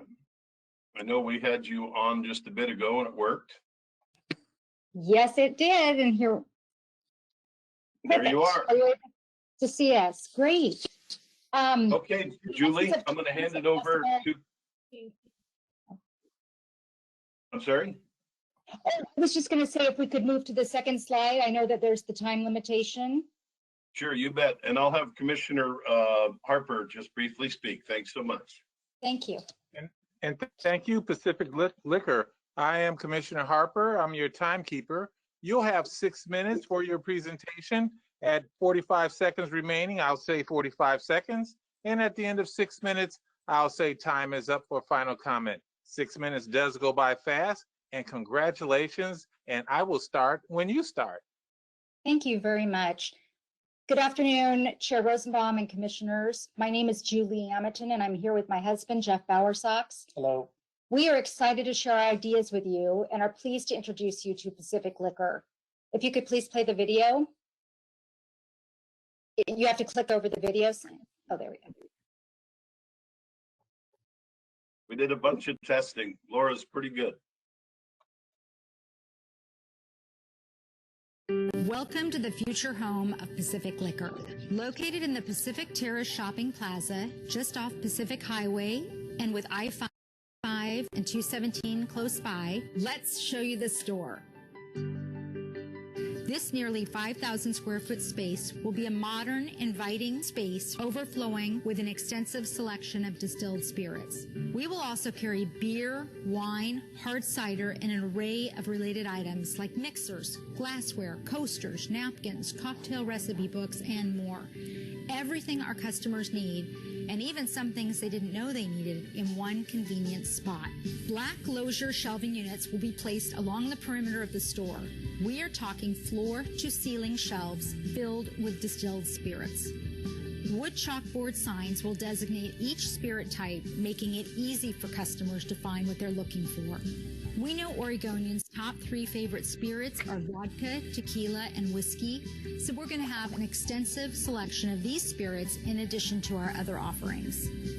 We will have roughly 130 feet of shelf space filled with vodka, 105 feet of retail shelf space dedicated to tequila. This entire section will be dedicated to whiskey, 240 feet of retail shelf space housing domestic, Irish, and Canadian whiskey. Here we'll have a locked glass display cabinet for high-end specialty spirits. In the center of the store, we will have 3 gondola islands with 45 feet of retail shelf space dedicated to rum, brandy, cognac, scotch, mezcal, and cordials. We will also have 3 rotating displays that will showcase different spirits and drink ideas. We're going to remove this wall and expand our retail floor space. We're going to place a 10-door walk-in cooler here that will be stocked with domestic beer, imported beer, hard cider, white sparkling, and rosé wine, and soda. We will have a dedicated wine area. This space will also serve as our tasting area. We plan to host weekly tastings in accordance with COVID requirements. Smack dab in the front of the store will be a U-shaped checkout area, giving us full visibility to the store. A glass case will be built into the checkout area and house all of our pints, half pints, and minis. We are going to give the store a modern look and feel. The floors will be replaced with vinyl laminate. The walls will be painted light gray with some accent walls in navy blue. We're going to add some unique touches throughout the store, including overhead hanging light fixtures made from liquor bottles and fun liquor-themed artwork. The vibe will be tasteful yet playful and celebratory. This huge space will be our stock room. We're going to add double doors and have all of our deliveries come through this entrance. We're going to place blackout shades along the windows and the doors, preventing any visibility into the stock room. We're going to place heavy-duty industrial shelving units around the perimeter of the stock room, along with 2 8-foot-long units in the center of the stock room. Spirits will be organized by category with signage designating each area. We will have a designated prep area for licensee accounts. This will be our office. We will have a top-of-the-line surveillance system throughout the store and monitors in the office so that we can track what's happening on the retail store floor and in the stock room at all times. In 60 days, we are going to transform this space, and we are so excited to welcome our customers to Pacific Liquor.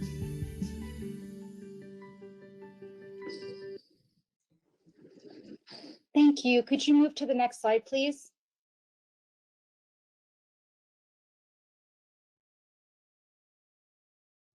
Thank you.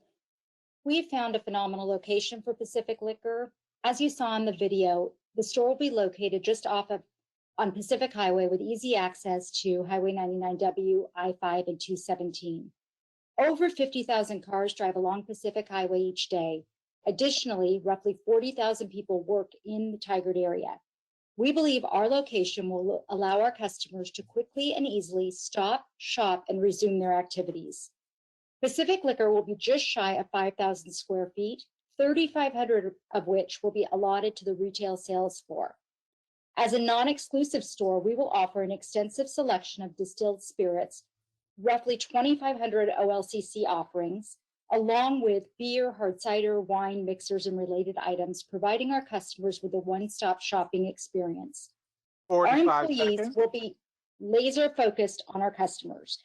They will be well-trained and knowledgeable. Next slide, please. Here you will see our business and revenue projections for the next 3 years. Our initial focus as a new store will be on establishing a customer base, and then over time we will broaden that focus to include business, restaurants, and licensee accounts. Next slide, please.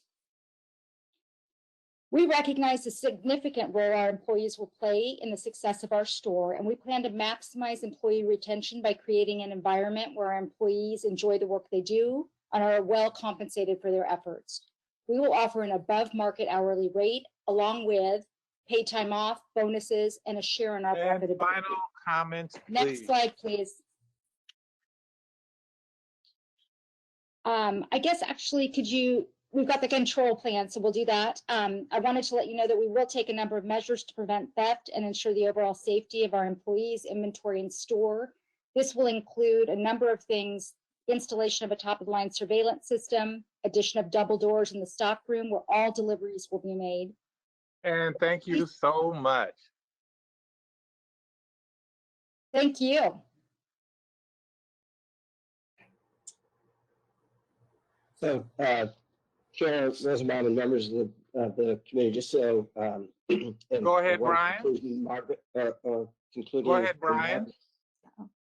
Is this the 6 minutes is up, and I'm going to go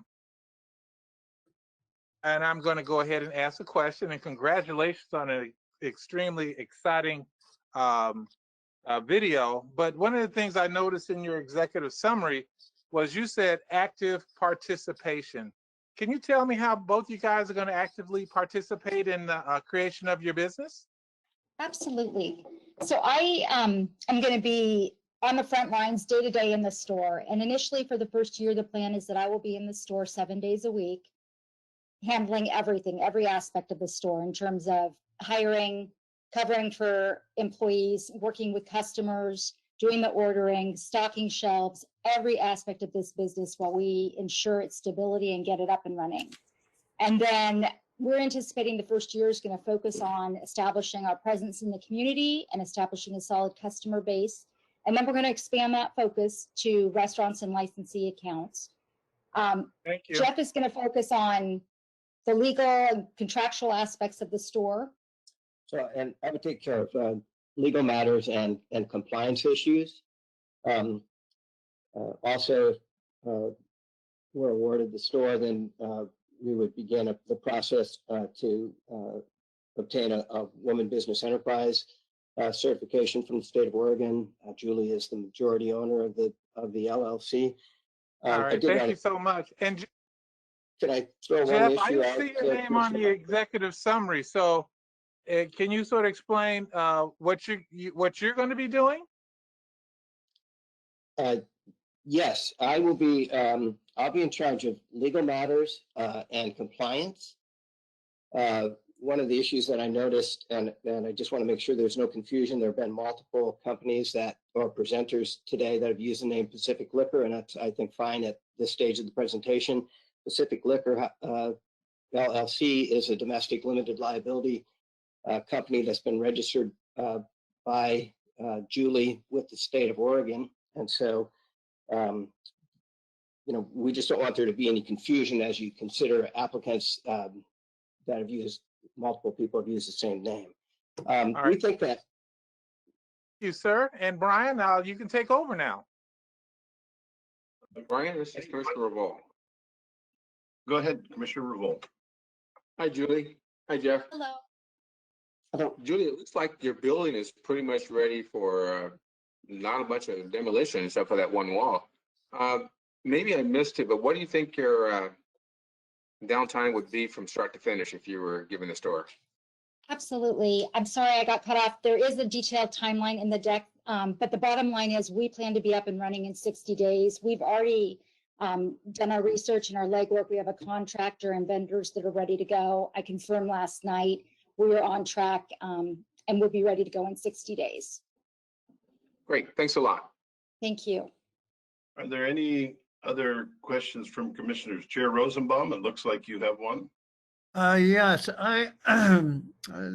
Julie, was a nice presentation. Thank you.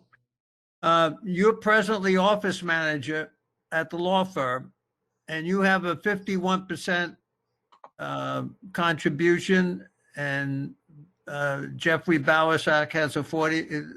Does he have the 49% contribution at this point? He does, and the plan is that if we are appointed for the store, that I will be 100% focused on the store. Jeff will handle everything with the firm.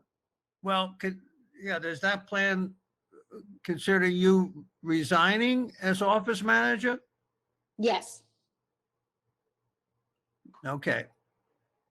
Okay, thank you. I you. appreciate that. Okay, any other questions from commissioners? Julie, Jeff, thank you. The time goes quick. Thank you.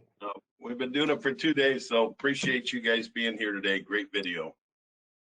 With that said, we are down to the next presenter, Shannon Seat. Can you turn on your video as well as your microphone?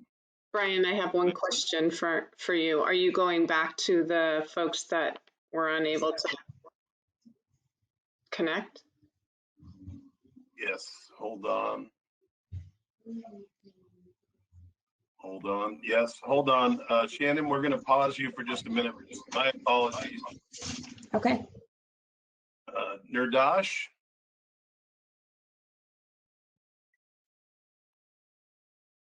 Hey guys, can you hear us now? We can. It sounds as though you've got this solved. Okay, Nirdash. Commissioner Harper will have a brief entry here. Glad you got your stuff solved. Thank you, Mr. Nicol. I won't say the word before because I got knowledge that we're going to review that business name. Anyway, I am your timekeeper. It will be 6 minutes. At 45 seconds, I'll give you a firm 45 seconds remaining. And at 6 minutes, I will give you a firm, your presentation is over. Please give us your final comments. Thank you so much. And I will start the clock when you start your presentation. Good afternoon, and sorry about the volume issues earlier. First, I would like to thank OLCC, especially Brian, Jim, Randy, and Dev for allowing us this opportunity to present Home Group business plan in front of the board. I would also like to thank the Board of Commissioners for taking the time from their busy schedule to go over the plan of applicants. Next slide, please. Regarding myself, my name is Nirdos Takal, and I'm a co-owner of Hawthorne Market located in Portland. My retail experience starts from 2002 when I first earned my paycheck as a cashier of a grocery store. From then onwards, I have worked in various retail stores such as convenience store, gas station, pizza shop, liquor store as a shift lead, assistant manager, delivery driver manager, as well as a store manager. I opened my first retail business named Dollar and Up back in 2010 and worked as an owner-operator. Within 6 months of opening and running the Dollar and Up store, I opened a liquor store named Clover Wine and Spirit. I sold the store after I moved to Northwest. Currently, I work with Anita on Hawthorne Market, and it's involved on making strategic decisions regarding the running of the store. Next slide. Good afternoon. I'm Anita Sharma. Next slide, please. And I'm Anita Sharma, and I'm currently working as an owner-operator of Hawthorne Market. My retail experience goes all the way back to 2004 when me and my ex-husband opened a restaurant named Bombay Indian Grill in Champaign, Illinois. And I used to run the back office and manage payroll, schedule, hiring, customer service, and customer relation. What I learned from the restaurant business is not just the food, but the individual customer service and customer relation that is needed to be successful. And here at Hawthorne Market and hopefully at Pacific Liquor is what I try to bring every day. Thank you. Next slide, please. This slide talks about the executive summary that I pass it to OLCC. From there, I will just like to reiterate 3 points. Our approach will be continuous improvement. Our goal is one route shopping experience for the customer. And our plan right now is to open exclusive store focused on bringing more customer. Next slide, please. I would briefly like to talk about our approach. Like I've said before, it's a continuous improvement cycle. What I mean by that is we will identify the opportunities, plan, execute, and then review the opportunities that we have executed. Identifying the opportunity can happen through any means, and that includes having discussion with OLCC as well as having discussion with our customer. The plan is to target and execute continuous improvement goal every month and receive feedback from both OLCC as well as from the customer. Next slide, please. I did a quick SWOT analysis, and based on the SWOT analysis that I did, on the strength side, I found out the product, obviously the distilled spirit, location, partnership with OLCC, and rules and regulation to be the strength. Weakness, I will consider location as a weakness just because the low residency within 1 mile. Opportunity to build a successful, nice store in the city of Tigard where I reside. And threat, I just put down there as a possible changes in state law, just in case our law changes to what it looks like in state of Washington now. Next slide, please. Why exclusive? We decided to go exclusively initially for our goal of one route shopping experience, and that goal came from our strategic decision and vision on launching this store. Based on lower demographic residency within 1 mile radius, as well as location being on the commercial zone, where there are multiple big grocery retailers, the approach that we came up to make this store successful is to attract customers that shops in these big retail stores. One route shopping experience is when customers come to the big retailer for their grocery shopping and come to Pacific Liquor Store for distilled spirit. And we feel like this can only happen if we do not sell the same product as the big retailers. And that's why our initial plan is to open the exclusive liquor store. Next slide, please. Our 30 days, 60 days, and 90 days plan. 30 days plan is to work on opening the store. 60 days plan is to open the store. 90 days plan is to implement majority of the growth strategy that we have, and at least have 1 round of 3 continuous improvement completed. Next slide, please. Our focus for the store will be customer service, inventory control, protection of assets, and interior and exterior appearance. For customer service, it all starts with greeting the customer. Customer will be greeted upon entry into the store with eye contact. Ongoing training of employees, we'll focus on that. Customer requests shall be forwarded to the management. Ultimately, the goal of the store will be to represent the neighborhood. And in that regard, we will work tirelessly to be a friendly neighborhood store. In regards to the inventory control. 45 seconds. Next slide, please. In regards to mitigation plan for theft and sales to the minor, single entry exit point, sign at the door, greeting when the customer came in, CCTV camera, those all will be our mitigation plan. Next slide, please. These all will be our growth strategy, online presence, website, social media, as well as we will do a lot of advertisement. And our main goal is to, bring the customer that shops in these big retailers. So for that, we are planning to, place an advertisement on the back of the receipt of these big retailers. Next slide, please. And final comments, please. I would like to thank the board for hearing our presentation.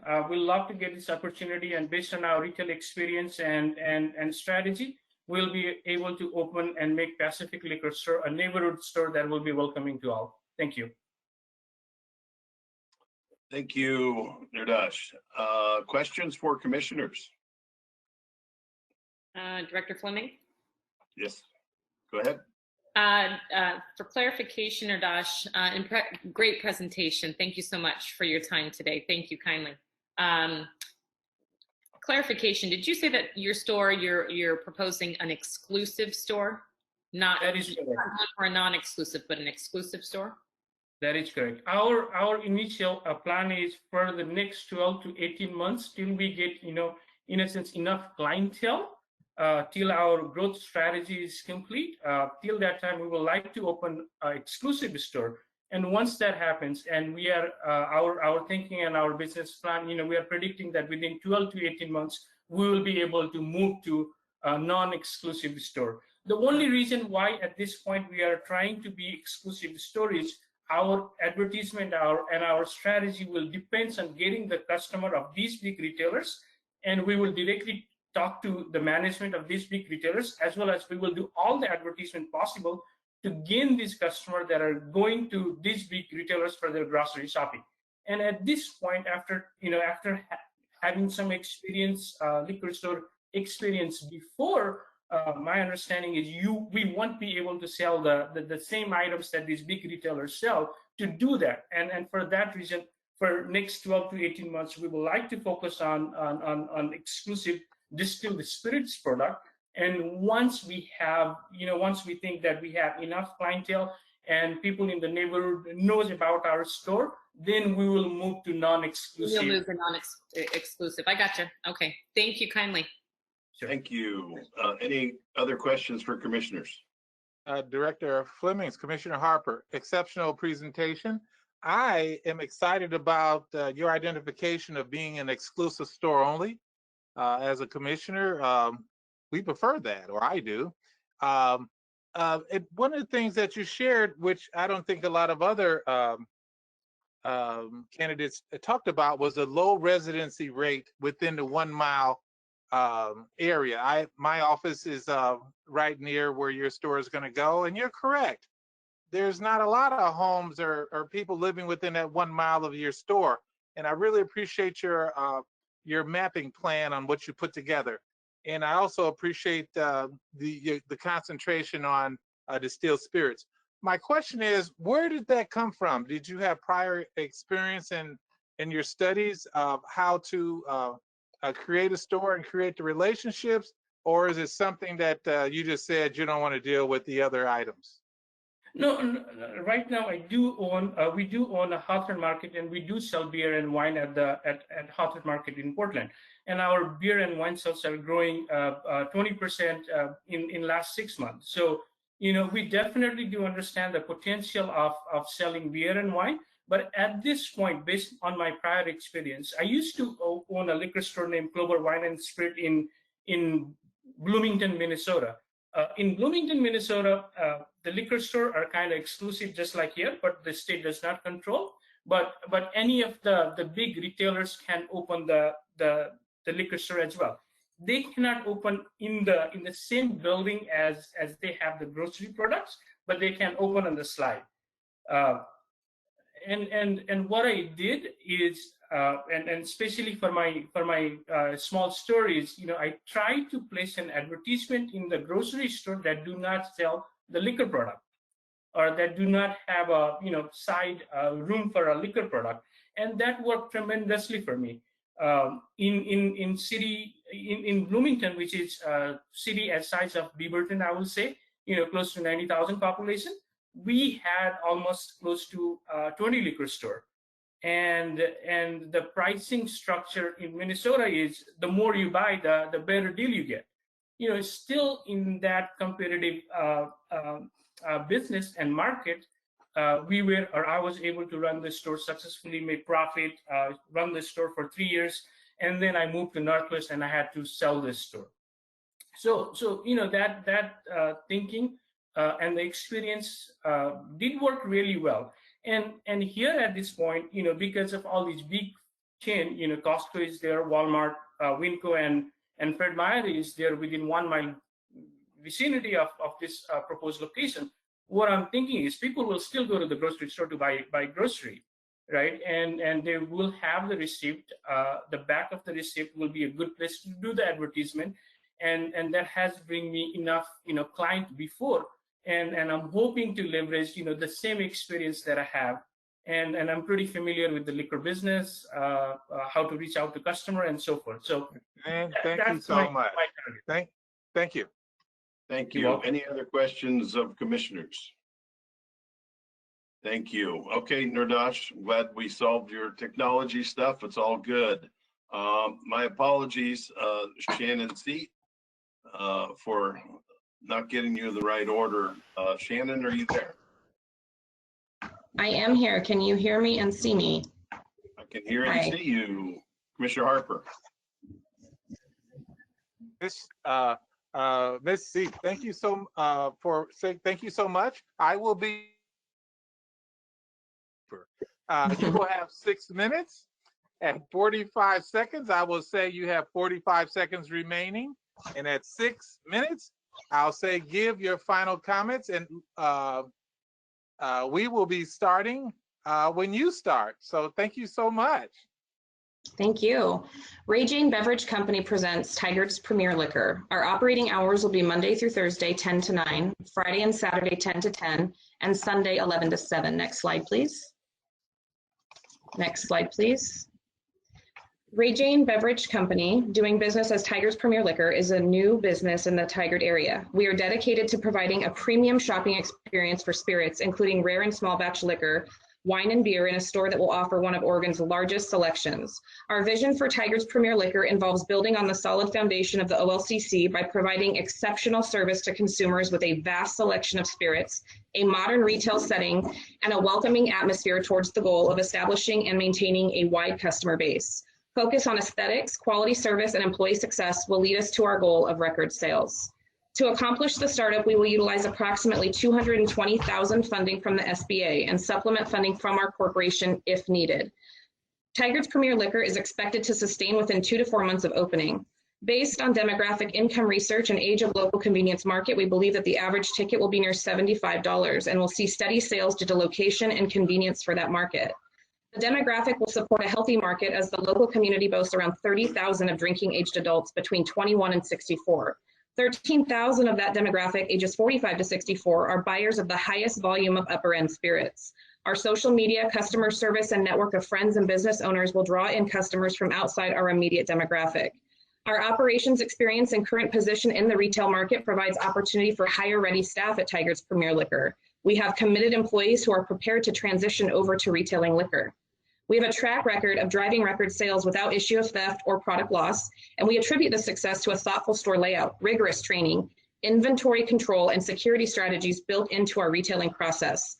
We have almost doubled the revenue of our current retail store in 4 years' time and amassed a significant commercial sales customer volume share to near 20% of all ag businesses in the Portland metro area. We have improved margins by 12%. We consider the proposed layout of Tigard's Premier Liquor as a major highlight and draw. We suggest a split store design offering a specific customer flow that promotes a safe and aesthetically pleasing purchasing environment. The fixtures will showcase a modern rustic look with wood accents and large, clear location beacons. Tigard's Premier Liquor will have approximately 1,978 square feet showroom dedicated to spirits. The beer and wine side offers 1,979 square feet and may also offer longer open times. This design and flow is expected to increase safety and security for OLCC inventory, as there will not be an accessible exit near where the liquor is stocked. Customer checkout will be available near the liquor inventory, and afterwards, customers will walk back through the wine and beer side to exit with their purchase products. The placement of the spirits showroom requires customers to walk by 2 checkout counters before they exit. We believe this will discourage attempts at theft and deter underage purchasing attempts. The design also offers exclusivity for spirit shoppers who are only interested in liquor purchases. All these factors make Tigard's Premier Liquor an asset to the local community while setting us apart from other local spirit, wine, and beer retailers inside and outside our local market. Next slide, please. Our mitigation of theft and sales to minors control plan includes 1 main entrance and exit in and out of the location. All other doors will be alarmed and used for emergency exits only. The checkout counters will be placed near the doors. The inventory will be kept away from the exit. Security system, including 24-hour video surveillance and monitoring. All OLCC inventory will be kept on the side of the store away from the entrance and exit. Security surveillance mirrors to increase employee visibility. Checkout counters, front-facing positions so staff have full view of the showrooms. We will utilize ID check alerts through the point of sale software. We will follow OLCC recommendations for responsible sales protocol, checking any person's ID who looks under 26, checking for signs of ID tampering, checking the signature, the photo, the expiration date. Next slide, please. For convenience to the public, this Tigard location is a highly advantageous retail liquor destination. It's located directly off busy Highway 99. There is no median blocking the flow of traffic to the east and west, so consumers can enter and exit both ways into and out of the business. There are 2 access points to the store. There is ample parking within the business park for consumers, and the location is also accessible to foot traffic. It hosts 3 public transport stops within 2 blocks of the location, and there is a residential neighborhood directly behind the business park. Next slide, please. Our estimated distilled spirit sales for year 1 are 2.4 million, and our 5-year goal is 5.2 million. Our commercial sale opportunities are expected to increase as COVID-related mandates relax and bars and restaurants fully reopen. Next slide, please. For potential impact to other liquor stores, the 2 nearest retail liquor stores to our proposed location are Tigard Liquor and Barber Boulevard Liquor. Both stores are exactly 1.8 miles distance from our location. Tigard's Premier Liquor should offer increased convenience for this demographic based on demand for the population, size, age, without negatively impacting our sister stores. Next slide, please. And if you could just skip the next 14 slides, please. If you could skip the picture slides and go right to the proposed layout.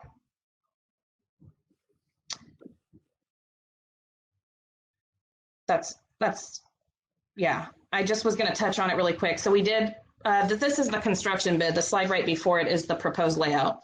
We did have an architecture firm come and provide us with a very detailed layout. Next slide, please. We have a construction bid included because we do intend to take out a few walls just to open the space up. And we also intend to have a security door separating the wine and beer side from the liquor side. Next slide, please. This is our proposed external signage from Tigard's Signs Now. Next slide, please. We have a point of sale software code. Okay, that is our presentation. I guess in closing, I do want to add that our timeline for completion is middle or end of July. And I want to thank you guys for the opportunity to be here. Thank you, Shannon. Brian, questions for commissioners? Brian, Commissioner Revolt. Yes. Hi, guys. Hi. Hi. July. Guys, you're really hustling. We're trying. A lot of info. Somebody's not going to be sleeping at night. Yeah. I thought so. So you think that, so tell me about that time frame. Yeah, we have established, we have a construction bid already in. We have our contractor ready to go. We already have a timeline proposed for receiving our equipment, about 4 to 6 weeks. So we feel like at least for the liquor side, we could have that open, if not both sides, by the end of July at the latest. One of the largest constraints that we found was the coolers. Our specific type of cooler seems to be about 4 to 6 weeks out. Okay, all right. Thanks, guys. Any other questions from commissioners? Okay, hearing none. Thanks, Shannon and company. We're going to move to our last presentation, commissioners. Woody's Premier Spirit, Philip Yee, can you unmute and turn on your video, please? Good evening. And video if you have it. Is that good?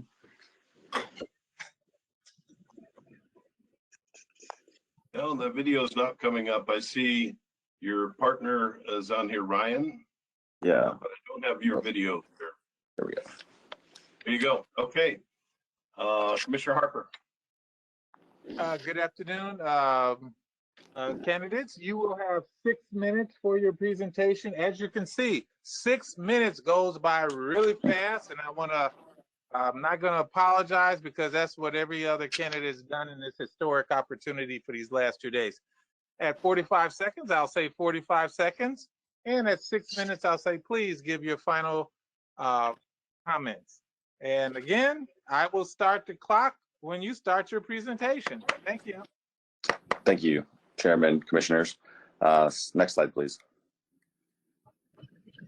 My name is Philip Brandon Yee, but I've always gone by Brandon, as my father's name is Philip as well. I am first and fourth generation American, as my father immigrated here from China via Fiji when he was 13 years old, while my grandparents on my mother's side were immigrants from Germany and Ireland.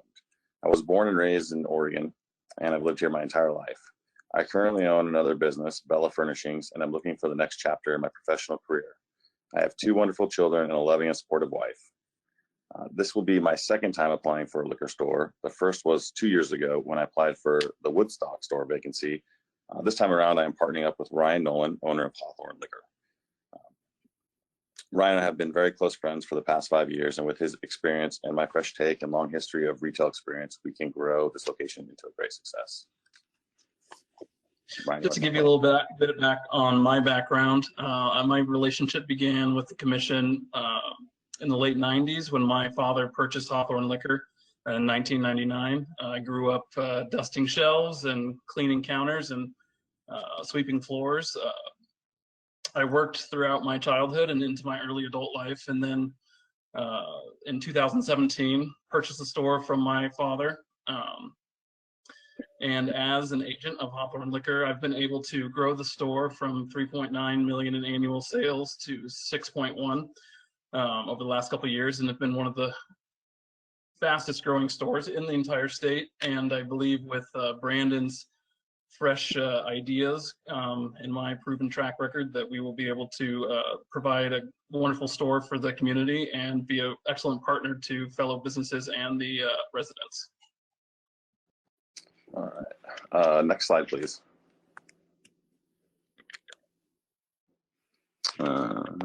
Next slide, please. Next slide, please. Yeah, okay. So our proposed location will be at 11513 Southwest Pacific Highway, as others are also vying for. This location does provide the best retail spot for the recorded 46,000 cars that drive down the Southwest Pacific Highway every day.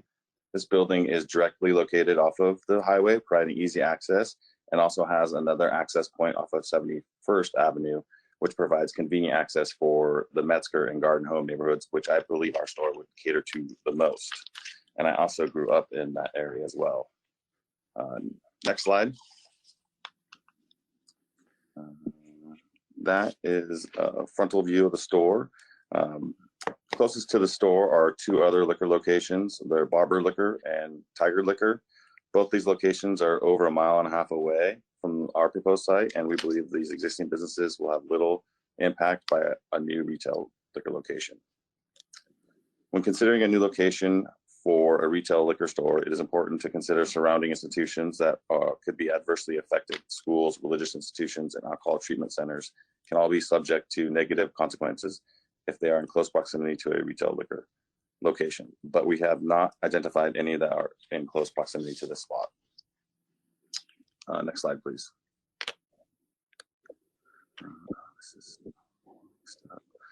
Store operations. For the proposed area, we will apply for a non-exclusive retail liquor location. The store will also offer beer, wine, and other related items to provide a well-rounded product offering to customers as part of their retail experience. By having a diverse range of items for sale, customers who are looking for more than just distilled spirits will have the opportunity to have all of their shopping needs satisfied within one streamlined retail experience. We will provide convenient hours for our customers, being open 9 to 9 Monday through Saturday and 10 to 6 on Sundays. We plan on training our staff in accordance with the OLCC programs that include the checking of every customer who appears to be under 30 and not selling it to any individual who appears to be intoxicated. Staff will also be trained to protect against shrink. Our store layout will also be able to assist staff in doing this by maintaining open sight lines within the store, and a camera system will also be installed both for general safety of staff, customers, and in order to guard against theft. Next slide, please. Yes. This, is that showing? Next slide, please. There it is. This location is build out ready. There are ample modern windows to allow light into the retail space. Windows will be protected in the evening via collapsible interior gates that are on the ground level. The ones that are above on the second level in the back will not. The only addition to the exterior necessary for opening would be new modern signage, so customers will be able to easily identify the store from the road. Next slide, please. The interior of the proposed retail liquor location is also in good condition and will not require any structural changes. The flooring is new, and we plan on updating the lighting to more efficient LED fixtures and spot lighting. New paint applied and accent wall decor will further provide the shopping space with a modern feel. Next slide, please. Or it's there, I guess.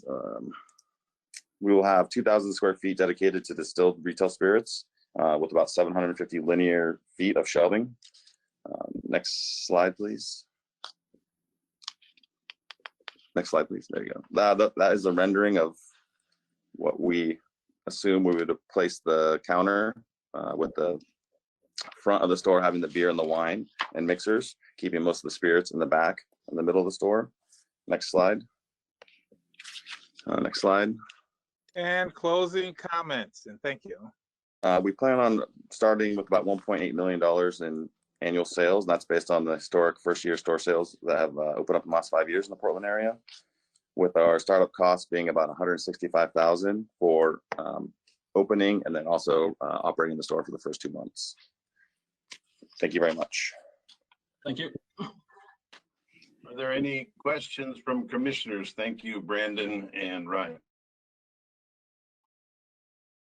Any questions from commissioners? I like it.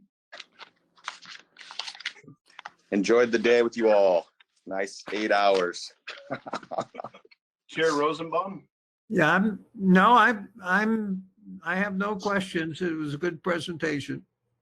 We are at the end of the presentations for retail expansion, Chair Rosenbaum. Okay.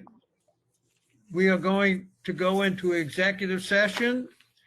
We will make the last selection on location 8 in Tigard, and then we will come back and give our recommendations on all 8 of the expansion areas. So commissioners, let's go into executive session.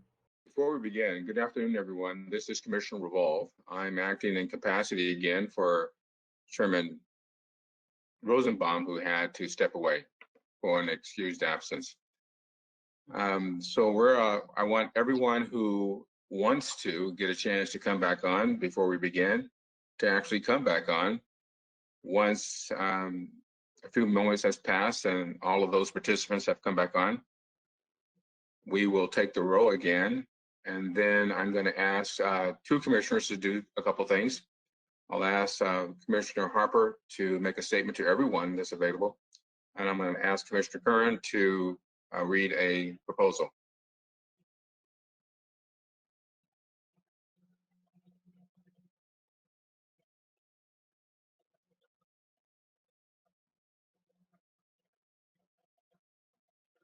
Great. We have a number of participants coming back online. It's fantastic. Thank you. I'll ask that everyone mute.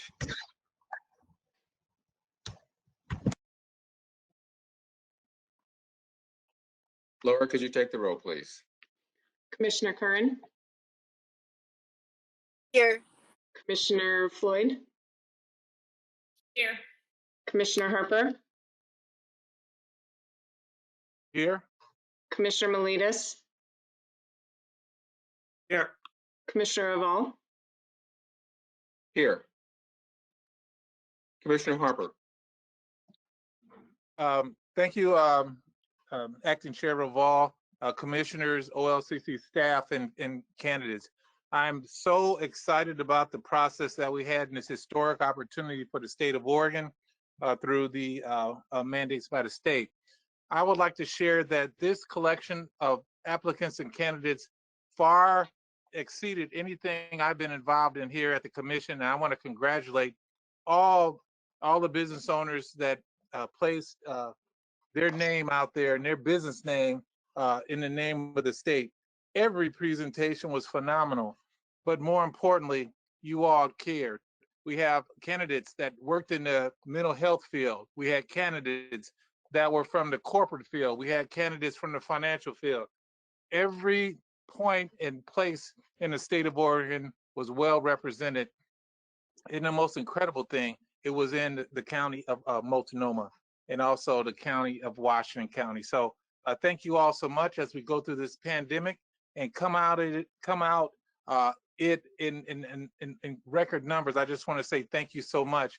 But more importantly, I want to say thank you to our existing agents. We did review and receive and read all the letters. We read the letters from the agents, and we want you all to know that we do believe that you're doing a phenomenal job. But with the cast of applicants that we're going to approve at this point, they're going to be a great team and a teammate to you. So thank you, Acting Chair Raval, for this opportunity. Thank you all commissioners, and thank you candidates for allowing me to be a part of this historic event. Thank you, Commissioner Harper. One thing I'd like to add is that I am one of the commissioners who's kind of getting along in the tooth as far as being on the commission. And when we started this process 5 years ago, the level of candidates were great, but you are fantastic. You have shown us a level of professionalism that a person like mine who is used to business and used to being wild was more wild than ever before. Those of you who are not selected, please do not go away.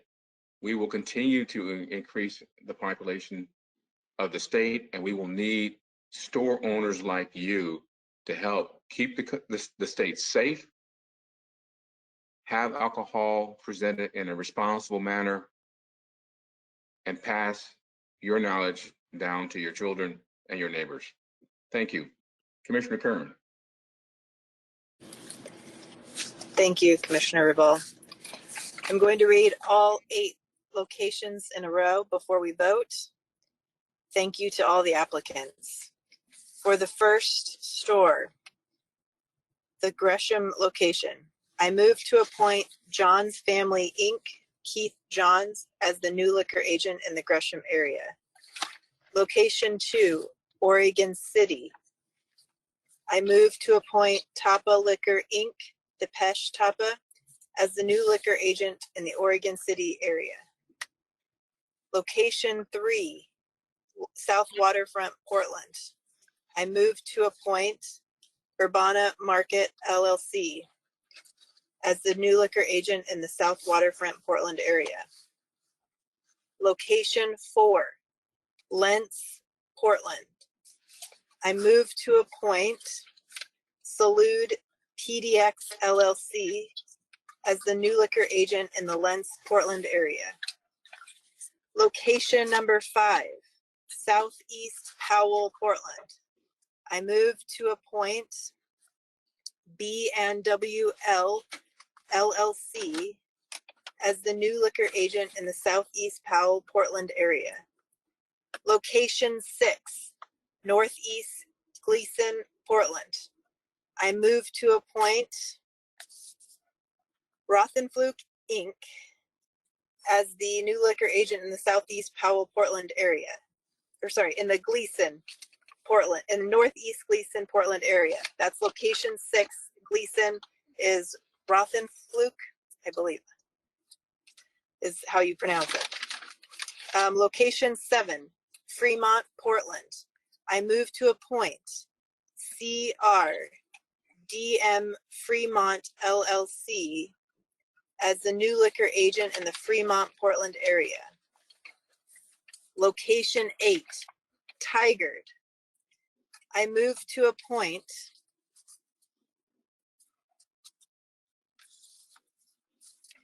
JZO LLC as the new liquor agent in the Tigard area.